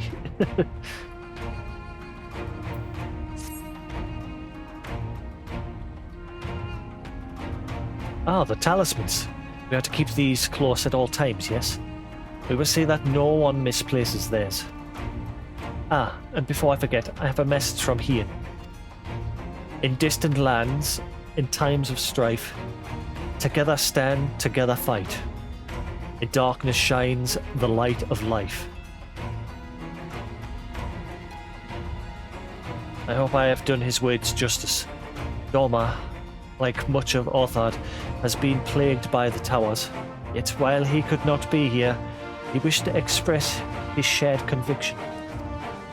Hien and Yugiri labour without rest until to unite the people, and with their aid will we keep the enemy at bay.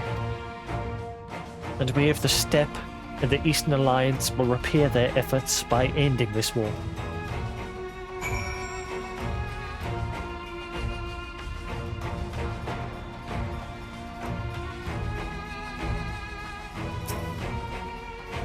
Yes?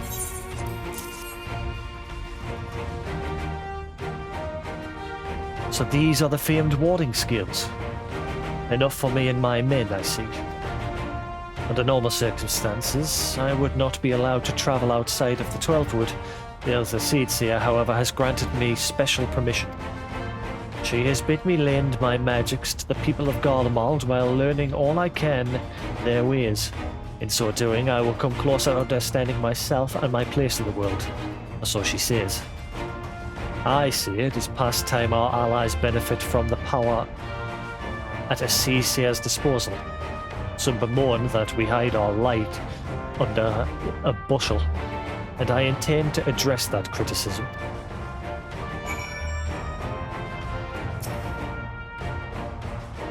I hear you got something for us.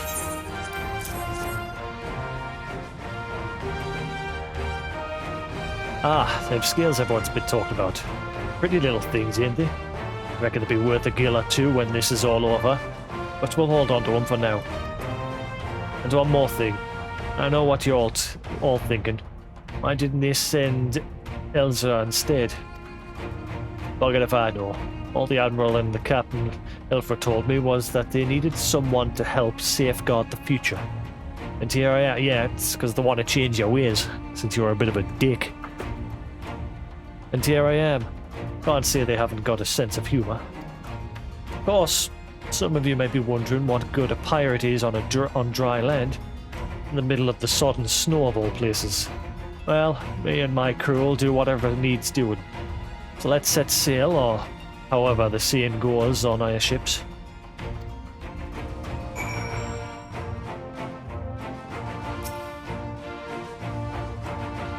At a set of warding scales I spy. Not that I would know what they look like.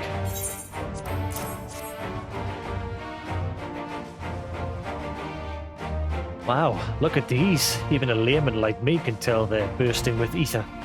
All the better to fend off the tempering waves. Is that the right term? Anyway, these will give us one less thing to worry about, which just leaves the other mountain of whatever else is waiting for us in Garlemald.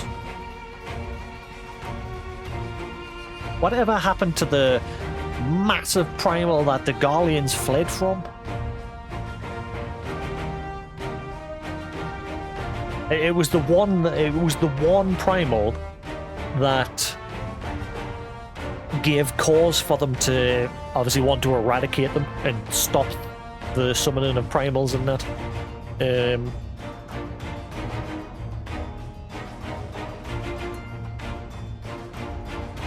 But we've saw hide nor hair of a hint of this one.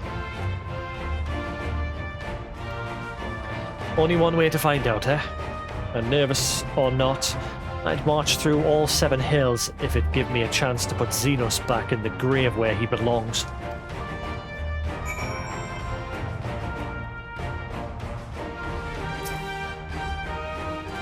Warding skills for the Ishgardian delegation, I take it.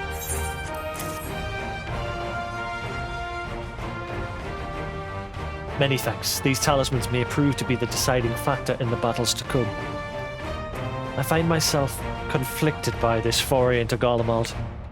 Sent by the Empire to infiltrate Ishgard, only to throw in my lot with those whose secrets I was supposed to be stealing. And now I lead a mission to save the countrymen I betrayed. But this is doubtless why I was chosen by Lord Emmerich. He would have me put my extensive knowledge and former ties to good use. I will not disappoint him. For the future of Ishgard, Garlemald, and the world at large, I will lead us to victory. She's gonna die. Someone here is gonna die. There's a lot of people here, and someone's gonna die. Even though Vitra just warned we to keep our allies close and look after them. He pulled her aside just before we left and said, wherever you go there is always happiness, joy, sorrow, but also a lot of conflict. And on my journeys we've lost quite a few people. Pablamo, Munbrina, obviously Louis Soir, Pippin. No, Pablamo, sorry. Pippin's over there.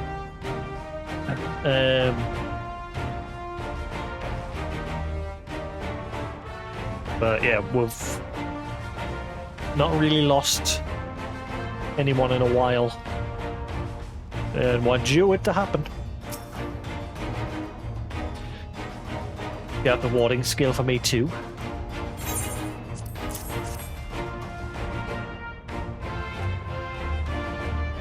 Thank you for this, and for going to such incredible lengths for the sake of my people. Though I have little to offer in return, I would impart some advice if I may. You have been told by many to wear the cold of Ilsabard, and I cannot stress enough that this is no token warning. I will be distributing specially made warming. Yay, we're gonna get some glam. Warming tinctures, courtesy of the Alchemist Guild. But understandably, that they are no substitute for proper protection. I leave the provisioning of said protection to your discretion. Now, let us proceed to Alamegan Quarter. While you make your final preparations, I will have the pilots ready the airships. We're going to see Sid.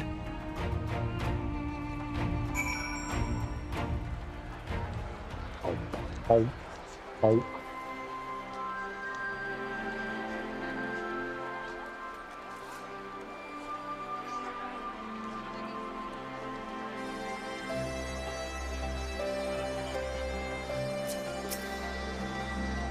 Preparations. I've got my armor and my lance. What more could I need?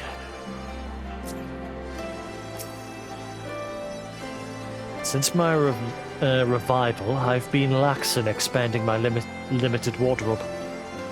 I think we have time for a quick trip back to Old Charlian. I recall a rather fetching court. No. Bad Graha.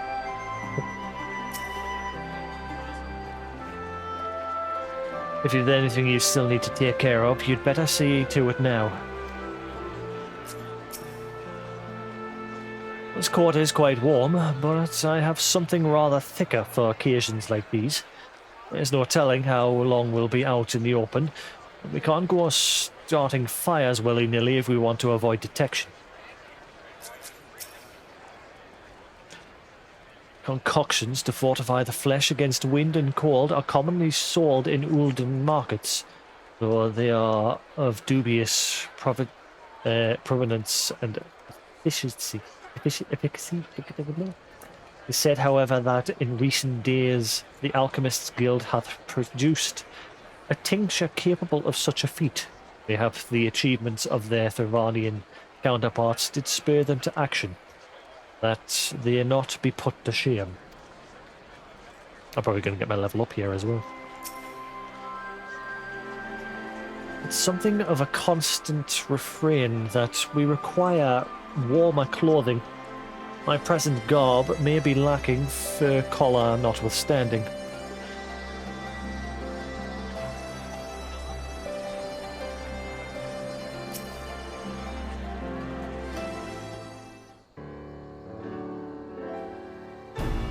This is our last chance to make ready before we set forth. You needn't worry about Urianger and I. We still have what we wore in Garlemald before. Estinian claims to be quite warm and toasty beneath his armour, and since he spent a fair bit of time up north recently as well, I have no reason to doubt his words. Most of the others will be borrowing Grand Company stock. The rest of you could do likewise, I suppose, provided you're not overly concerned with style. Not to put too fine a point on it, but I wouldn't be seen dead in one of those ridiculous overcoats if only I had time to find something to my liking. Hark! Is that the cry of scions in need of a tail I hear? Oh shit.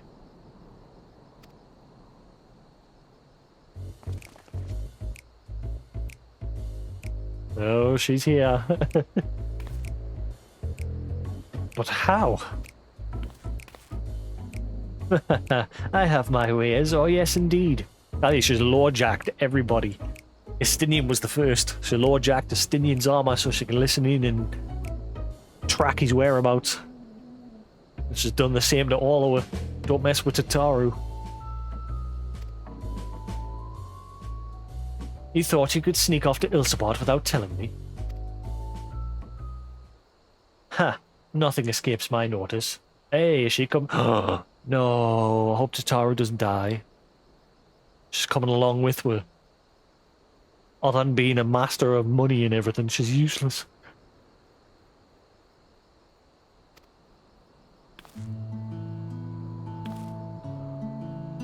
Now, you will wear these garments I've made for you, whether you like it or not.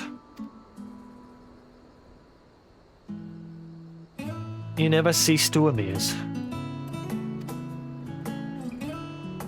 But why do you need a new outfit as well? Wait, are you coming with us? What? No, of course not, silly. It's all in the name of fashion, rather, the pursuit of the highest quality fashion. Besides, how I can expect others to wear my creations How can I expect others to wear my creations if I've never worn them myself? I'll just not come with me. Bullet dodged.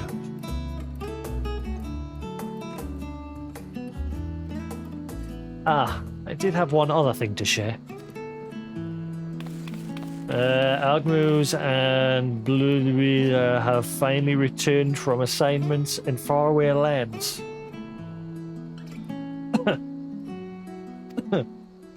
They'll be staying at the Rising Stone for a while, to keep an eye on events throughout Eorzea. Since they'll be running things back at headquarters, I was wondering if I could lend a hand in Charlian? Oh, why not? You can keep Kryl company in the Baldessian Annex. Yes, we'd love to have you there. And I heard Agma and Bloomvida, I think it is, Bloomvida, did a fine job carrying on in our stead while we were lying comatose. With them in charge of the Rising Stones, we've nothing to worry about. My thoughts exactly. Also, while I'm confident you won't go collapsing again, because a certain someone who shall remain nameless isn't in a position to transport your souls to another world, if anything similarly disastrous were to happen, I'll be well positioned to do something about it. Anyway, I've got a few things to take care of, and then I'll make my way to Charlian. I really do hope these new clothes are enough to keep you warm in Garlemald. It's not much, but it's the only thing I can do for you, other than pray for your safe return, which I will, every day. Let's not keep the contingent waiting any longer.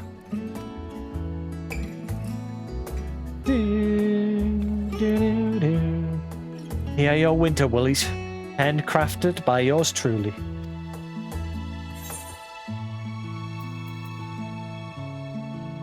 North Sea Court.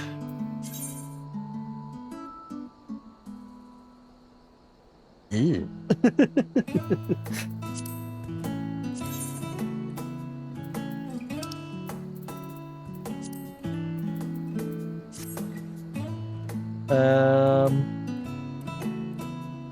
I mean, not terrible, but okay.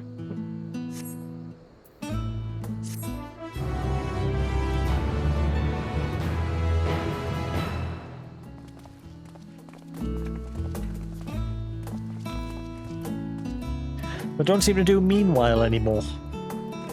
We've not had a meanwhile in this expansion yet. 84.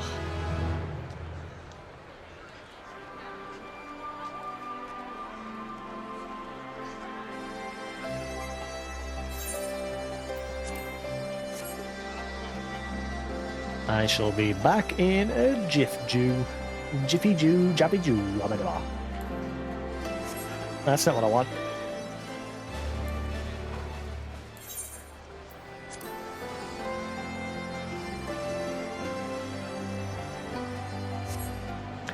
Da, da, da, da, da, da.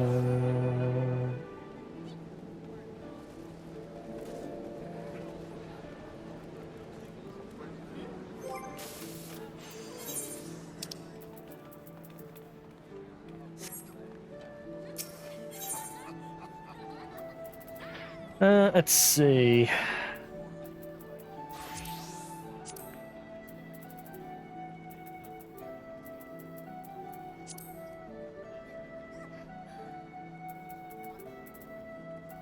hate how expensive this dye is. Especially because people are 25. Far too expensive, this dye.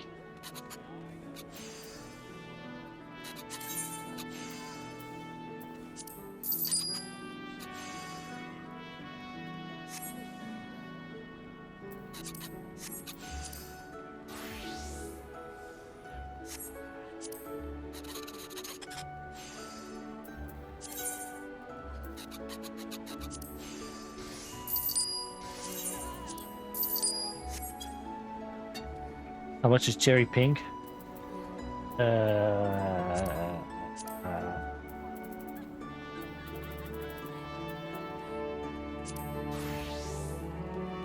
21,000 per pot. What a ripoff.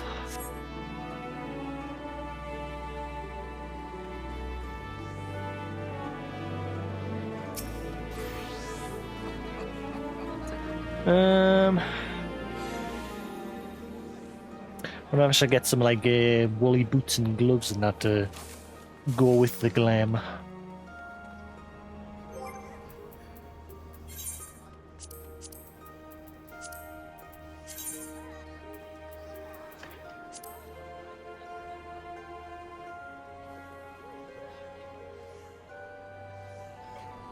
Pink Power Ranger.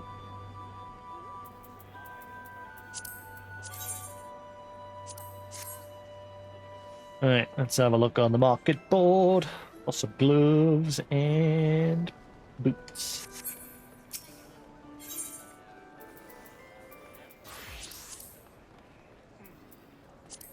Maybe these.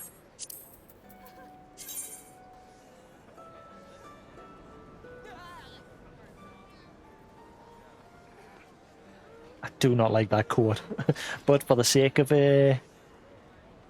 matching to the location, I'll put it on. I could get some other woolly coat off the market board probably, because that one looks.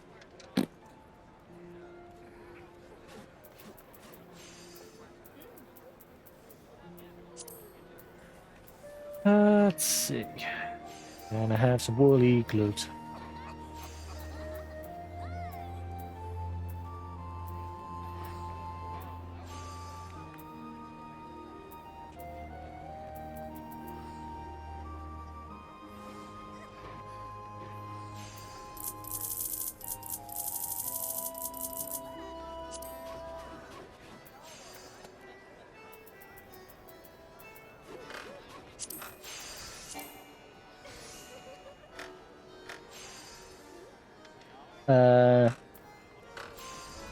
Yeah, what? I thought they got rid of the whole gender restriction.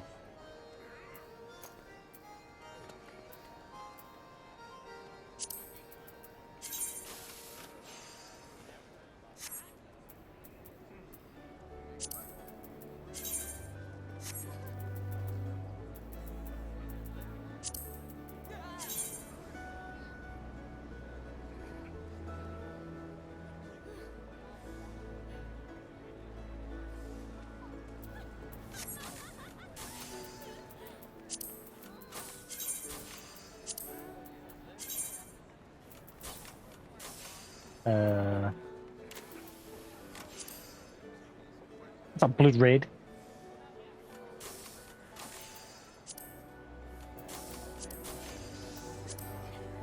That's more like blood red. Dalmud red, right? Dalmud red, Dalmud red. That's going to be expensive. For a fact it is.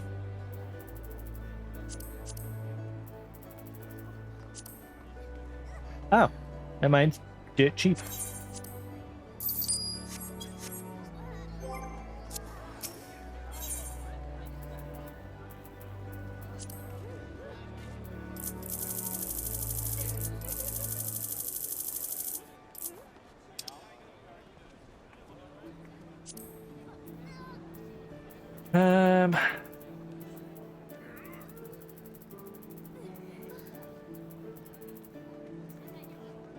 It's not even annoying I don't have the Christmas event gear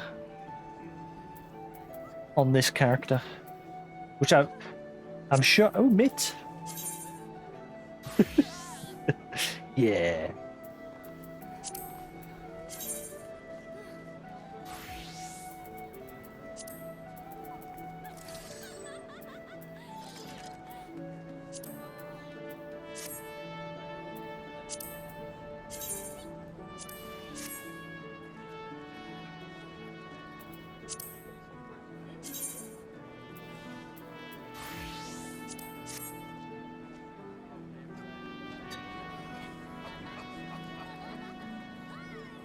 The Santa outfit, like the gloves and that from that. I think there was gloves in that. From the original 1.0 Christmas event.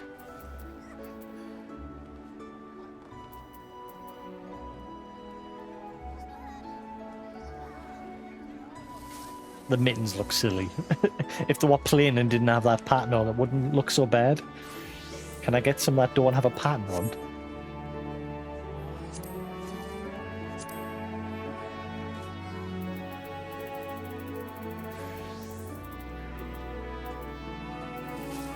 I mean, there's been Christmas events in Realm Reborn as well. Oh, actually.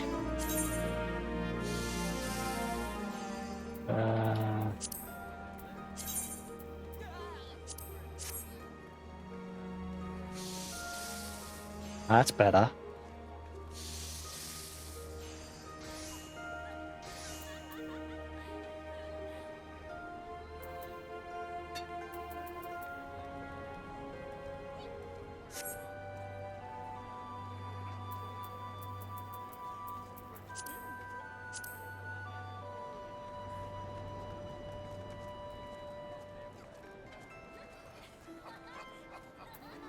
I've not really ever been around for the events, because usually I'm done, because like obviously I don't play this every single day.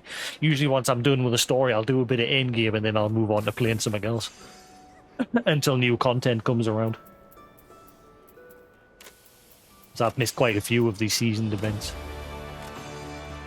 especially on this character. This character's done like none.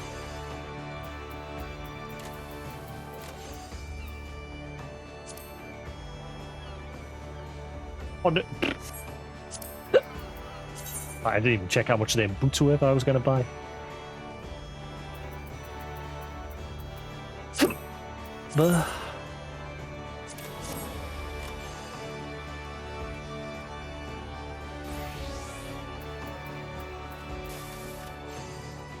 That top looks stupid. I don't like it at all. Tataru's done a terrible job with the clothing this time.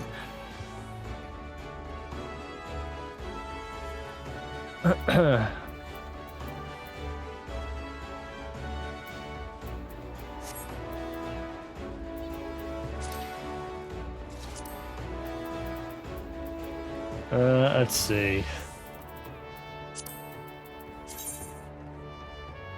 Nope.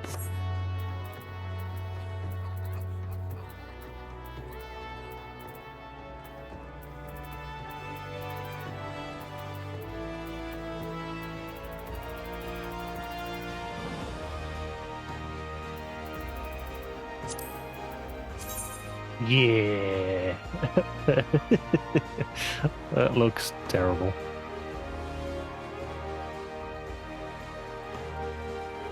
Yeah, this, the new gear that Tataru made is that jacket, and it looks god-awful.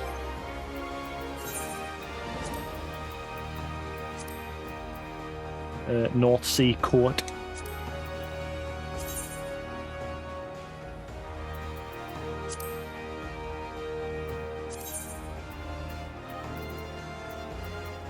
I don't want to show up to fight Xenos wearing that.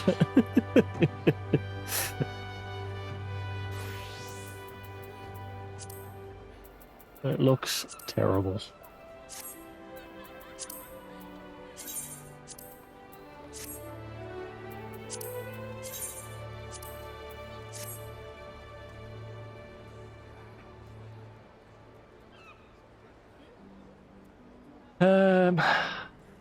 Yeah, that looks horrible. Horrible, horrible, horrible.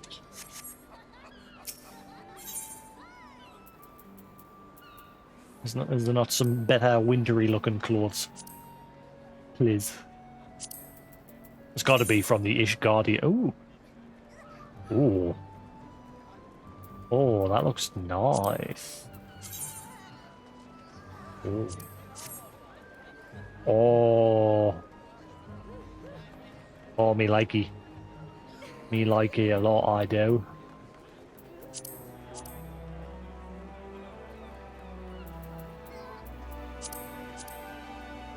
Oh, wow, that looks nice.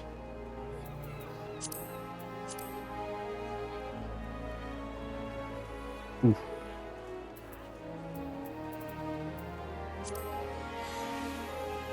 I like that a lot. I like that a lot, I do. That looks nice. I'm gonna wear that. Screw the winter glam.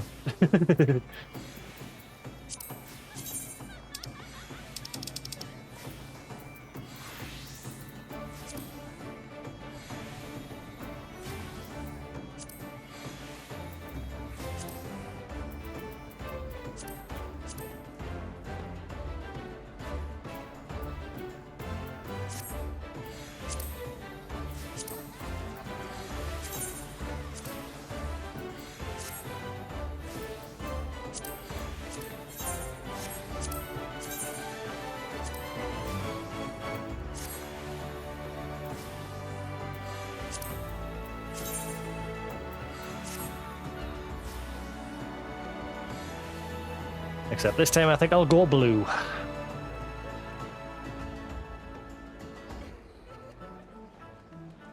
Now that I'm going to a snowy place.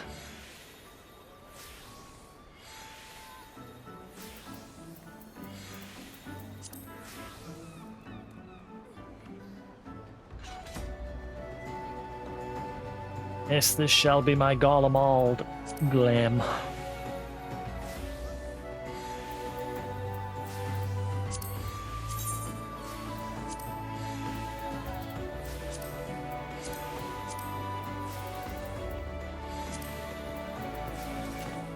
Turquoise blue.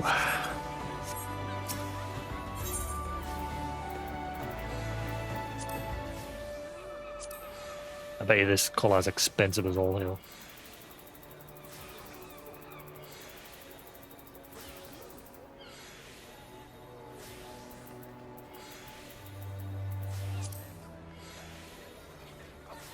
Yep.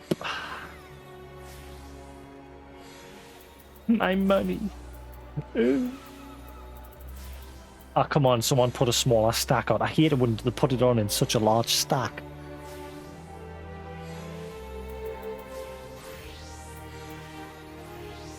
I do not want to spend that much.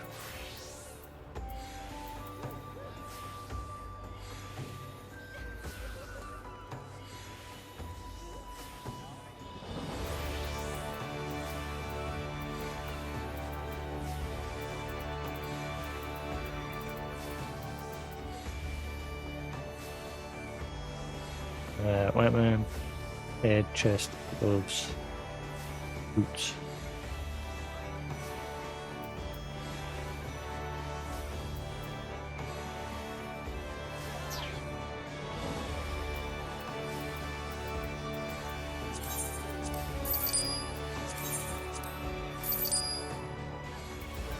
Goodbye, money.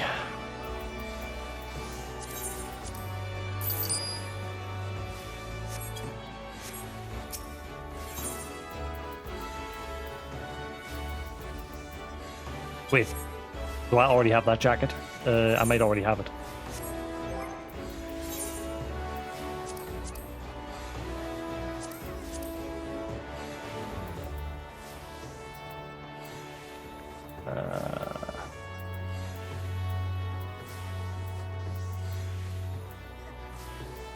Maybe not. Guarantee though one of the quests will give us it, but screw it. Hopefully people aren't charging an arm and a leg for it.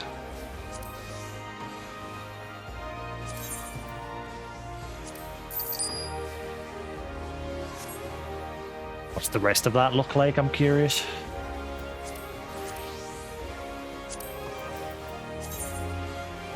Nope. Gloves look crap. Pants.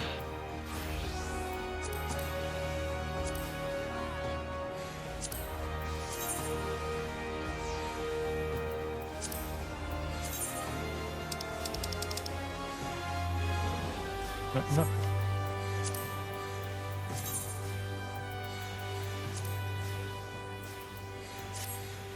Ah, that's nice. Okay, I'll get the pants as well.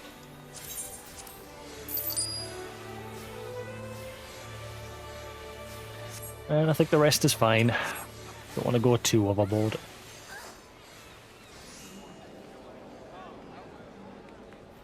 And I don't want to spend hours here doing this.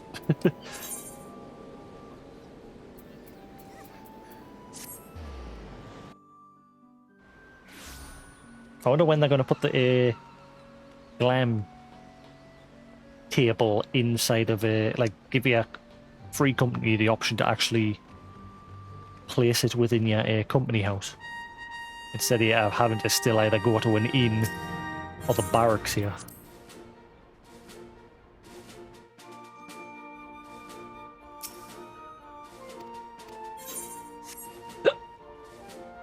Boop-a-doo.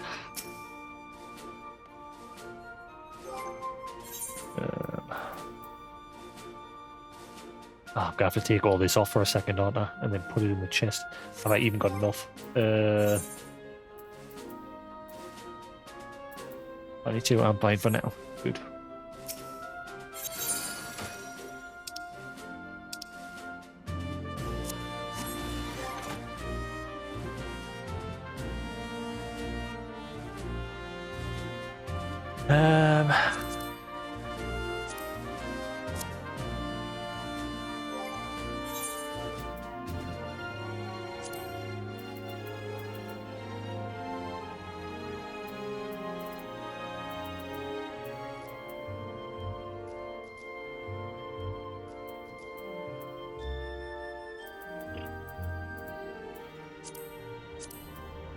Actually, I don't need to unequip that.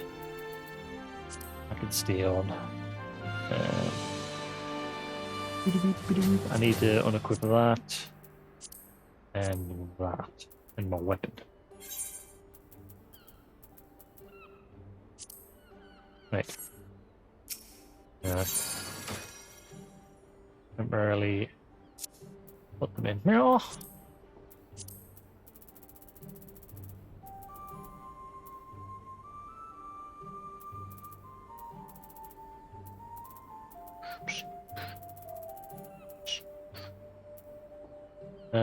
Blind, quick look at, there it is.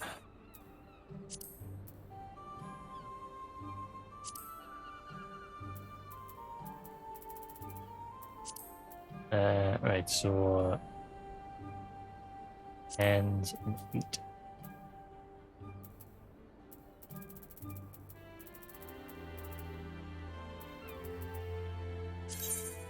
Adding.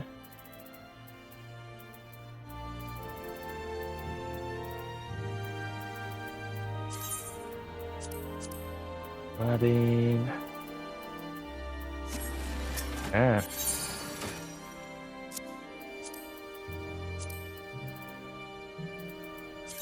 Adding.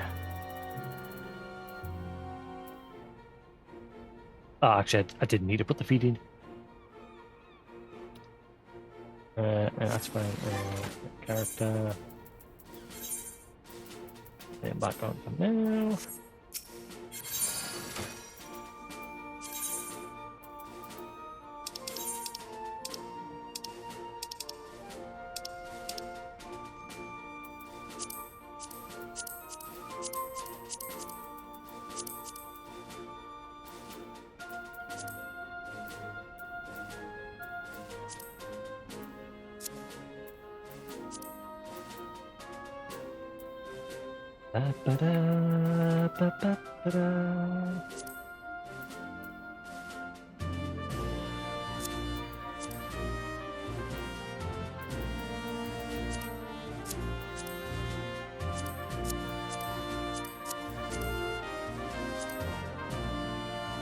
Right.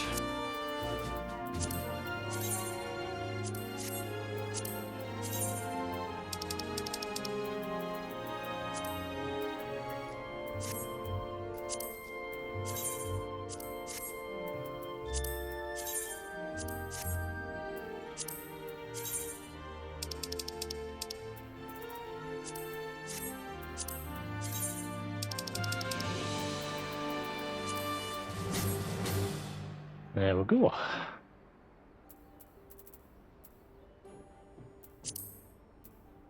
And how does that look?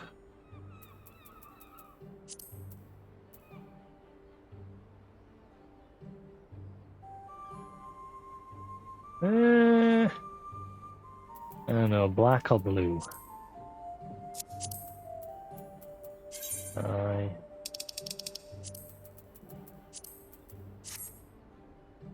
I think I'll keep that black. Alright, cool. That shall be my glam of there.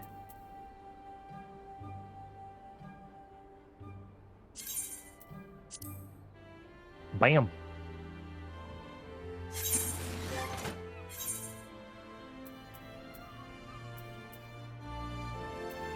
Right, now I can take that back out of there.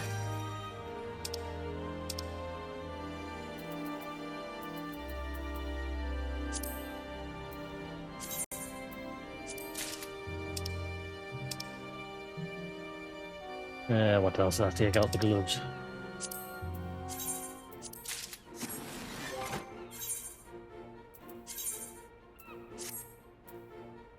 Sweet.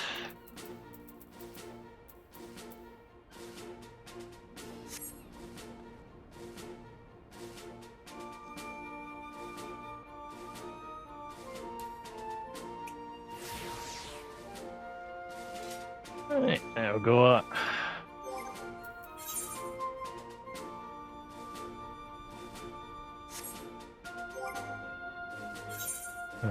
Now if I go to Jasix, change glamour plate, and bam.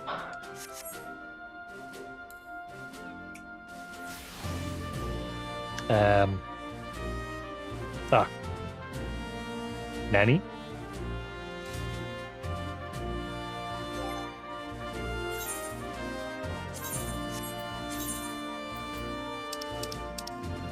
Wait.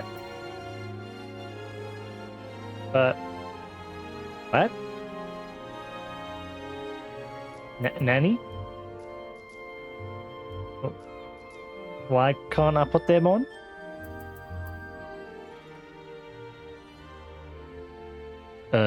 Nanny?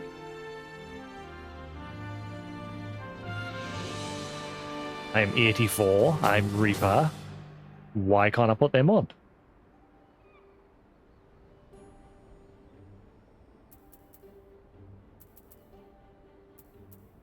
It doesn't say why.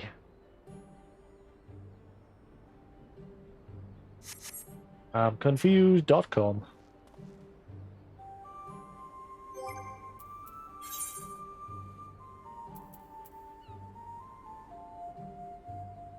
Huh.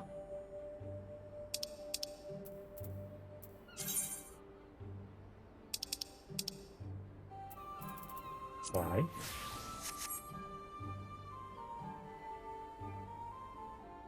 Why?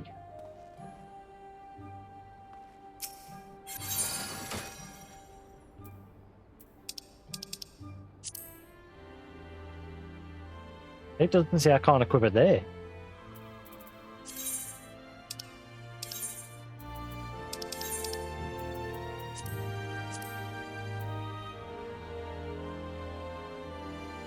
Huh? Ah, come on, I've just put all that time in to get this gear together and you're not gonna let us?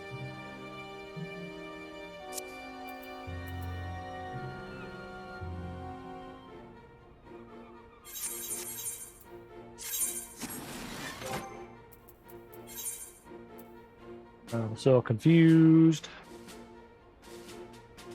Why? Huh. XIV red X on glamour. Glamour plate showing a red X.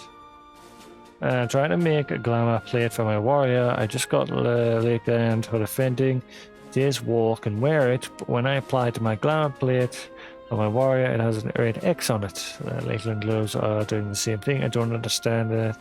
It's a level 71 piece. I'm level 72.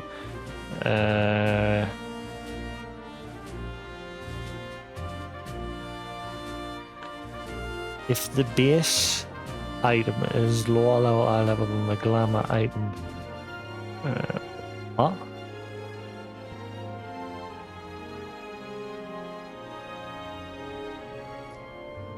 Glamour item can't be higher level than what you're putting on.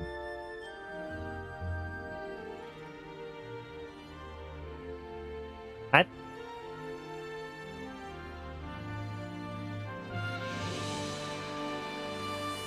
What are you under? Keep in mind, if your gear is lower than some of the glam pieces, it won't glamour over it. I mean, what's the eye level on that chest piece? I did check.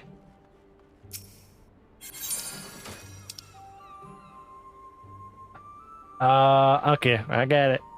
I get it. I get it.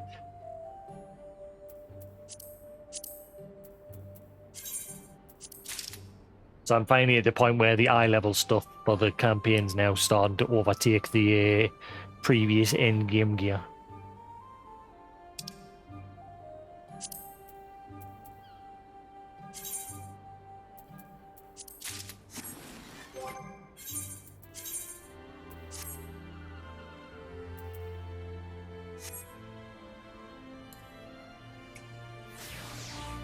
There we go.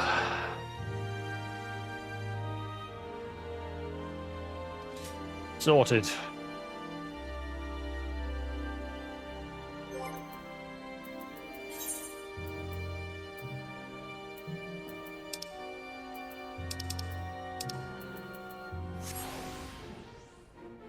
Right, good to go. Finally.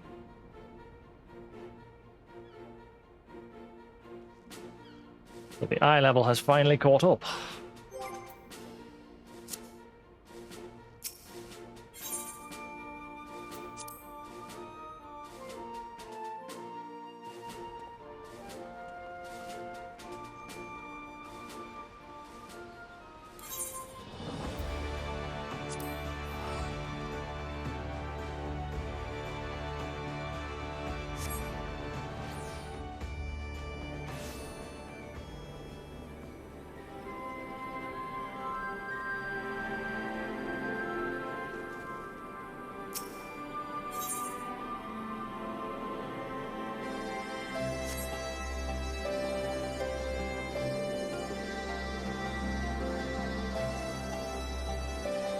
I know, which do you think would look better, the blue or the red?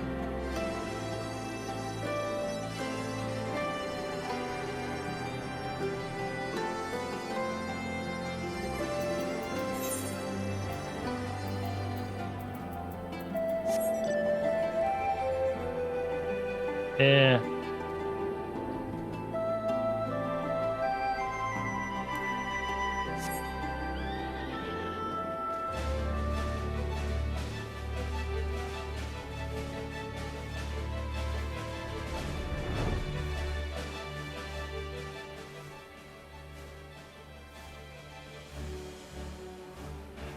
Yeah, I'm not normally, like, again, I'm always more of a fan of black and blue, and not normally a fan of red, but I'm getting used to it being on my Reaper. We'll see how I feel once I get to Garlemald.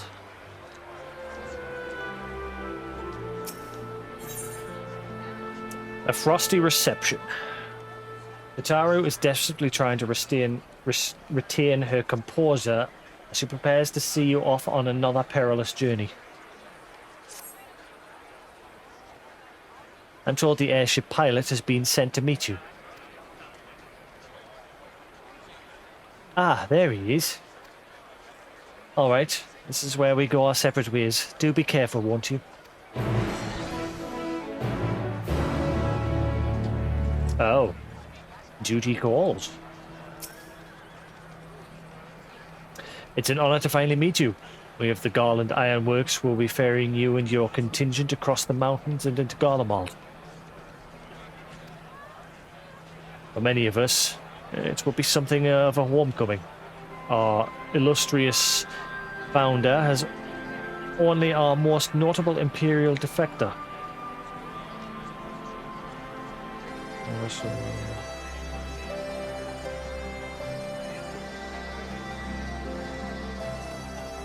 For that reason, the company is committed to the success of this expedition. Our resources are at your disposal. If there is aught we might do to be of further assistance, please do not hesitate to ask. If you are ready to depart, I will ready the engines. Upon boarding the airship, several cutscenes will play in sequence, as Megan said this had sufficient time to view the cutscenes in their entirety. In addition, you will be required to participate in battle. Your progress will be saved at a certain point.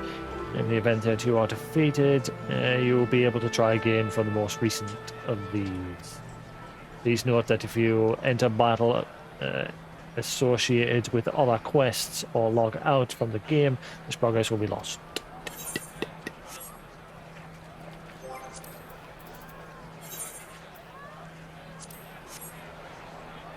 I think in that case, I'll quickly stop the feed just so I can cut up the board, because we're getting close to 6 hours, and if I go over 6 hours, I can't edit it on YouTube if anyone puts a copyright claim on the music. So I tend to keep my VODs under 6 hours. So if you stick around, I'll be back in a minute. Just going to quickly stop it, export this video, and then come back and carry on. So I'll be back in a minute. Peace.